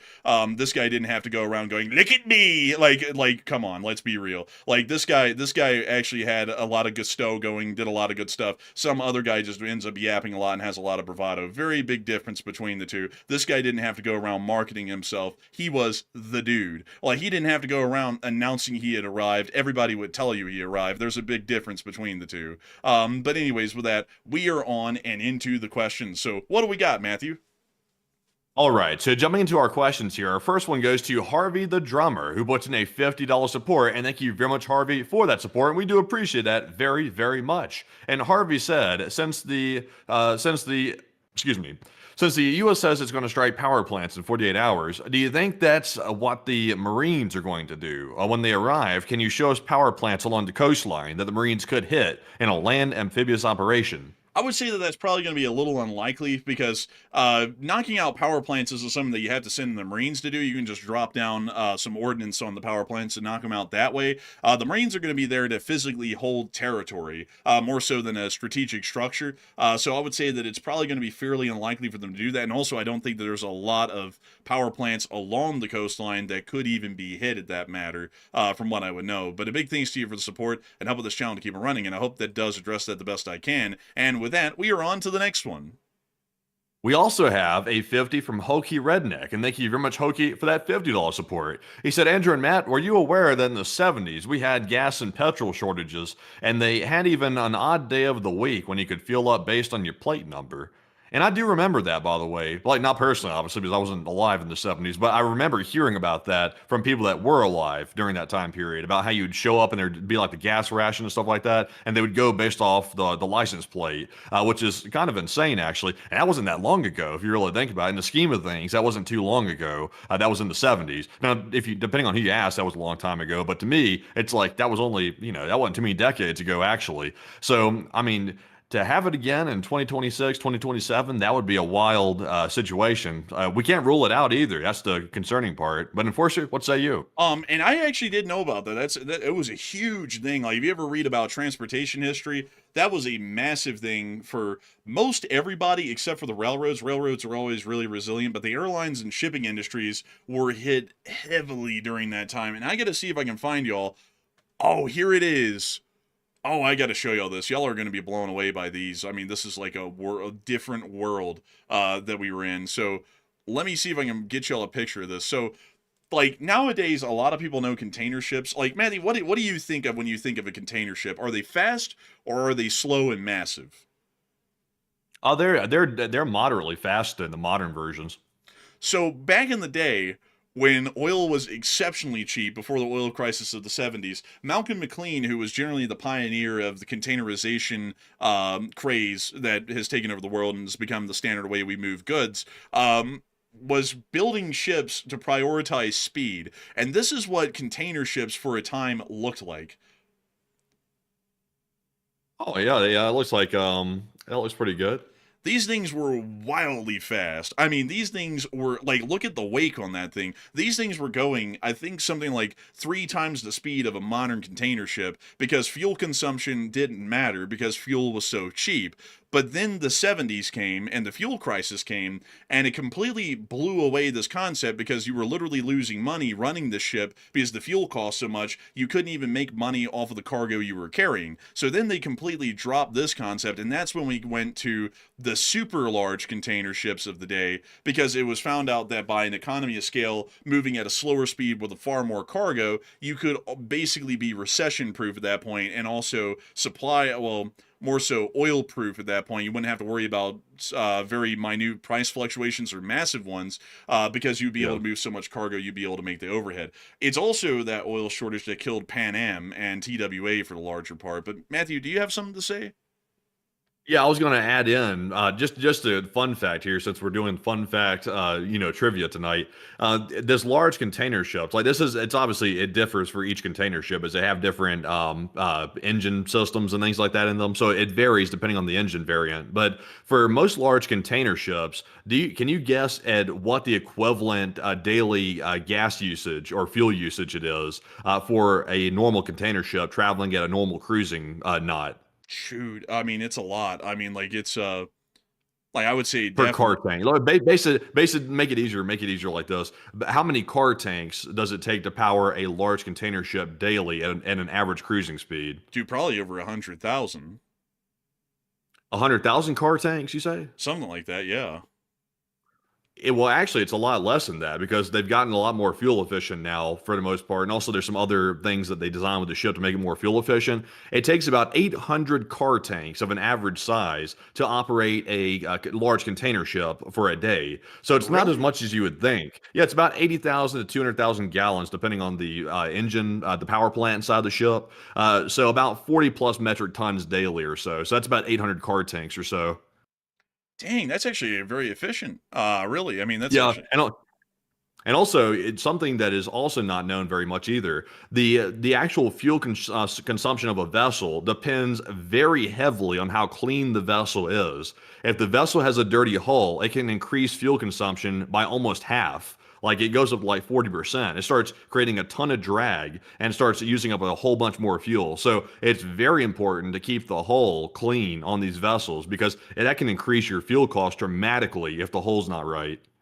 The barnacles, that's why they had to clean off the barnacles. That was actually a big thing in the Age of Sail as well. Like every time they would come to port, they would try and see if they could get the barnacles cleaned off as much as they can, because the barnacles would also eat through the copper plating and then eventually the wood that made up the ship as well. So you have to eventually get them off. But that's really interesting. But another interesting thing, folks, is Pan Am. And let me see if I can show y'all one of their big things back in the day, which was their 747s. In their original paint scheme. These were the ones that they had near to the point that they filed for bankruptcy and ceased to exist as a company. Honestly, I'd say that was a really cool paint job, but this is their legacy paint job, the one they used for most of the 747 service life. But Pan Am and a lot of other large companies at the time were running very fuel inefficient aircraft with 4 engines like these, and these were not the fuel efficient designs that we know today because fuel was so cheap and so abundant. But with the oil crisis of the 70s, Pan Am was losing money every time they flew one of these planes, no matter the ticket price. And that's actually what started to eat away at a lot of the war chest that Pan Am, TWA, and other large companies like that had. And then when they started to go into the 80s and the 90s, they were trying to compete to some degree, but they never really were able to afterwards, because they were just so economically put down from the oil crisis that they never really truly recovered from that. And then finally, a lot of those companies like TWA and Pan Am and all that, they would end up disappearing by the 90s. And I believe a lot of Pan Am was actually acquired by American Airlines today, if I'm not mistaken. Well, also, by the way, speaking of the vintage airlines, like the most famous ones being TWA, Pan Am, etc. Have you seen the TWA hotel? By the way, like the New York JFK, like really vintage hotel. Have you seen that? Yeah. I've let me actually go and find that, because I think I should just show that really quick. Let's see. Here's JFK. Now let's see the TWA. Here it is, the TWA hotel right here. So let me see if I can click on that. There we go. There it is. Yeah, these pictures right here don't do it justice, really. But it's if you look at the other pictures of it, like on Google Earth or like images or something like that, you can see it a lot better. That's really cool, by the way. The guy that outfitted that thing out right there, he even put like the old style, like the arrivals and departures board, like the little flip board up. He put that in the middle of the hotel too. It's pretty cool. Yeah, it is really cool. You know what's actually interesting is that at the end of the movie Catch Me If You Can, you know, the one with Tom Hanks and Leonardo DiCaprio, they actually filmed some of those final scenes here in this hotel actually to get that like retro look of like the 60s and the 70s and stuff. That's pretty cool. I like that. I like it when people go back and like make a vintage modern look, like in the buildings. There's that board I was talking about right there. Yeah, actually TWA was Howard Hughes Airlines, you know. Yeah, wasn't he the guy that had like the was it OCD or He was the germophobia or germaphobe. something like that? Yeah. Honestly, I can kind of relate. Like I'm a bit of a germaphobe myself, but I'm not a germaphobe to the point where I isolate myself. Like indoors, I'm like shivering and shaking. Oh, I got germs. I'm not like that, but I kind of relate. You know, I have to say TWA had a cool thing going on with their super constellations. Have you ever seen them? No. Here is a super constellation from TWA.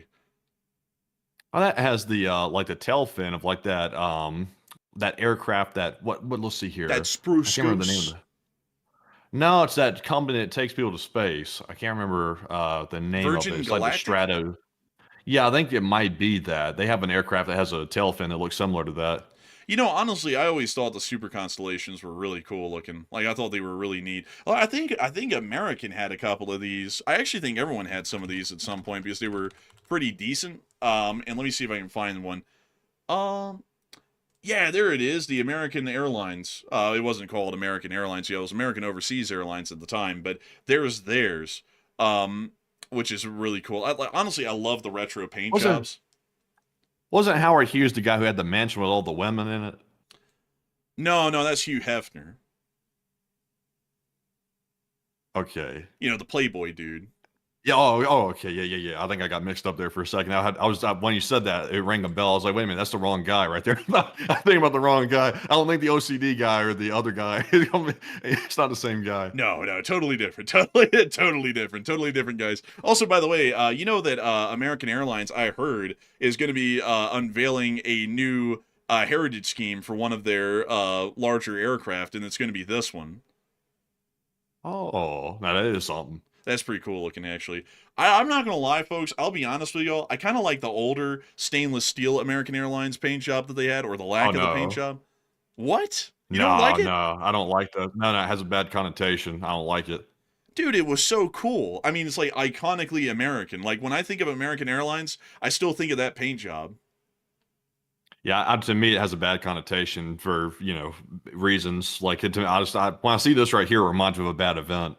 Oh, dude, come on. I mean, like, we're not going to let that completely dominate everything. I mean, this was a superior paint job to this. Like, it's cool looking, but I think that this looked better. What do y'all think, folks? What do y'all think? Do y'all think the stainless steel paint job or this white paint job with the stylized American flag looks better? What do y'all think? Outside of that, though, we actually flew on that one, Matthew. Remember the Allegheny, like, heritage livery? Yeah, that one sketched me out because the livery makes it look like it's an old aircraft. So it sketched me out. I was like, oh, I don't know, is this thing good? I'm like, I think I like the modern livery.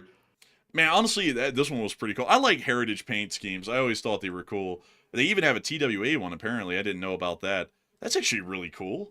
That's really neat, actually. I like that. This is back when flying wasn't like the cattle car experience, like when they throw you in there and like stuff you in there, like a bottom line central stuff like that. They actually had like very friendly stewardesses, if that's how you say it, and also they had seat room that was actually appropriate, and also it was a lot of different experience back then. And then modern flying sucks. Like even first class sucks too. Like I'm just not a fan of flying like these days. This is not good. Yeah. Also, man, they put up a poll on that. I want to see what people are thinking. What American Airlines paint job is better, stainless steel or white? I want to know because I'm interested in what they're thinking right now because I'm seeing a lot of different statements about it, and I'm interested in what they think. But let's see here. Any other interesting? Honestly, I'm not gonna lie, man. That 777 is actually pretty stylish looking in that paint job. Yeah, I like that. I'll be honest, of all the different liveries of any aircraft, I know this isn't a commercial company, but like that new presidential paint scheme that the current president came up with, I actually kind of like that paint job a lot. I kind of like the old one, better in my opinion. I like the new one. It's just I'm not sure how the new one works when it comes to heat absorption because dark colors absorbs heat, and that's not good for an aircraft. Yeah, that's not good, really. But I mean, like, I still like the old one because it's iconically American. Like when you think of Air Force One, you're always going to think of that one, because it's been the one that's been around forever, and it's got a lot of history with it. It's been the livery for what is it, like 60 years at this point. It's like, why change it? It still looks good to me. Like like if we Air Force One, that doesn't look as good as this, in my opinion. I think the new one looks pretty solid. Actually, I like that new one. That's something else I want to poll the folks on. What do they think about that? New Air Force One or OG Air Force One? I like OG Air Force One. The new one looks more executive. This one right here looks very Air Force, the old one. But that's the thing about it, though. It looks very Air Force, and that's what makes it work, is that it looks like a governmental aircraft. Like, it's not about being executive or luxury. It's about being utilitarian, but also with some class, and this blends the two together. Because I always think that if we're ever looking at anything that has to do with the government, it should always look more austere than opulent and luxurious. Like, I think that should always be more so the look, because I don't really like the idea of, like, oh, look, it's the president, look at him come in with his golden rolly, and all that. Like, that's not the image we want. It's like, this guy's just here basically as the highest level public servant, but he's still a public servant, and everything's still going to kind of look austere and utilitarian around it. No, they're not here to serve us, man. They're here to tell us. Oh, I forgot. Yeah. Oh, I totally Yeah. forgot. Like, oh, Hey, he's a teller, man. He's a teller. He's a teller, man. But I mean, damn, look at that. I mean, like, that looks good. I mean, that's pretty decent. Man, so, many decades ago, a while back, there was a certain Bush that was getting bullied around on this plane right here about whether or not he could go back to the White House or not. That was getting some overridden. BS. That was some BS, man. That was some BS, man. The president's like, now that is a situation where the president should have authority, like absolute authority, is where the hell he's going. It's like he should be able to decide if he wants to take the risk to go somewhere or not. It's like that's up to him. Man, if I was Bush, man, I would have said, okay, hold up. I'd be like, why am I not able to do that? And who in the world's making that decision? Get them on the phone. This decision is going to be made, and I'm going to be able to go where I'm going, or you're going to be removed from your position. You're going to be forced to resign in minutes. So make your pick. I mean, at that point, I would have done that, because it's like, that is so stupid. It's like, I get the point of security, but at that point, the president was wanting to show that he was around and didn't just disappear. And it's like, sometimes the president needs to put themselves in harm's way and possible death to show the country that they should have faith and they should rally with them. Instead of, the Secret Service going, oh, Mr. President, you might get hurt. It's like, yes, he might get hurt, but it's important for him to be visible to the U.S. public right now because the nation's under attack. That clearly takes importance over his well-being, and he knew that as well. It's like, that was stupid. Yeah, it was stupid. Also, by the way, to address this poll real quick, it says, what American Airlines livery is best? 54% said stainless steel or aluminum. 22% said the modern flag logo with the white. 8% said the Al-Heni vintage livery, while 16% said the TWA vintage livery. And I would say I like that modern white logo right there. I like that one. But Enforcer, what say you? I would say I still like that stainless steel. I think it's a really good one. And it appears that nobody liked the Allegheny one. And some people like the TWA one, which honestly TWA is pretty rocking on. I mean, it's really cool looking. But I like the stainless steel one. It just screams classic American to me. But anyways, with that, it is time for us to get back to the question. So what do we got, Matthew? And we also have a very generous $100 support that just came in from Kevin Kosas. And thank you very much, Kevin, for that massive support right there. And we do appreciate that very much. It's very generous of you. He said, you guys are awesome. I've been listening to you guys for quite some time. And kudos to your incredible dedication to telling the truth and educating all of us with the brilliance and candor. And cheers from Kevin. Oh, dang. Well, thank you so much for the kind words. I don't even think we're deserving of those sorts of kind words. I mean, that's exceptionally kind of you, but we thank you massively for those incredibly kind words and the support. Because folks like you help this channel to keep on running and help us to keep this thing rolling. And I got to thank you massively for that, because you're helping us to be able to be on air and do what we do like we've been doing for 1,487 days, which is honestly an almost non-understandable number for me at this point, because I can't even believe that we've been doing this for 1,487 days at this point. But a huge thanks to you so much once again for support and helping this channel to keep on running, and I hope that does address that incredibly well. And with that, we are on to the next one. And our next one here is going to go to Fred Vreeman. And thank you very much, Fred, for that $50 support as well. And Fred said, as usual, Enforcers, you've done a fantastic job today. Great work, and LSA forever. And thank you so much for the support and the kind words. And I'm happy to know that folks like you believe that this channel is doing a good job and doing good work. And we are always proud to be able to get on here and try our hardest to do that every single night. So huge thanks to you so much once again. I hope that does address that well. And we are on to the next one. We also have a 50 from Austin Edmondson, and thank you very much, Austin, as well, for that $50 support. And we also appreciate it very, very much. He said, y'all are amazing. And there are there any channels that do what you do for Latin America, or do you recommend any sources for Latin America and LSA for life? And I don't know of any channels that specifically specialize in Latin America only. Like typically geopolitical channels on YouTube, for the most part, they usually generalize like we do, like across the entire world, because it's very hard to specialize with a YouTube channel like that specific, because it's hard to keep the channel running when there's like a down period in Latin America when it comes to conflicts and events happening and stuff like that. So you're kind of forced to generalize to keep the content coming out. So I can't recommend anybody specifically. There are a couple of Twitter pages, though, that I do follow and also know, generally speaking, that do cover, like, for example, the cartel situation in Mexico and also things that happen in Venezuela and toward the top end of South America for the most part. But Enforcer, what say you? I would sadly not be able to give any good sources. I'd pretty much have to echo a lot of what Matthew was saying there. Usually a lot of the geopolitical channels like ourselves, we have to diversify a lot. Because one, it's good for the algorithm, and two, it's also important for our longevity as a business. Because back at the very early part of the channel, and to speak about the business side of things, because this actually plays a little bit into what we have to do, because this is our living, so we have to make sure that it's a viable business. Back in the early day of the channel, we only covered the war in Ukraine, and to be entirely honest, that was basically the only thing going on in the world at that point.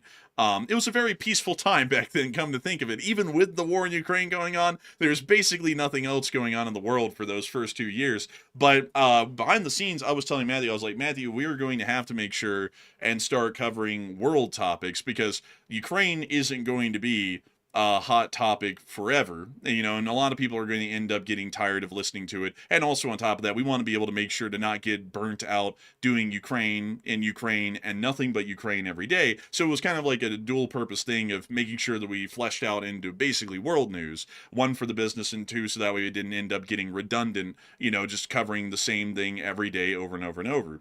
And so we had to move on into doing that. And we are pretty lucky, because there were a couple of channels that didn't do that, and we've watched them over the years just basically go into channel death. Like, they get no viewership at this point, and basically nobody even knows who they are anymore, because sadly the internet works in the way that topics just eventually, they rise and they fall. And so channels like ours have to kind of be flexible enough to be able to talk about just about anything and everything in the world that's a big foreign policy event or a global news event to cover. And so sadly, I don't really think there is any channels out there, because a lot of them have to make the same kind of business decision that we make, that they can't specialize too hard onto a singular thing, and then they have to move on and branch out into being largely global and covering as much as they can and whatever people are actually interested in.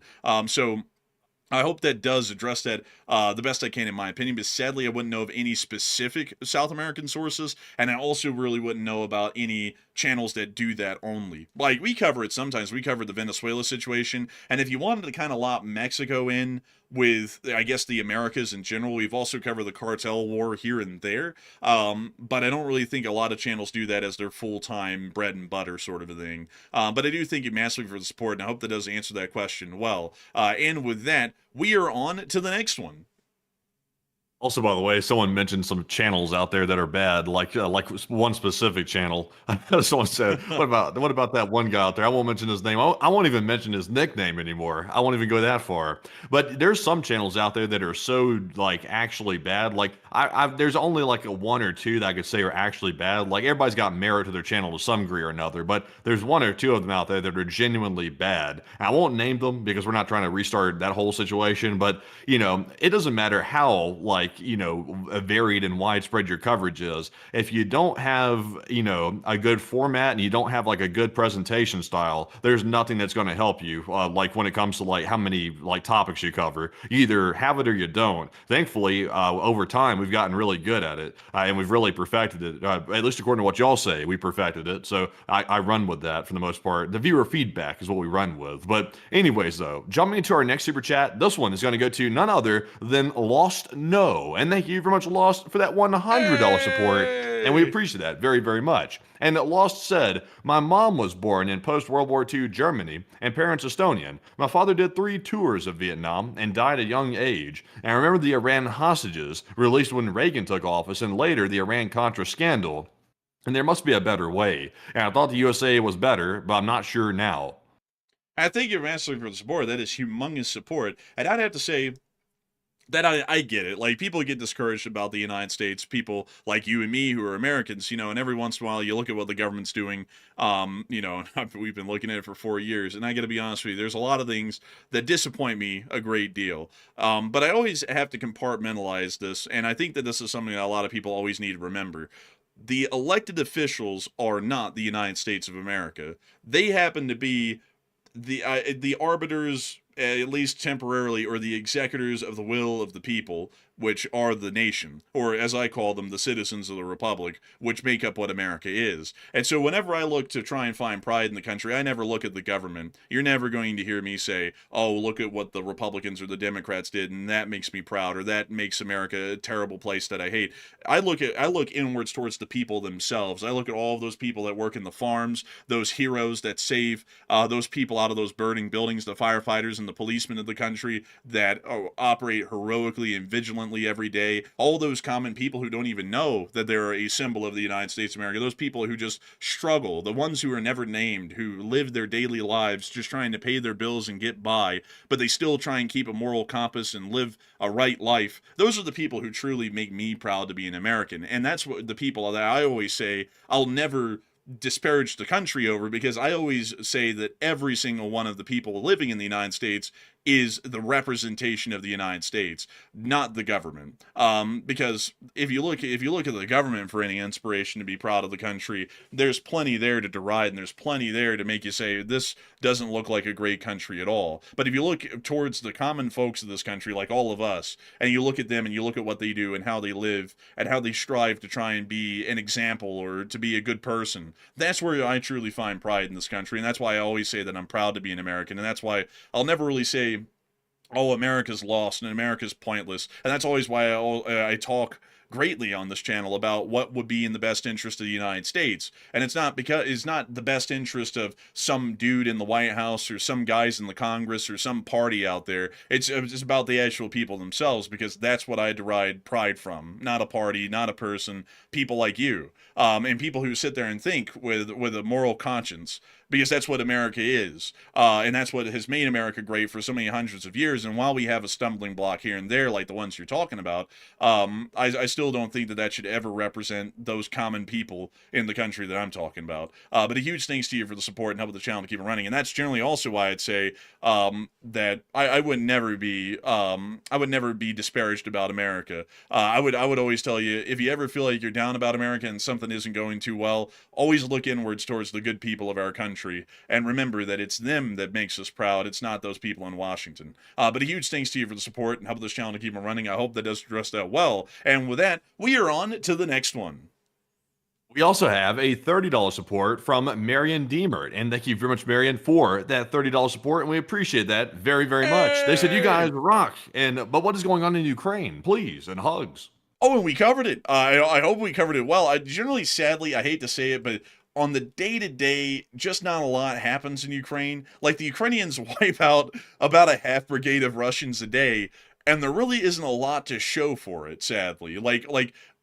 I could show you all like a dozen back-to-back drone clips, but generally that gets old. And we had seen that back in the day, a lot of people were getting tired of watching endless FPV drone footage of drones finding a Russian and then flying into him. So we generally try and cut out most of that footage these days. So sadly, while they're doing amazingly well on the front, there's just not really a lot that is showable these days.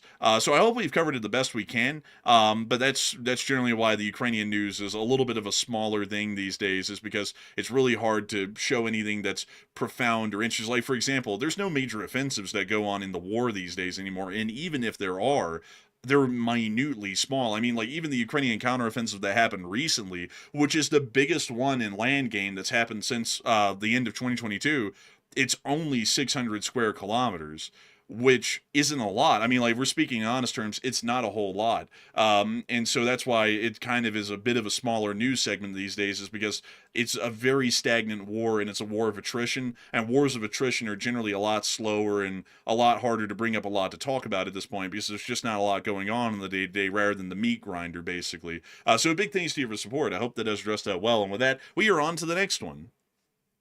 We also have a 20 from Mr. Glock, who's there? And thank you very much, Mr. Glock, for that $20 support. And he said, bring out the A10 and LOL. And I gotta say, love the A10, love the A10. And you know, it's a cool plane. It's a cool plane. I gotta admit, I like it. It's really neat. And I gotta thank you so much for the support and help with this channel to keep it running. And you know what? Let's take a moment in honor of the A10 Warthog to look at some special paint jobs. Let me pull those up really quickly. Let me see if I can show you all a few of them. So they have the World War II paint job. They also have the Viper paint job. That one's really cool. I like that one. They have the tricolor paint job. Nah. They have the bicolor paint job. Getting better, getting better. They have the P-26 pea shooter paint job. Nah. The Flying Devils paint job. I don't know about the devil. I don't know about the devil. Let me find another one then. Oh yeah, another bicolor paint job. Oh, that's I could live with that. Vietnam era tricolor. Ah. Let me see if I can find some other unique ones. Oh yeah, dimpled paint job. That looks like it could be effective actually in a good environment. This was actually used in the Gulf War. Yeah, it looks like it would actually work pretty well. Yeah, it's a pretty cool one, honestly. I always thought it was a little neat. Let's see here. Let me see. Any other ones? I'm trying to see if I can find y'all some unique ones. Where's the shark? The shark. This one? Yeah, but can I get like a side view of it This though? one? That's like that. They mixed like a warthog with a shark on that one right there. I don't know about that. I like the one where it's like the big, like you can see the gums and stuff like that. Let's see here. I'm trying to see if I can find that one. Because there it is. Right, that's that one right there. That's That's the one right there. I like that one right there. Actually, that's not gums. That's tongue right there. Man, they giving. I'm not even gonna make that joke. Huh? We're just gonna. Like, I'm not even gonna make that joke. I was about to take that somewhere. I was like, you know what? That's gonna come out real wrong sounding. So we're just gonna stop it there. Any other ones that I can show y'all?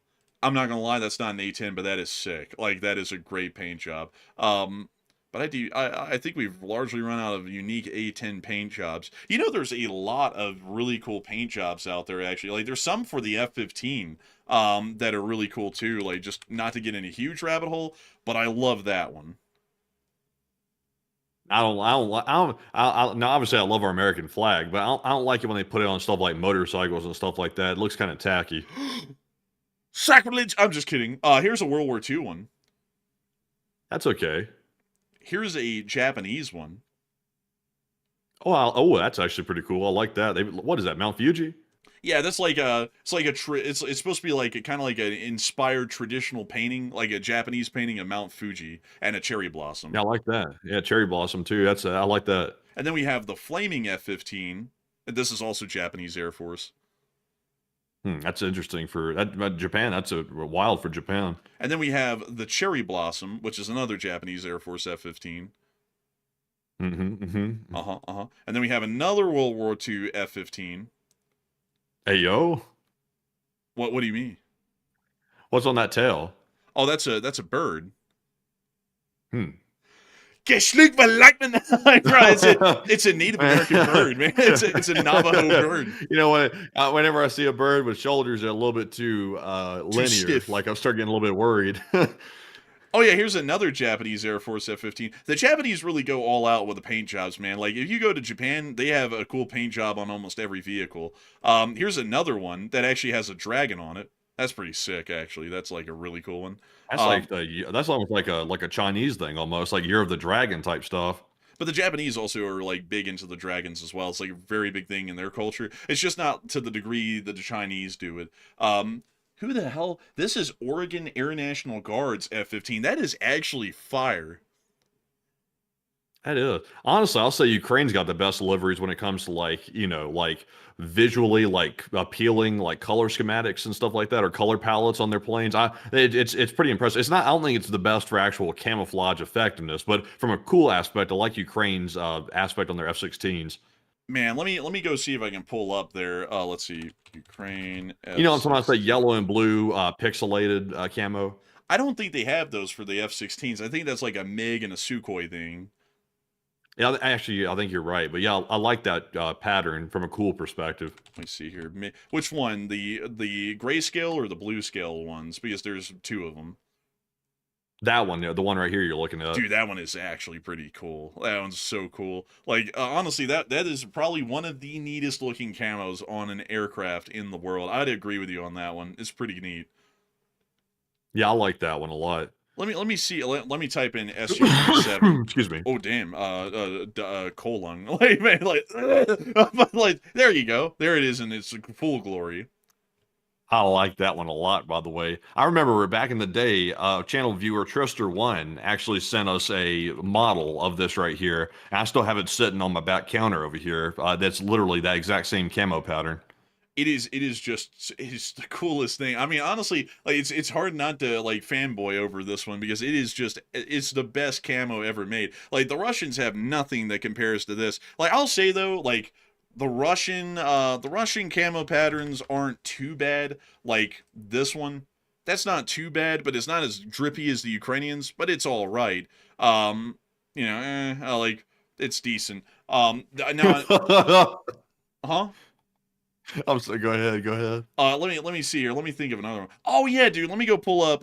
Let's see, Eurofighter Typhoon paint schemes. I'm just gonna do all of them because each country has a different one. The British actually have one that they painted after a Spitfire, which was really neat.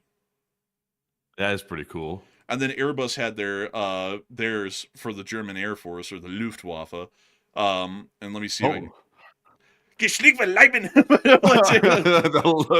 That man flying with a Luftwaffe. This is the Baron von Richthofen Eurofighter Typhoon. World War One, not World War Two. Yeah, like the Red Baron, not World War II. Have to make that clear. Here's another RAF Eurofighter Typhoon in like the World War II paint schemes, which is pretty neat. Let me see if I can find. I don't even think that's real. Because that. Wow, look at that. That's crazy work. Man, I think that's one of those like techno brat. Like they like they show up, they go Superva. It's like okay, it's like that's interesting. I think that's what the kids are flying these days. I'm not gonna lie. A lot of these paint, like I've rarely ever looked at paint schemes of aircraft a whole lot, but some of these, oh my god, that is actually really like, oh, that's a Revel aircraft like painting for their model box, but that was pretty cool looking for a minute. What is this one? Like primer paint. That's actually kind of cool looking. The prime for battle. You have spoken great orange against his magic. Oh man, like what else? Any other interesting ones? Just a few more before we move on. Oh, what in the world is that? This is a model, but of a real paint scheme. That's pretty wild. And one last one to round this whole thing out. Oh man, it doesn't look. You know, every time I see one of these planes right here, like one of these Eurofighters or something like that, like, when's the last time they said thank you? You know, that's a good point. When did they, like? But you know, there's some cool ones that the Rafale's got, like this. That's like something a bully would say. By the way, it's like when after they stuff you like in a locker or something like that, or like but you dunk you in the toilet bowl or something. You should thank me for this. It's like yeah, we should totally thank you for that. Man, it's honestly like what like an abuser or a narcissist would say to like to deflect. It's like, hey man, I don't really like how you treat me. Well, have you said thank you for anything I've done for you, and like turn themselves into the victim and try and flip the whole argument around on the spot. It's very very typical sort of a thing. But let's see. It's time for a loss. But anyways, oh man, oh what in the world? That is whack looking. Oh, that is sick. That is sick right there. That's the way I would have mine painted if I had one in the backyard. I'm not gonna lie, there are so many cool paint jobs out there in the world, but that is actually absolutely crazy looking. Oh. Could you imagine? Do you know what Vanta Black is, by the way? Bro, you would cook the inside of this thing with Vanna Black, man. Like, Oh my God, man! If you put Vanta Black on a Eurofighter, that would be crazy work. Crazy work. this is actually the Rafale, actually, and I think I would say the Rafale looks better out of the two, like the Eurofighter and this thing. I think this looks better. This thing looks amazing. Like this is really cool looking.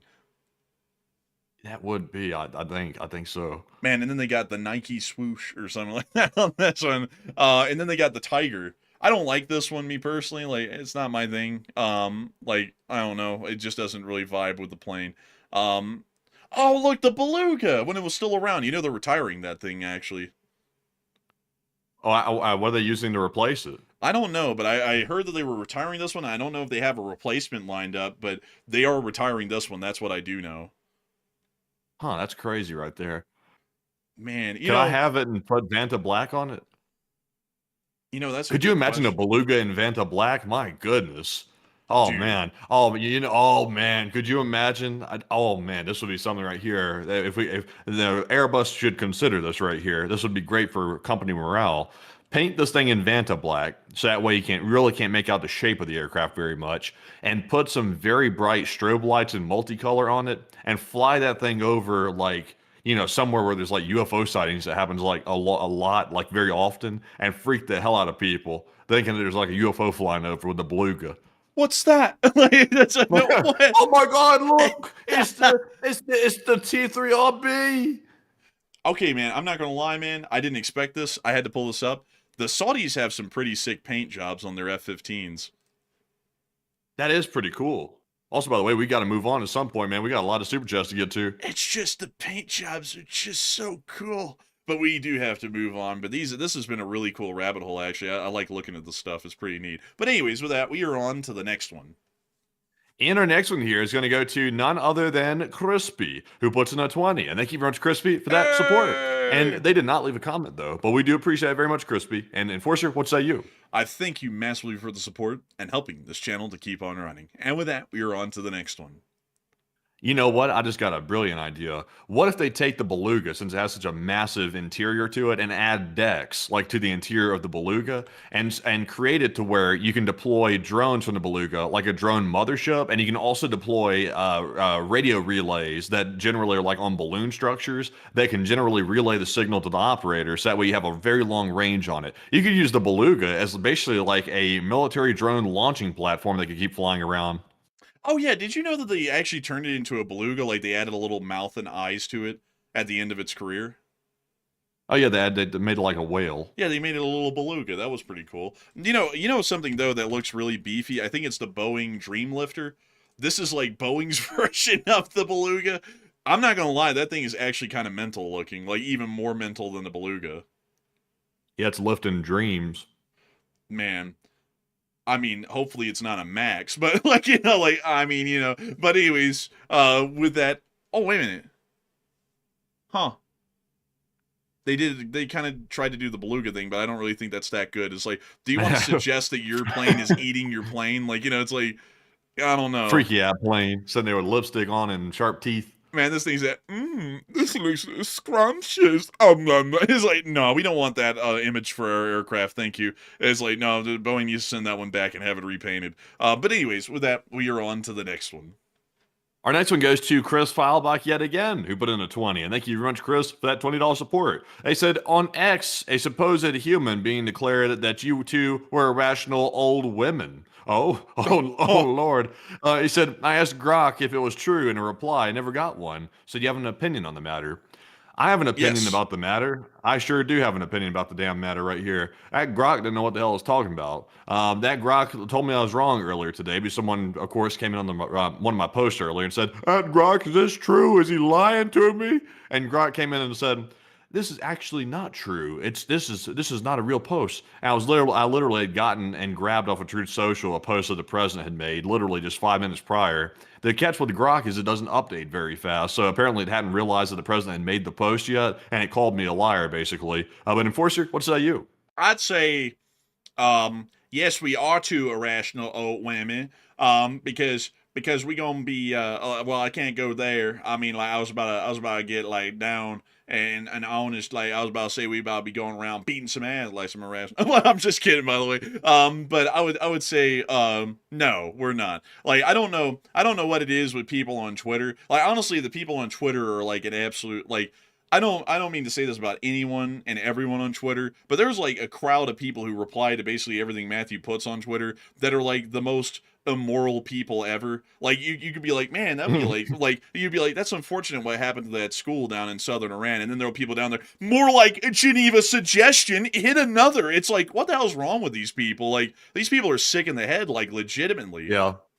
Do y'all know how many people I have blocked on Twitter? Like, I think people would be, some people are going to be like, yeah, I knew he was a snowflake. He's blocking people left and right. You're damn right I'm blocking people. I'm not taking bullshit off of people running their mouths. It's like, yeah, absolutely, I'll block them. If someone's coming in my post and something like that and coming in there talking about, you stupid clown, you don't have the brains you're born. It's like, that's a block. I'm like, why would I not block them? Guess the number, by the way. How much do you think it is? Probably thousands. It's actually 2,565. Oh, I was close. Like, I was close. It's in the thousands. I guess it's not too bad though. I mean, right now we're up to like 74,000 Twitter followers, which is crazy, by the way. I'm super glad people are following the Twitter page. But 2,500 or so out of the 74,000 followers, that's not too bad. Yeah, that's not too bad. That's not too bad. But I mean, honestly, folks, like, I find it really funny, folks. Like, it's always funny to me because, like, a lot of people love to dish out shit. Like, people who don't really have a lot to show, like, they're anonymous faces. But it's always funny to me, though, that whenever they're found out, and then they kind of go through the crap that we go through sometimes because we're like basically public figures. Then they go from, you get owned, snowflake, to they'll make a video where they're like, help me, I'm being harassed. It's like, oh, get the hell out of here. It's like, you were fine with it when it wasn't you. Now that it's come around, the axis swung the other way, now you want to have a problem with it. I remember there was this guy a long time ago, he's on YouTube, absolutely just shit on us at some point because Matthew showed up in his live chat. And then the guy that we had a problem with went out of his way to start harassing this guy and doxing him. And this guy had literally called us like snowflakes or something for what had been going on with that dude in the past. And then it happened to him, and he was literally just freaking out, making videos, I'm being harassed, help me, this is wrong what this guy is doing. It's like, oh, so everybody's a snowflake until you're a snowflake, and then it's okay. It's like, oh, I see how it is. Like, I wish some people, I wish people who, like, talk trash could kind of see, like, the pressure that we're under in most days. Because truth be told, even people who do what we do on YouTube, some of them who come under the pressure we've come under, we've watched them literally just, we'll quietly watch them, and they'll break under the pressure because they can't take the heat. And it's like, I just wish people could understand what it's like from our end, because it's a totally different thing than just randomly shitting out stuff on Twitter and then disappearing. Well, I actually ended up blocking today like about 50 or so because honestly, I was appalled as hell. The president made a nasty comment about a guy who's currently deceased that apparently passed away today. A horrible comment, like by any standard. Nobody in their right mind is going to say that comment was acceptable unless you're like mentally ill or something. You don't talk about the dead. Like you let them rest. Even if they're your enemy, you let them rest. You don't sit there and make comments about dead people. That's just like the lowest of the low possible thing you can do.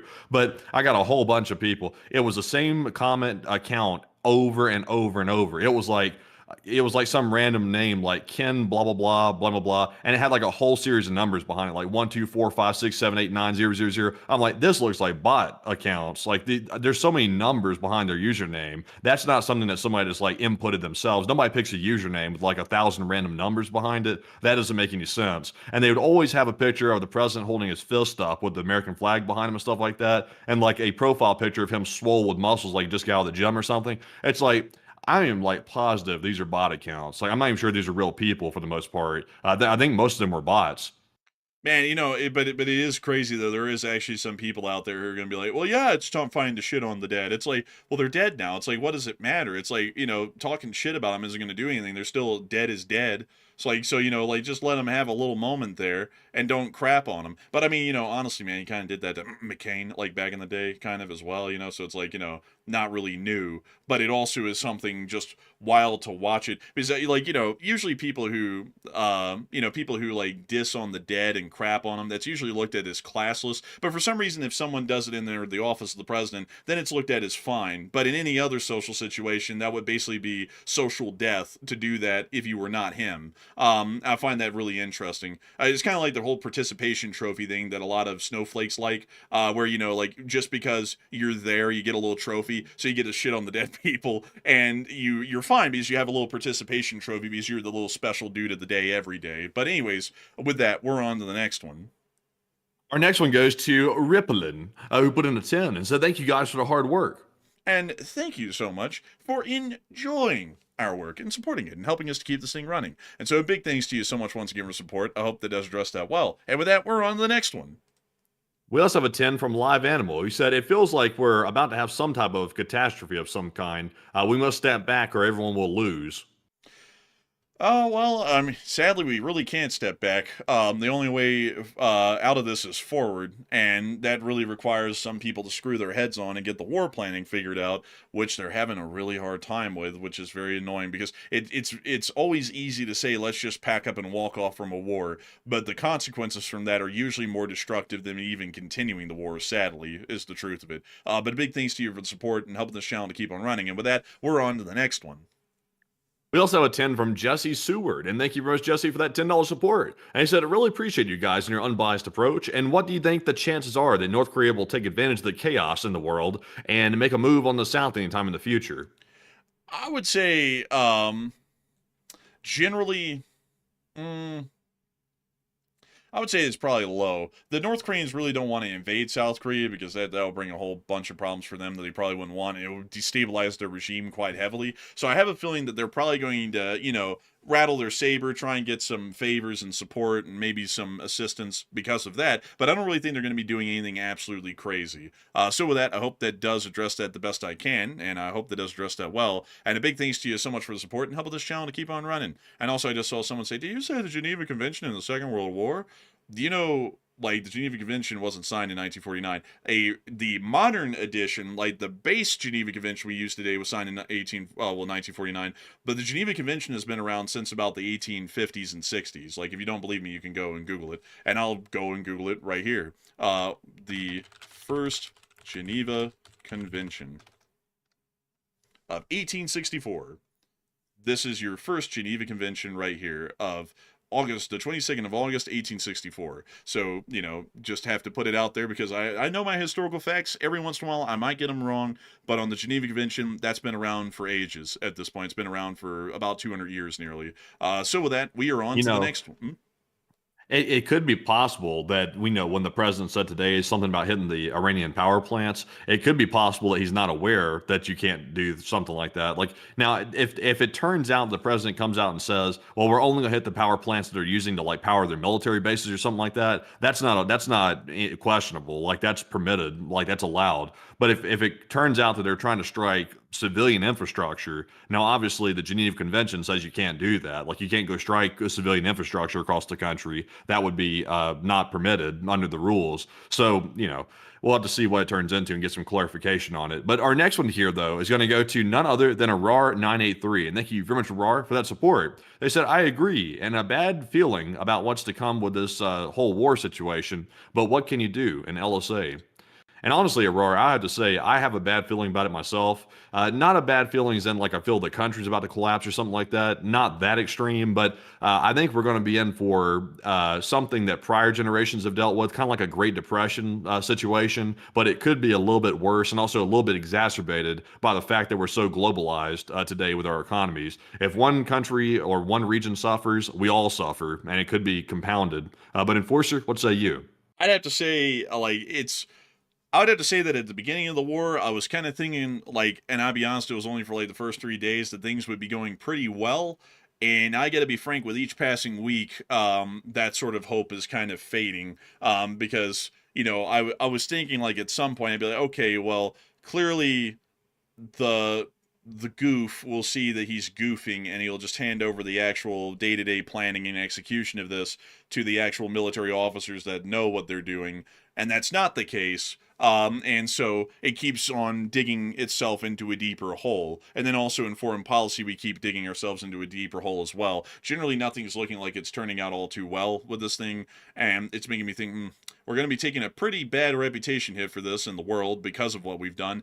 And not only that, we're going to end up taking a pretty big economic beating because of how poorly we're fighting the war. And that's not to say the military is doing a bad job, but the highest levels of abstract planning are horrendous. Like, they're absolutely horrific. It couldn't be any worse. And that's what's really kind of costing us the whole thing, is that the way up at the top stratospheric command in the executive is just completely mishandling the whole thing at this point. I mean, like, if we actually saw the competency came around, this thing would start going fine pretty quickly, probably within the next 2 weeks, but it's not coming around because the specific person who keeps making the bad decisions refuses to give up any control because they're the greatest at everything and they know more than everyone else on everything. Well, can you imagine how stressed out the president is? Like, I know people are going to say, "Oh, he's not stressed out. He doesn't really give a damn." But no, he cares. He cares for a different reason. He cares for his personal image.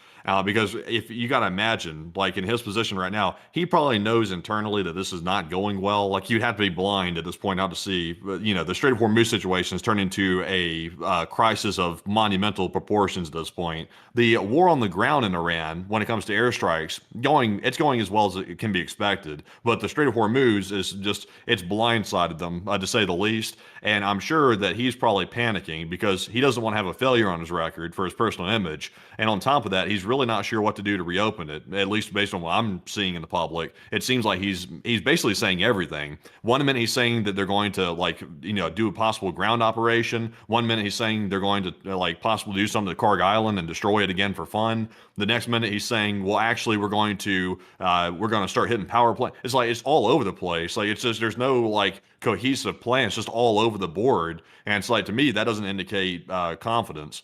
And then there's these three comments: we have won, or we are winning. We have won the war and it's over. We're winning the war and it's about to be over. Or this is going to keep on going until we win and it's going to be a while. And it's one of those three as well. And that could depend on the hour, even on the same day. It's and like people try their best to just try and make every excuse under the sun as to why all of this makes sense, but like, applying a fair perspective, if the prior president had done any of this, I would have been just calling him a flat out fool and an idiot. And the reason why I haven't been saying that right now is because the cult worshippers would be really unhappy if I just flat out said this is just idiotic at this point and it looks nonsensical and clearly they don't know what they're doing at all. And they would get greatly offended. So, that is what it is. But anyways, with that, we're on to the next one. We also have a 10 from Takviri, who said, hypothetically speaking, if a president gives an order and it turns out that the order is a war crime, hypothetically, would that make it an illegal order?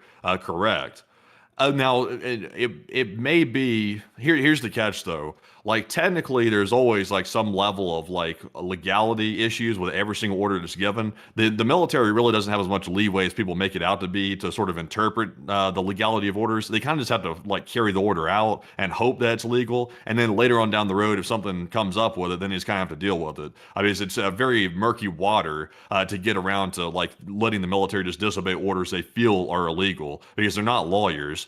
So it takes a little bit of a legal background to start deciphering whether or not that's legal or not. So that's shaky ground. But Enforcer, what say you? I would generally have to agree with Enforcer Matt on that. And a big thanks to you for supporting. We're on to the next one.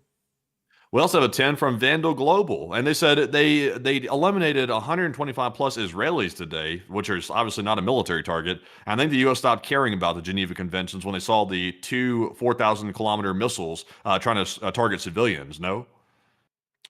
Civilians in Diego Garcia, where? There's no civilians living in Diego Garcia, so that'd be a hard one.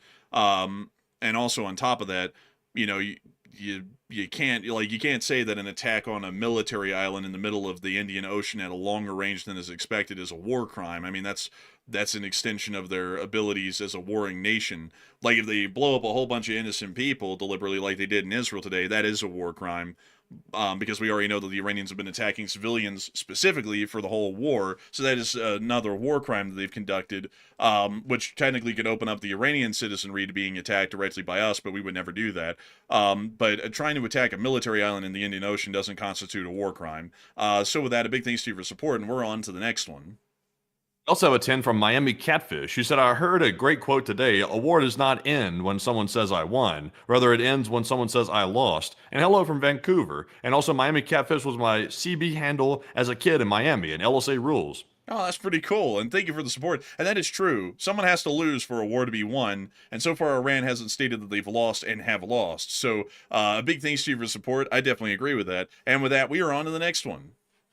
We also have a 10 from TK Lou, and thank you very much, TK, for that 10. They said, if the U.S. bombs power stations in Iran, won't that turn Iranian people against the United States and reverse the impetus of the Iranian people overthrowing their hardline extremist Islamic government? It certainly could. I mean, like if a lot of people start suffering undue hardship because of direct U.S. military actions, they could start to change their tune about liking America pretty quickly. So big thanks to you for support and helping this channel to keep on running. And with that, we're on to the next one.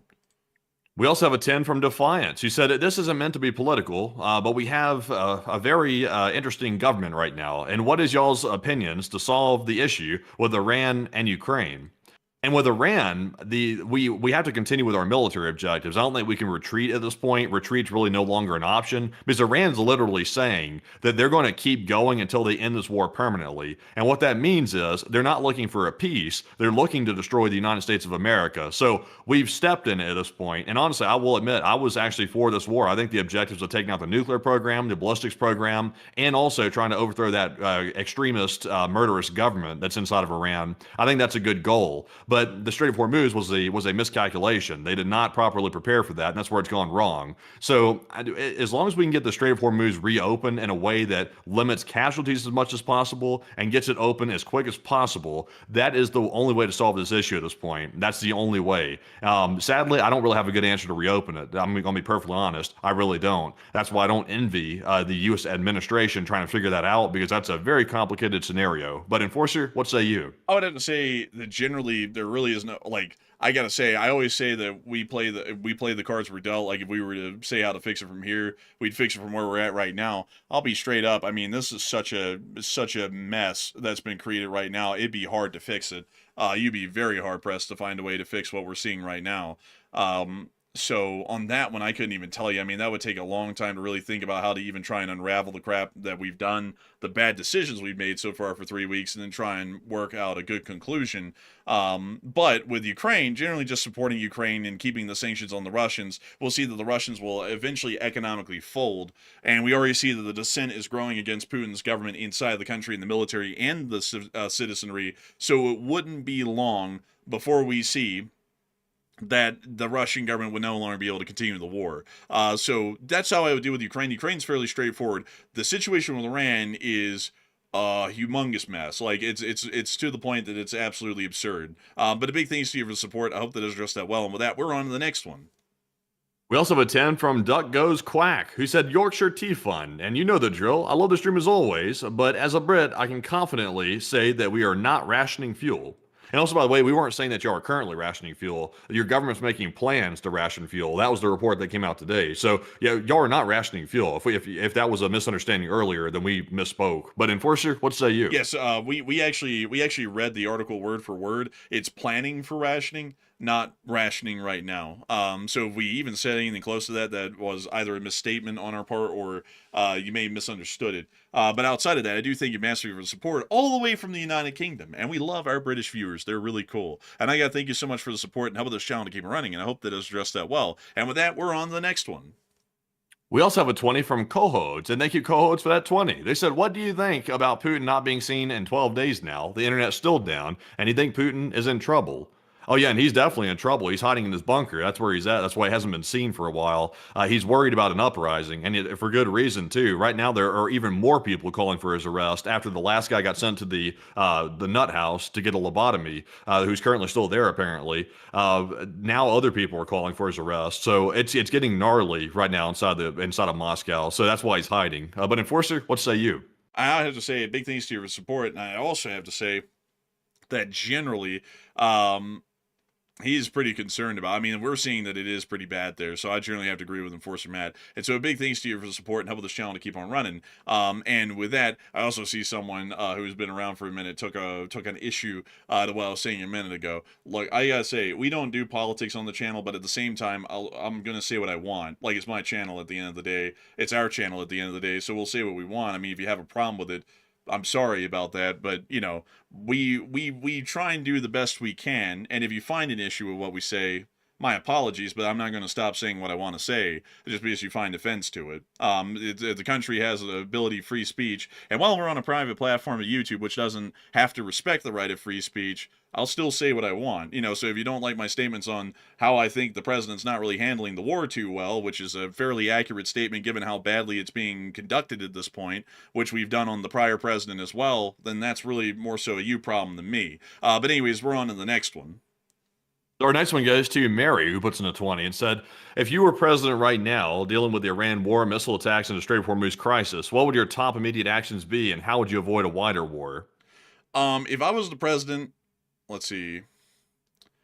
I hate to say this because I don't want to be that kind of a guy, like, you know, how everyone does this in the political circles. But if I was the president, I wouldn't have even conducted the war in the way it was conducted right now. The Israelis could have gone after the missile launchers inside of Western Iran. I'll be entirely honest with y'all, I wouldn't even have killed Khamenei, because I would be honest with y'all, that was really a significant waste of resources, seeing how everything's turned out, and I could have told you all that up front. This isn't the movies. You don't cut off the head of the snake and the snake dies. That doesn't happen in real life, so it's completely pointless to kill the guy. It was just a waste of munitions, and really wasted our element of surprise. Our first opening attacks should have been against the Iranian missile launchers, the Iranian drone launchers, and we should have immediately started taking control of the Strait of Hormuz, because we can deal with the government officials at some later date, or they can survive the entirety of the war. Who cares? I mean, if the government's going to fall, it's going to fall with them in it or not. What we wanted to do, however, at the start of this war, is make sure that the Iranians couldn't chokehold us with the Strait of Hormuz, and also make sure that we largely defanged them offensively and trying to conduct missile attacks throughout the region. Those are the first few things I would have done, and then I would have started to go after government buildings and headquarters and stuff after we had stabilized the actual battlefield situation, not the overall strategic picture, which could be dealt with a little bit later after we stabilize our opening battlefront situation. Secondly, though, I would say that my top immediate actions right now, if I had to deal with the mess that's been made, and for some reason the president of today didn't exist tomorrow and I was the president, the first thing I would do is divert every single action that we could to the Strait of Hormuz. Every other military operation in the country would start getting ramped down. Bombings on Tehran would basically cease. Bombings most everywhere in the country, unless it was against air defenses and missile launchers, would cease to exist. We would focus entirely on the Strait of Hormuz and the Persian Gulf coast, and we would do everything that we could to get that open, because right now, that is the only way that Iran can really hurt us and hurt our allies, and if we can get that strait reopened, things will start to be a lot more smooth and run a lot more smoothly than they have been. Because if the only way that the Iranians can hurt us, and the only way that they're hurting us right now, is by that strait. So clearly, if we open up the strait, there's really no way that they can even hurt us at that point, and the entire war is well within our grasp of control. And then we can control the war however we see fit from then on, because they can't really hurt us in any way. And so that's how I would generally try and manage that situation right now if I was president. But whether or not the current president does that, probably won't, because he's more so into the idea that he got from the movies on how war works, where you like cut off the head of the snake and the whole country dies, or you do like these big ratings gathering actions like bombing power plants and stuff, instead of doing things that militarily would make sense and actually see us win the war. But still, a big thanks to you. I would simply do this if I was in charge. I would simply tell Iran that if you want to keep Kharg Island intact, which is responsible for 90% of your oil exports, if you want to keep your oil economy, then you'll let our ships through. If you don't, then we're going to destroy Kharg Island completely. No invasion. We'll just simply destroy it. You'll have to spend 50 years rebuilding it. So let our ships through or else. And I have a feeling that Iran might budge a little bit on that. They might, because they know that if they lose their oil infrastructure, their country is screwed permanently. They're not going to make any money. They're going to be screwed for a very long time. So it doesn't matter how extreme of an ideology you have. If you can't make money and you can't eat, that's the end of the story. Yeah, I mean that's really the truth of it. And then also another thing, like because I see some people saying, "Well, I would have killed Khomeini."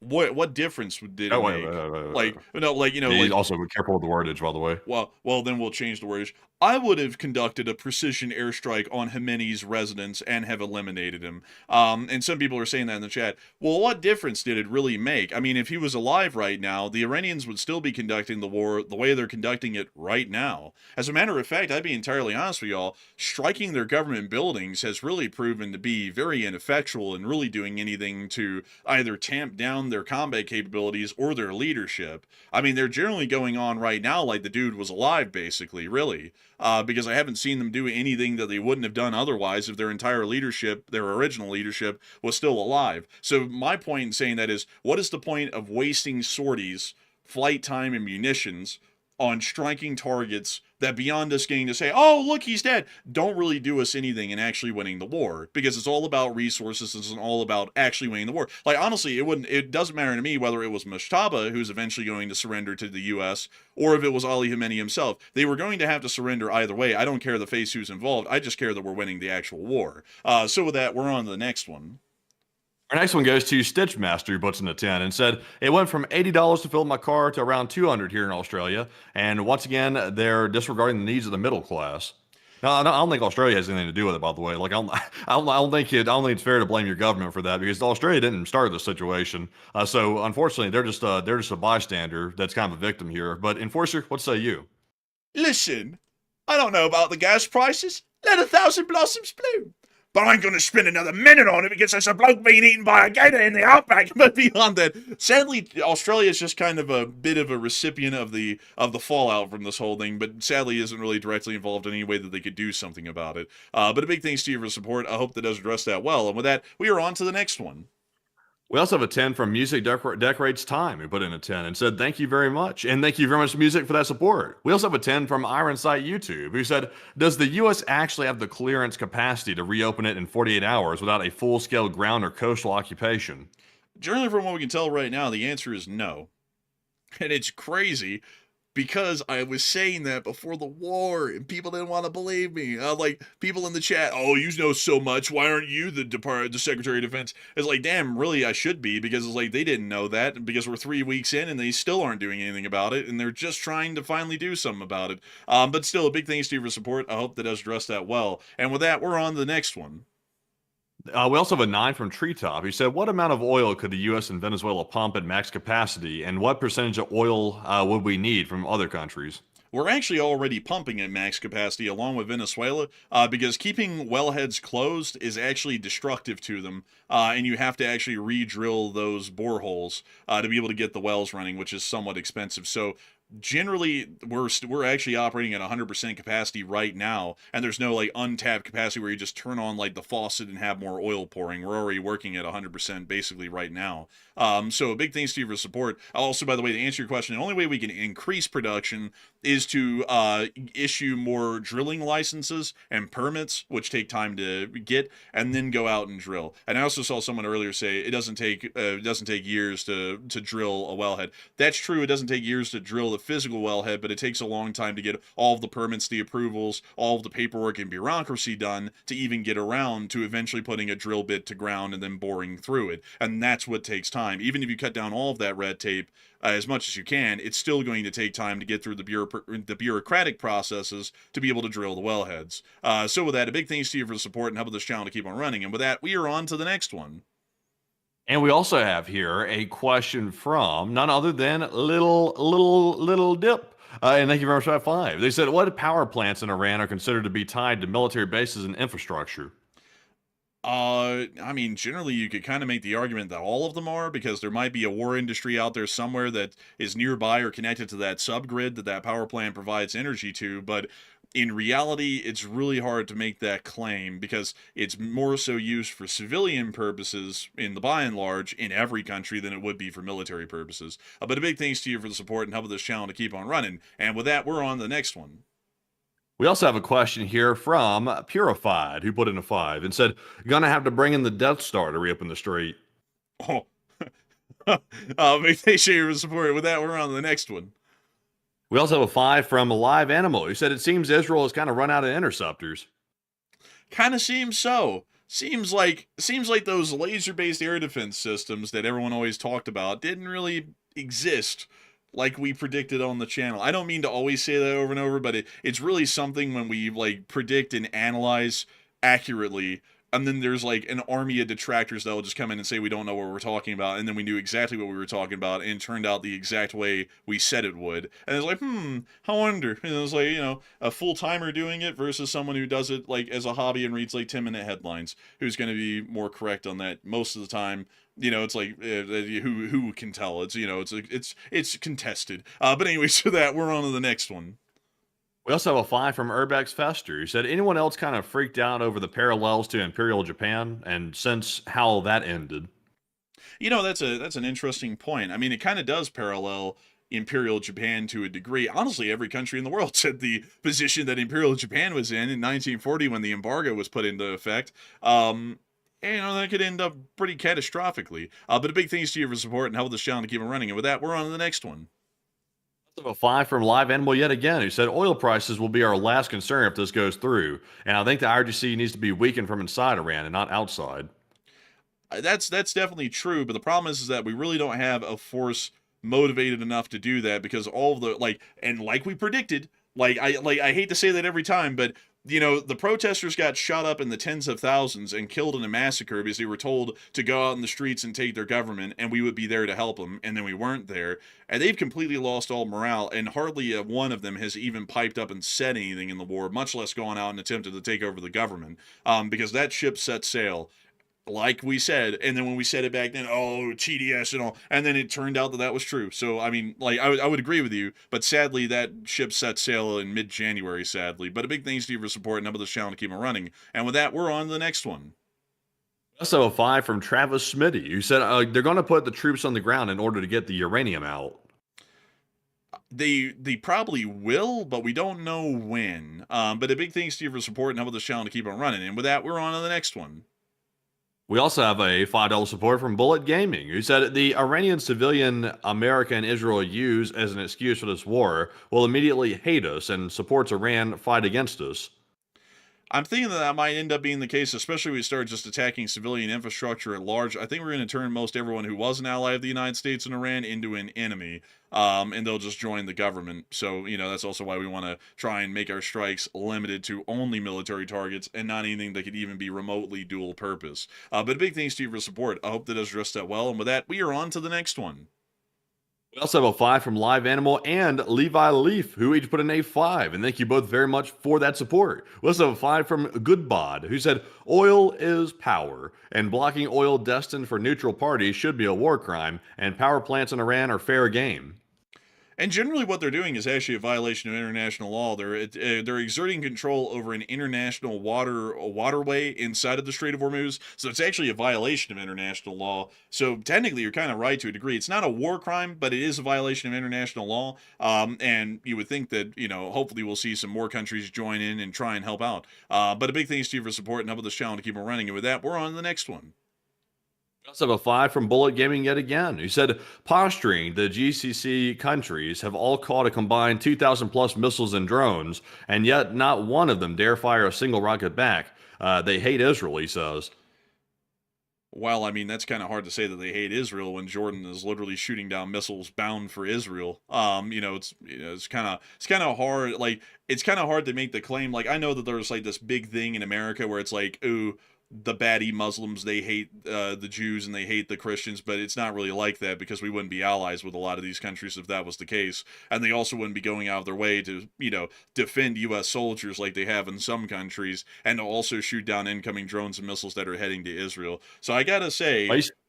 He's talking about the Gulf countries. I think he's specifically talking about the Gulf countries, Well, not yeah, necessarily Jordan necessarily. But I think there might be an element of that to it. To be honest, like I'm not one of these people. It's like if someone says something critical of Israel, oh, they're like they hate Israel or something like that. It's nothing like that. But it is strange to me though that these Gulf states generally are kind of complicit for the most part, like with the whole proxy situation.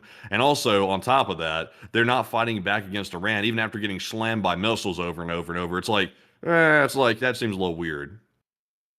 Well, I mean, it's like, well, if we're making that claim, though, Jordan and Saudi Arabia haven't fired a shot back either. Aren't they in the same group?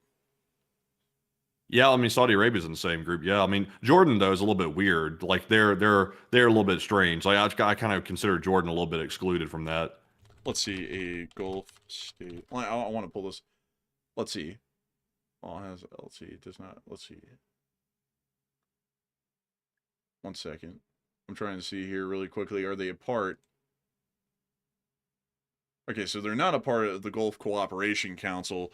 But beyond that, though, I mean, it's like, it's really hard to make that claim because, basically everybody in the region is kind of fighting for their lives, but nobody's really shooting back. So I feel like that's a very unfair claim to say they hate the Israelis. Because what about everyone in East Asia and Europe? I mean, does everybody hate Israel at this point? Does everybody just hate, like, Israel or the Jews or something because nobody really wants to get involved except for America? It's like, that's a really hard claim to make because then at that point, it's, it's kind of using like this old straw man argument to where if you don't like jump at Israel's command, you're an anti-Semite or something like that. And it's like, that's like so overused these days, it's almost a joke. And that's why I'm like, yeah, that's not really true. Because I mean, if you look at Qatar, I mean, Qatar went out of their way to save U.S. soldiers at Al Udeid 2 weeks ago. And that's why I don't really think that would be the case because they hate Israel, they hate America equally because, of all the propaganda stuff that people say about us with Israel. And, they would end up not helping us out either. And yet they help us out a great deal right now. So big thanks to you for support. And with that, we're on to the next one. Also, a 5 from Sean Reynolds. He said the regime in Iran has been hitting civilian areas with cluster bombs, which is a war crime. And that is true, actually. That is a straight-up war crime. You're absolutely correct on that. The Iranians have been conducting a decent amount of war crimes. It's just the thing is, though, is that the war crimes they conduct, we would never even get into the realm of conducting reciprocal crimes like that to level the playing field. Like directly attacking civilians on our end or using cluster rounds. We don't even have cluster missiles or cluster munitions on missiles like they have. So it'd be pretty hard for us to do that. But a big thanks to you for support and helping this channel to keep on running. And with that, we're on to the next one. We also have a 5 from Jake. He said this war to stop Iran from tolling ships alike like the Bosphorus Strait, Panama Canal, Danish Straits, always about money, and no lives too much when spin works. And thank you for the support. And with that, we're on to the next one. We also have a 5 from Levi Leaf. He said, with the fog of war and the law of unintended consequences, thoughts of potential rogue Iranian drone or missile accidentally downing a plane. Generally, the civilian traffic in the area is fairly cleared out. Let me see if I can actually show it to you right now.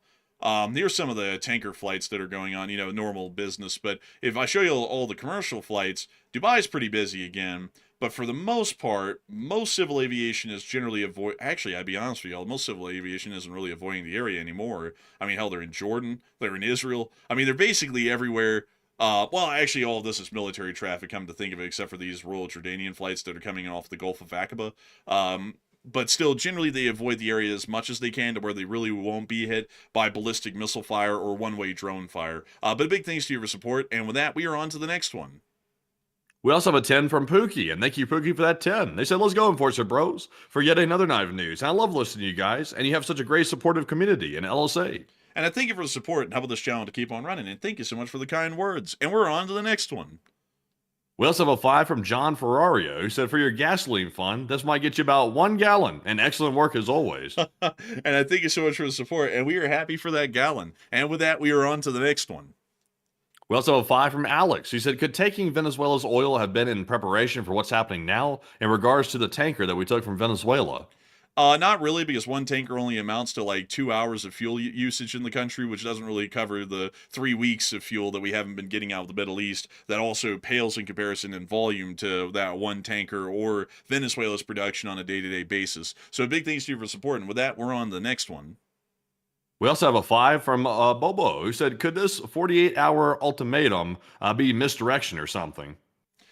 That'd be a hell of a misdirection right there. That's hey, the U.S. has to be very careful. Like if it is something like misdirection, that was a very concrete, even with a time frame on it, ultimatum. So if we don't follow through with ultimatums that are made like that, that starts hurting the U.S. in a different way, because then nobody's going to take us at our word if that's just a bluff. Yeah, I would definitely agree on that. And with that, we're on to the next one. We also have a 50 from Pretzel's Garage. And thank you very much, Pretzel, for that $50 support. Hey! They said, I missed my 1996 Heritage unit by my house today, but here's a 50 for the train fund in LSA. And dang, what a shame. This is a really cool one, actually. And I got to thank you for the support. Hate to hear that you missed it. Back when we lived in Birmingham, we saw like a gazillion heritage units. Probably my favorite one was the Norfolk Southern Wabash unit that we saw one time. I love this one. It was super cool to me. I will that one will keep with me because it was the most impressive one I ever saw. But a huge thanks to you for the support to the train fund. And I'm still working on trying to design that model train layout and bring it into reality. So a big thanks to you so much once again. I hope that does address that well. And with that, we are on to the next one. And we also have a 5 from Saravia, who said, Enforcer is assuming that Iran can just sit there and close the strait. War is two ways, and is China going to keep selling them drone engines? Generally they might, because the oil is getting out of Iran to China. And while the price will still skyrocket for the Chinese, much like everyone, China will still have access to oil. So while economic activity might slow, it's not going to be slowing as rapidly or as badly as it would be here in the West with a complete lack of oil shipments. So they might still continue to support, because while they won't be doing well, they're going to be doing a good bit better than we would be. So a big thanks to you, or everyone else in the Western sphere would be. So a big thanks to you for the support and helping this channel to keep on running. And with that, we are on to the next one. We also have another 5 from Saravia, who said nations can commandeer oil ships bound for them and attempt to cross the strait, and insurance companies do not get to play, the supreme in this game. And I would have to agree. And a big thanks to you for support. And with that, we're on to the next one. We also have a 5 from Dan Brooks. He said, if a hurricane appears over the Zagros mountain range, spicy explosives might be on the table. Maybe so. We'll have to find out someday. And a big thanks to you for support. And with that, we're on to the next one. We also have a 5 from T. Smitty, who said, please explain to the people about Iran's autonomous defense strategy, the Mosaic defense. In my opinion, no chance we could ever take Persia. Sadly, I think that'd be a little bit too complicated at the moment, because we are over time. But I do thank you for the support and helping this channel to keep it running. And with that, we're on to the next one.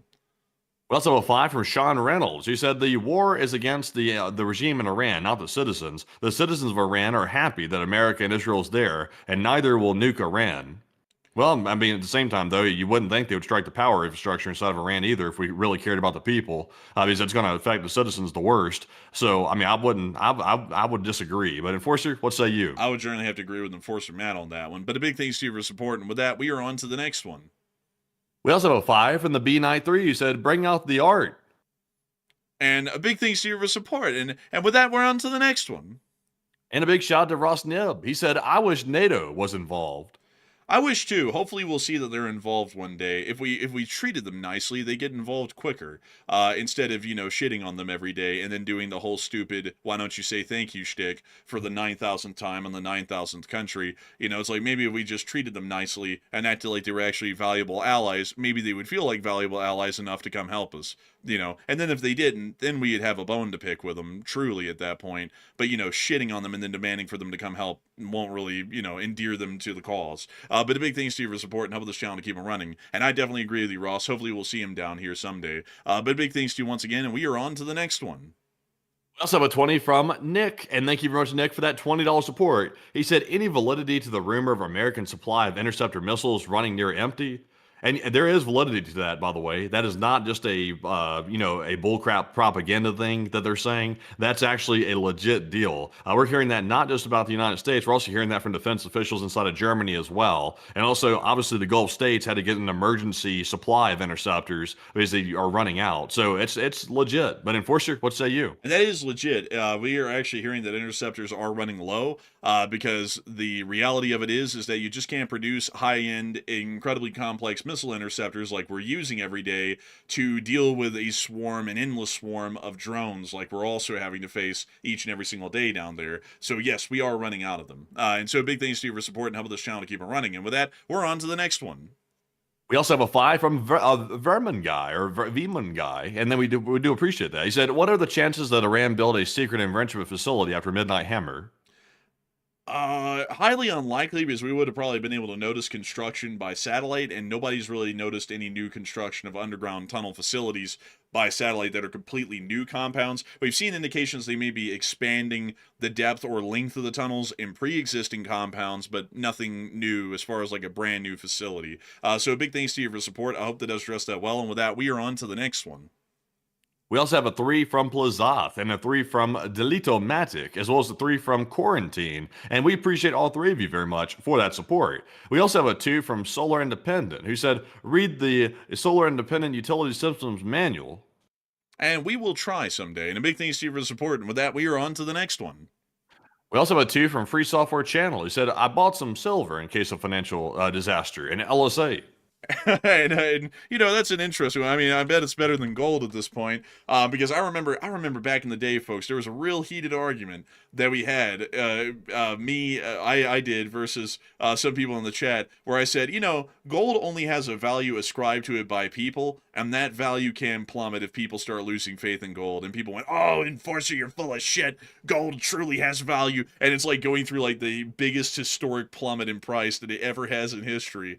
And it's like, you know, like, I wish I had, like, that little tip jar thing that, like, everyone talks about with, like, Alex Jones, where they're, like, put one in the tip jar. Because if I had a tip jar like that, this would be another coin going into the Enforcer was right tip jar that oil, like, well, gold, like anything else, has a value ascribed to it that's artificial, and it can plummet because it is. And I think that was one of the funniest things, because I remember people were like, oh, gold will never fall, and it's, like, in the middle of just literally free falling right now. It's the funniest thing ever. But anyways, with that, a big thanks to you for support and help this channel to keep it running. And with that, we are on to the next one. We also have a 2 from Tammy, who said, will Venezuela oil not lessen the shortage? No, not really. Sadly, no. But a big thanks to you for support. I hope that does address that well. And also Lord Cox said, but you were saying that it had no value. It really doesn't, though. I mean, like, if the price can plummet that badly, literally the whole value is ascribed to it by people's belief that it has value. And that's what I was saying back then. Like, inherently, gold has truly no value. I mean, coal truly has no value. Nothing really has any value. It's all artificial values that are ascribed to it using a certain determinant of figures, ideals, or certain requirements, needs due to the supply or relative to the supply that determines a cost. And so that's what I was saying back then. I mean, that definitely is shown to be true because, you know, people were saying back then that gold will never fall in price because it's always going to become more valuable because there's, you know, always more demand for it, or it's just, you know, rare and it's gold, so it's cool. But it's like in reality, you know, it can easily plummet like it is right now. But with that, we are on to the next one. Also have a 10 from Nick, who said, we need some merch and LSA window decals, please. And hopefully we will have merch soon. And a huge thanks to you for the support. And with that, we are on to the next one. We also have a 2 from Slinger, who said, sir, this is a Wendy's. I guess possibly so, but thank you very much for the support. We also have a 2 from Jake. He said, how does Hormuz fit into the Greater Israel Project? I don't know really anything about the Greater Israel Project. I think that's one of those things. I wouldn't really be able to speak on it too much, but a big thanks to you for support and helping this channel to keep on running. And with that, we're on to the next one. We also have a 2 from Chase Lemons, who said, what are you each grateful for outside the internet?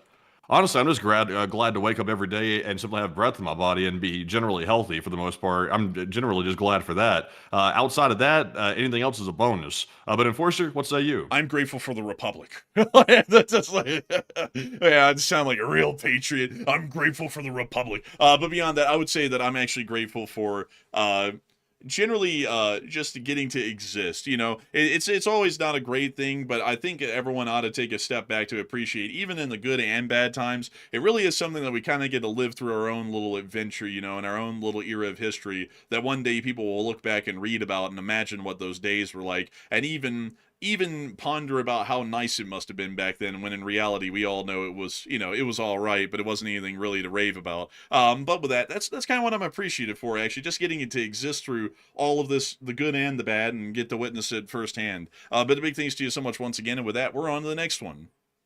We also have a 2 from Richard. He said 6 Beluga XL replaced the 5 Beluga, the A300. Oh, really? That's interesting. I didn't know that. But a big thanks to you for support, and with that, we're on to the next one.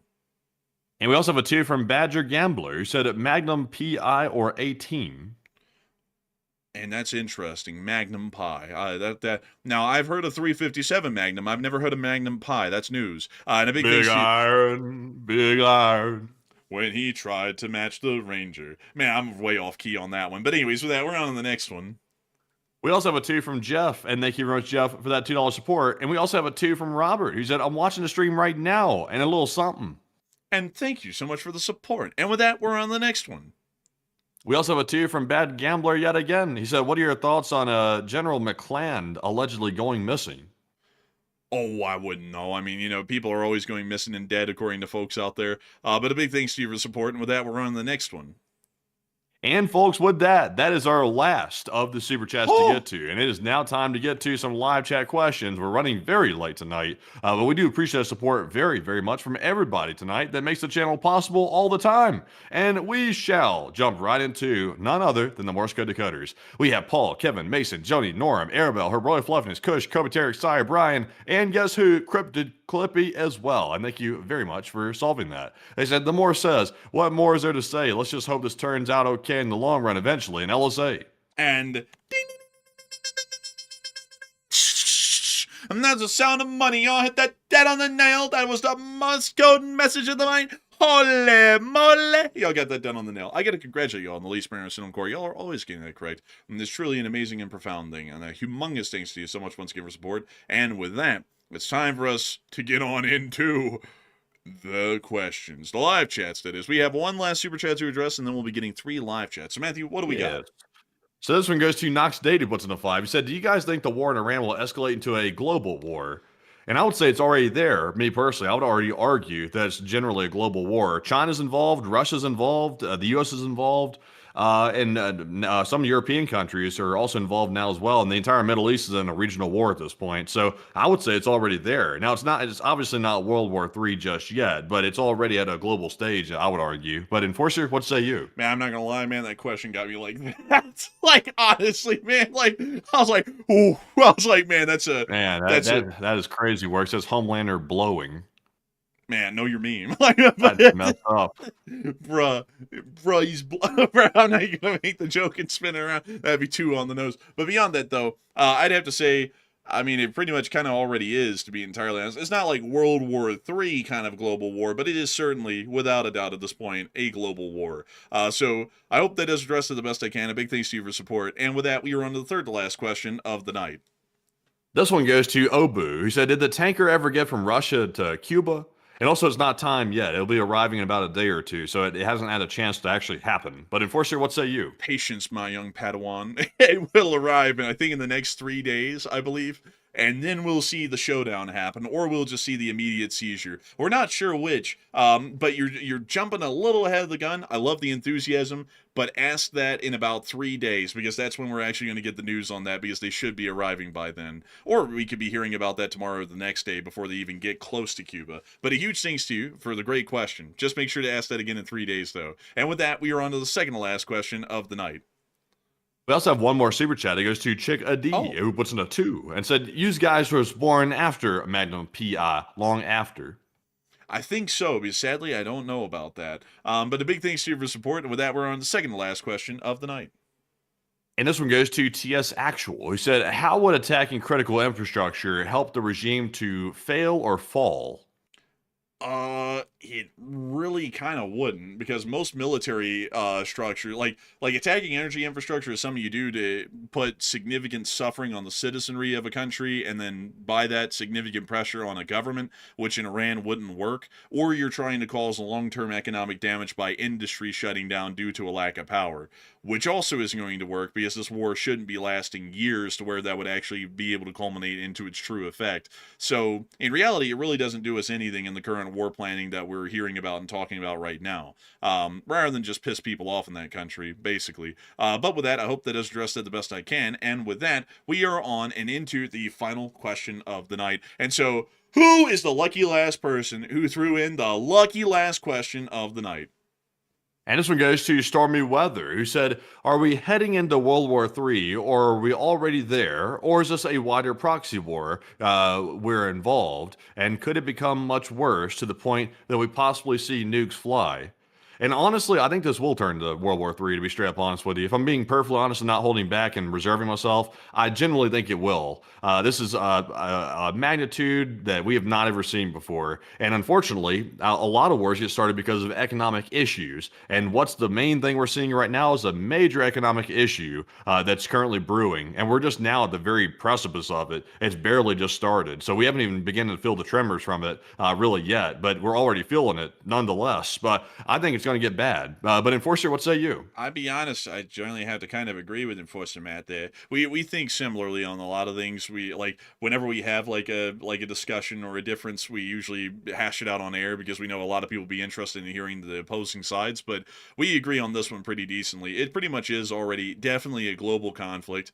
Maybe even could be called a world war, because we're seeing that a lot of these separate fronts, like the war in Ukraine, the war in the Middle East, and the upcoming war in Taiwan, they are all starting to easily merge together into a united front of Axis powers and allied powers that are largely working in concert with each other. So I would say that this is getting on into easily being called the Third World War at this point, nearly. So I hope that does address that well. And you know, before we end out this thing, I saw someone say a £2 super chat in the chat. Kif 4005 say, I ain't getting on no plane. Honestly, I respect that. But beyond that, a big thanks to you for support.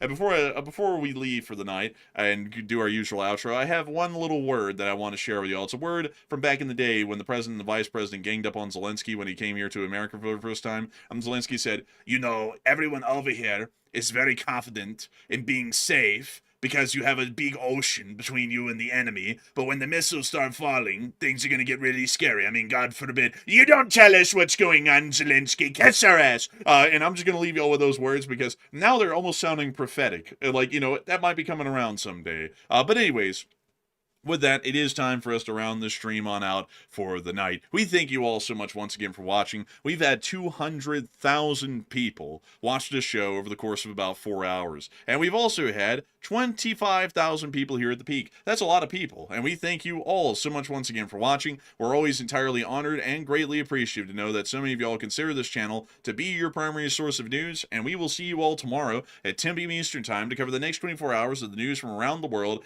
and to also run our Sunday night fundraiser. And if there is enough news for the middle of the day tomorrow, Enforcer Matt will be the one making that short war video. And so with that, good night, good luck, take care, stay safe, Slava Ukraini, Heram Slava, long live the Late Spring Army, and long live the Republic. And with that, folks, we will see you all tomorrow on the Sunday night fundraiser stream at 10 p.m. Eastern. As always, be sure to join us for that. And also, there may be a short war video out tomorrow midday. Keep an eye out for that as well, and we shall see. But a huge shout out to the over 200,000 plus people that joined us by the end of the stream tonight, and we appreciate every single one of you once again for all that viewership right there. And of course, thank you all once again, and Slava Ukraine, Hero Slava, get some rest, and good night.